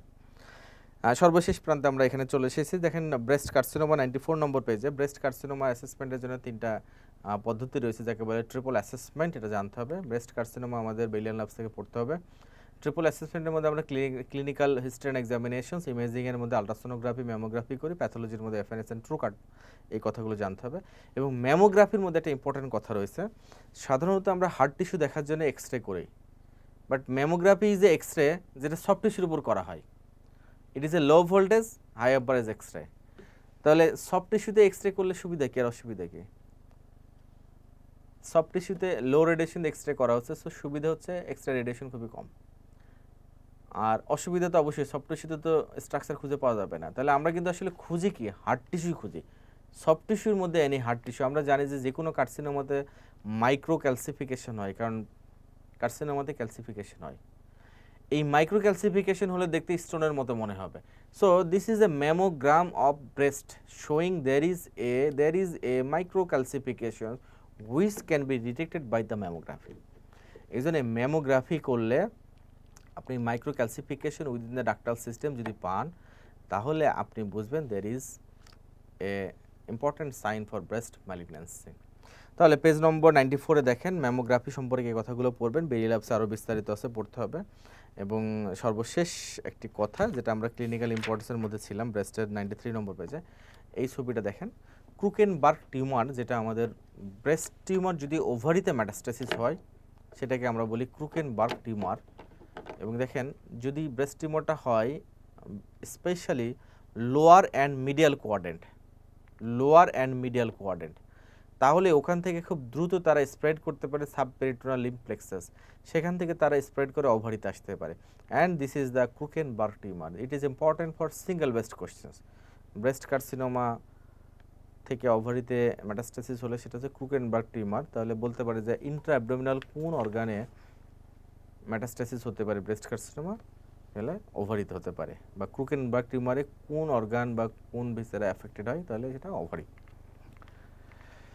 সো ক্রুকেনবার্গ টিউমার ইনফ্রামিডিয়াল কোয়াড্রেন্টে কিন্তু এটা মেনলি হয়ে থাকে, এই পাথরের মাধ্যমে হয়ে থাকে ক্রুকেনবার্গ টিউমার। ব্রেস্ট থেকে আপনাদের যা বলেছি এর প্রত্যেকটা কথা ইম্পর্টেন্ট, পরীক্ষার জন্য খুব ভালো করে মনে রাখতে হবে। এবং দেখেন পরীক্ষায় কতবার কত কোশ্চেন এসেছে। এক্সিলারি সার্জারির পরে স্যারেটা সেন্টার মাসল প্যারালাইসিস হয়ে গেছে, ইনজুরি হয়ে গেছে, সো উইঙ্গিং অফ স্ক্যাপুলা হচ্ছে, so which nerve is injured, long thoracic nerve injury. Lymphatic drainage of breast পরীক্ষায় অনেকবার এসেছে, winging of scapula after axillary surgery কী হবে, লং থোরাসিক নার্ভ ইনজুরি।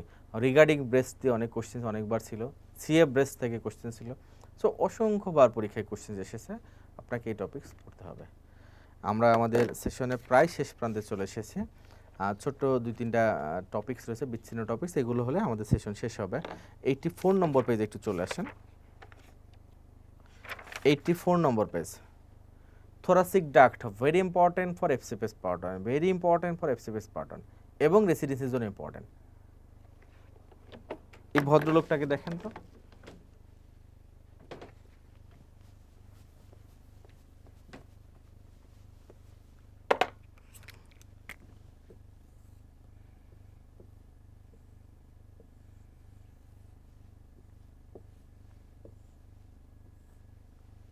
একজন ভদ্রলোক, তার হোল বডি লিম্ফ্যাটিক ড্রেনেজ হয় কিসের মাধ্যমে জানেন, থোরাসিক ডাক্টের মাধ্যমে। এই জায়গাটুকু বাদ দিয়ে ধরলাম এটা ডায়াফ্রাম,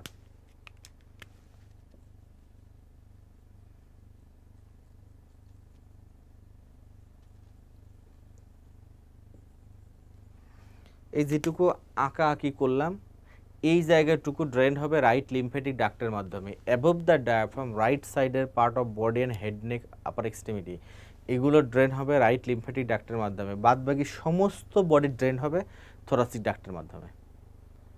ক্লিয়ার? আবার দেখেন এই ছবিটা দেখেন, এই যে whole body drain by thoracic duct except the blank area which is drain by right lymphatic duct. এখন বলেন পরীক্ষায় যদি প্রশ্ন আসে এই ছবি দেখে বলতে হবে both breast are drained by thoracic duct, true না false? বলেন তো true না false? Right breast is drained by right lymphatic duct, left breast is drained by thoracic duct, so this is false answer. যদি বলে lymph from the tip of the right thumb is drained by thoracic duct, true না false? False. তাহলে এইভাবে প্রশ্ন একটু ঘুরিয়ে আসতে পারে।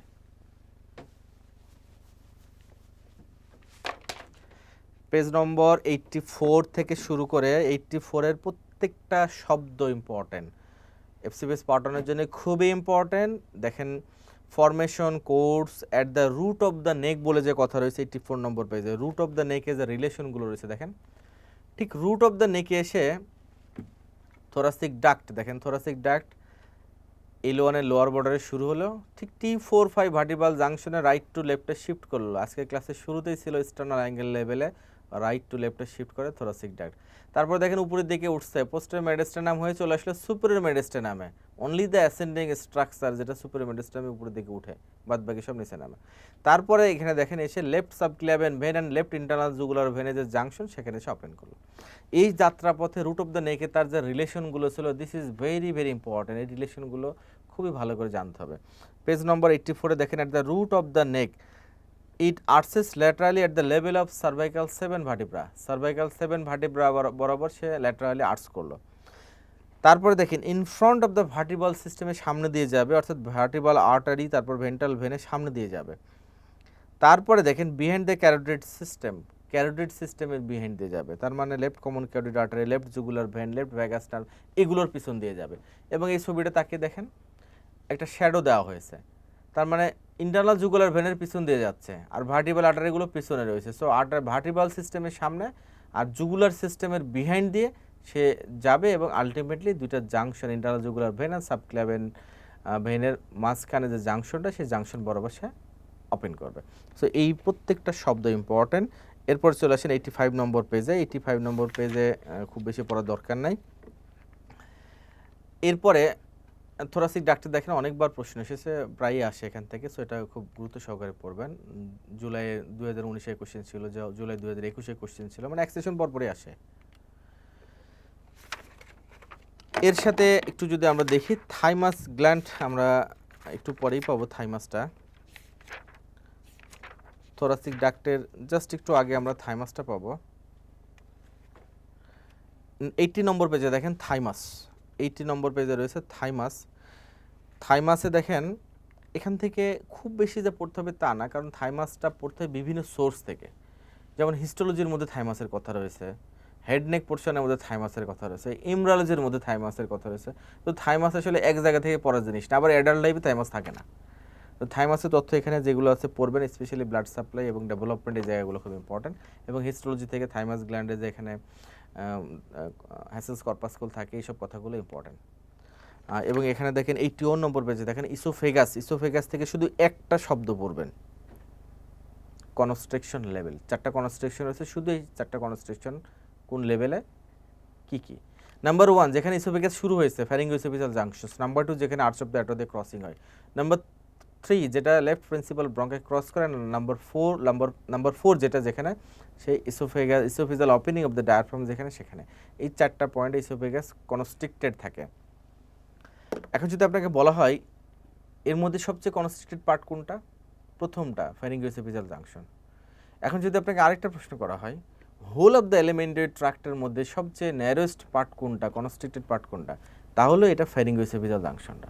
যদি বলা হয় সেকেন্ড ন্যারোয়েস্ট পার্ট কোনটা, তাহলে সেটা আইলিওসিকাল ভালভ, এটা হচ্ছে সেকেন্ড ন্যারোয়েস্ট পার্ট। 81 নম্বর পেজের কনস্ট্রাকশনের টেবিলটা খুবই ইম্পর্টেন্ট, ইনফিনিটিভ স্টার সবার জন্য ইম্পর্টেন্ট, পড়ে নেবেন। সর্বশেষ টপিকস আমরা চলে এসেছি 87 নম্বর পেজে। দেখেন ফ্রেনিক নার্ভ, ফ্রেনিক নার্ভ সম্পর্কে আমাদের জানতে হবে। বিশেষ করে ফ্রেনিক নার্ভ একটা মিক্সড নার্ভ, এটার সার্ভাইকাল 3, 4, 5-এর ভেন্ট্রাল ল্যাময়েডে তৈরি হয়। রাইট ফ্রেনিক নার্ভ আমরা আগেই বলেছি ভেনা কাভার গা বেয়ে নামে এবং ভেনা কাভার ওপেনিং দিয়ে বের হয়ে যায়। আর লেফট ফ্রেনিক নার্ভ যায় আর্টারিয়াল কোর্স ধরে, আর্টারি গা বেয়ে নামতে যায়, কিন্তু আর্টারি চলে যায় পেছনের দিকে, আর ফ্রেনিক নার্ভ পেছনে যেতে পারে না, তাকে central tendon of the ডায়াফ্রামকে Peirce করে ঢুকতে হয়। So this is the course of the phrenic nerve. 87 নম্বর পেজে আছে দেখেন। ফ্রেনিক নার্ভ তৈরি হলো সার্ভাইকাল 3, 4, 5-এর ভেন্ট্রাল র্যামাই থেকে। তৈরি হওয়ার পর নিচে নামতে যে প্রথমেই সে একটা রিলেশন তৈরি করে স্কেলিনি অ্যান্টেরো মাসলের সাথে। This is the scaleni anterior muscle, তার গা বেয়ে অ্যান্টেরো ল্যাটারাল হয়ে মিডিয়ালি ঢুকবে। This is the phrenic nerve, cross করলো তাকে হলুদ রঙে। তারপর এখানে এসে দেখেন স্কেলিনি অ্যান্টেরো মাসলের সামনে থাকে সাবক্লেভিয়ান ভেন, পেছনে থাকে সাবক্লেভিয়ান আর্টারি। সো ভেনের পেছন দিয়ে আর্টারির সামনে দিয়ে সে ঢুকে পড়বে থোরাক্সের মধ্যে। থোরাক্সের মধ্যে যাওয়ার পরে সে কী করবে, থোরাক্সের মধ্যে যাওয়ার পরে সে রুট অফ দ্য লাংসের সামনে দিয়ে যাবে, রুট অফ দ্য লাংসের সামনে দিয়ে যাবে, রাইট সাইডে যাবে ভেনা কাভাল ওপেনিং দিয়ে, লেফট সাইডে যাবে ডায়াফ্রামকে পায়ার্স করে। সো দেখেন এই যে কথাগুলো বললাম প্রত্যেকটা কথা এখানে সামারি করা রয়েছে। 3 নম্বর বুলেটে আপনি দেখতে পাচ্ছেন between the subclavian vein and artery, তারপরে থোরাক্সের মধ্যে in front of the lungs root, and this is the phrenic nerve. তৈরি হওয়ার পর থেকে দেখেন এসে রুট অফ দ্য লাংস দিয়ে এসে ফাইনালি এখানে ভেনা কাভাল ওপেনিং দিয়ে সেন্ট্রাল টেন্ডনকে সাপ্লাই দিতে চলে গেল, আর লেফট সাইডে এটা আর নাই, সে তখন ডায়াফ্রামকে পায়ার্স করে যায়। সো এই হচ্ছে 87 নম্বর পেজে আমাদের তথ্যগুলো। তারপরে দেখেন 89 নম্বর পেজে ভ্যাগাস নাম সম্পর্কে এখানে পড়ার দরকার নেই, এটা হেডনেকে পড়বেন। 89 নম্বর পেজে দেখেন থোরাসিক সিম্প্যাথেটিক ট্রাঙ্ক সম্পর্কে বেশি পড়ার দরকার নেই, এখানে গ্রেটার, লেসার এবং লিস্টের কী কী রুট ভ্যালুগুলো রয়েছে, গ্যাংলিয়া, এই গ্যাংলিয়াগুলো নাম পড়বেন, কোর্স রিলেশন পড়বেন, গ্যাংলিয়ার দুটো লাইন পড়বেন। এরপরে জায়গা আপনাদের আর এখানে পড়ার দরকার নেই, একবারে চলে আসেন পেজ নম্বর 96, 96 নম্বর পেজে আসেন। এখানে কি প্রিভিয়াস কোশ্চেন্স, ইতিপূর্বে যত পরীক্ষার হয়েছে যত কোশ্চেন্স কালেক্ট করা সম্ভব হয়েছে অলমোস্ট এখানে আছে। সো এই কোশ্চেন্সগুলো আপনাকে সলভ করতে হবে, কোশ্চেন্সগুলো সলভ করবেন, তাহলে আপনার কনফিডেন্স অনেক অনেক বাড়বে। সবশেষ কথা কি জানেন, হাউ টু রিড, পৃথিবীর সবচেয়ে কঠিন প্রশ্ন। সবই সম্ভব, কিন্তু কিভাবে সম্ভব, এই কিভাবে পড়বো এর থেকে বড় কথা আর কিছু নাই। অনেকে পড়া শুরু করে কেমন জানেন, বইয়ের 1 নম্বর পৃষ্ঠা দিয়ে শুরু করে 1000 নম্বর পৃষ্ঠা পর্যন্ত এক টানে পড়তে থাকে, 100 নম্বর পৃষ্ঠা মতো পড়তে থাকে। কোনটা ইম্পর্টেন্ট বেশি, কোনটা কম ইম্পর্টেন্ট এসবের মধ্যে নাই, এটা করা যাবে না। পড়ার সিকোয়েন্স তৈরি করতে হবে। আপনি না বুঝে সব পড়তেই থাকলে এটা আপনার কোনো কাজে লাগবে না। তাহলে সিকোয়েন্সটা ভেরি ইম্পর্টেন্ট। তাহলে আপনি যখন ফার্স্ট টাইম পড়বেন আপনি সিকোয়েন্সিয়ালি পড়ে দেন, অসুবিধা নেই। বাট যখন আপনি রিভাইজ করবেন পরবর্তী সময়, you should have a sequence of study.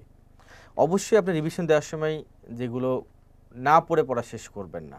Thoracic ওয়াল নিয়ে বসে আছেন, এদিকে আপনার বাদ পড়ে গেল হার্ট, বাদ পড়ে গেল লাংস, এটা যেন কখনো না হয়। যখন আপনি রিভাইজ করবেন অবশ্যই আপনার রিভাইসের সিকোয়েন্সটা থাকবে এইরকম, ব্রেস্ট পড়বেন, হার্ট পড়বেন, হার্টের মধ্যে ব্লাড সাপ্লাই, হার্টের gross anatomy, right atrium, right ventricle and development, এই 3টা কথা যেন অবশ্যই পড়া হয়।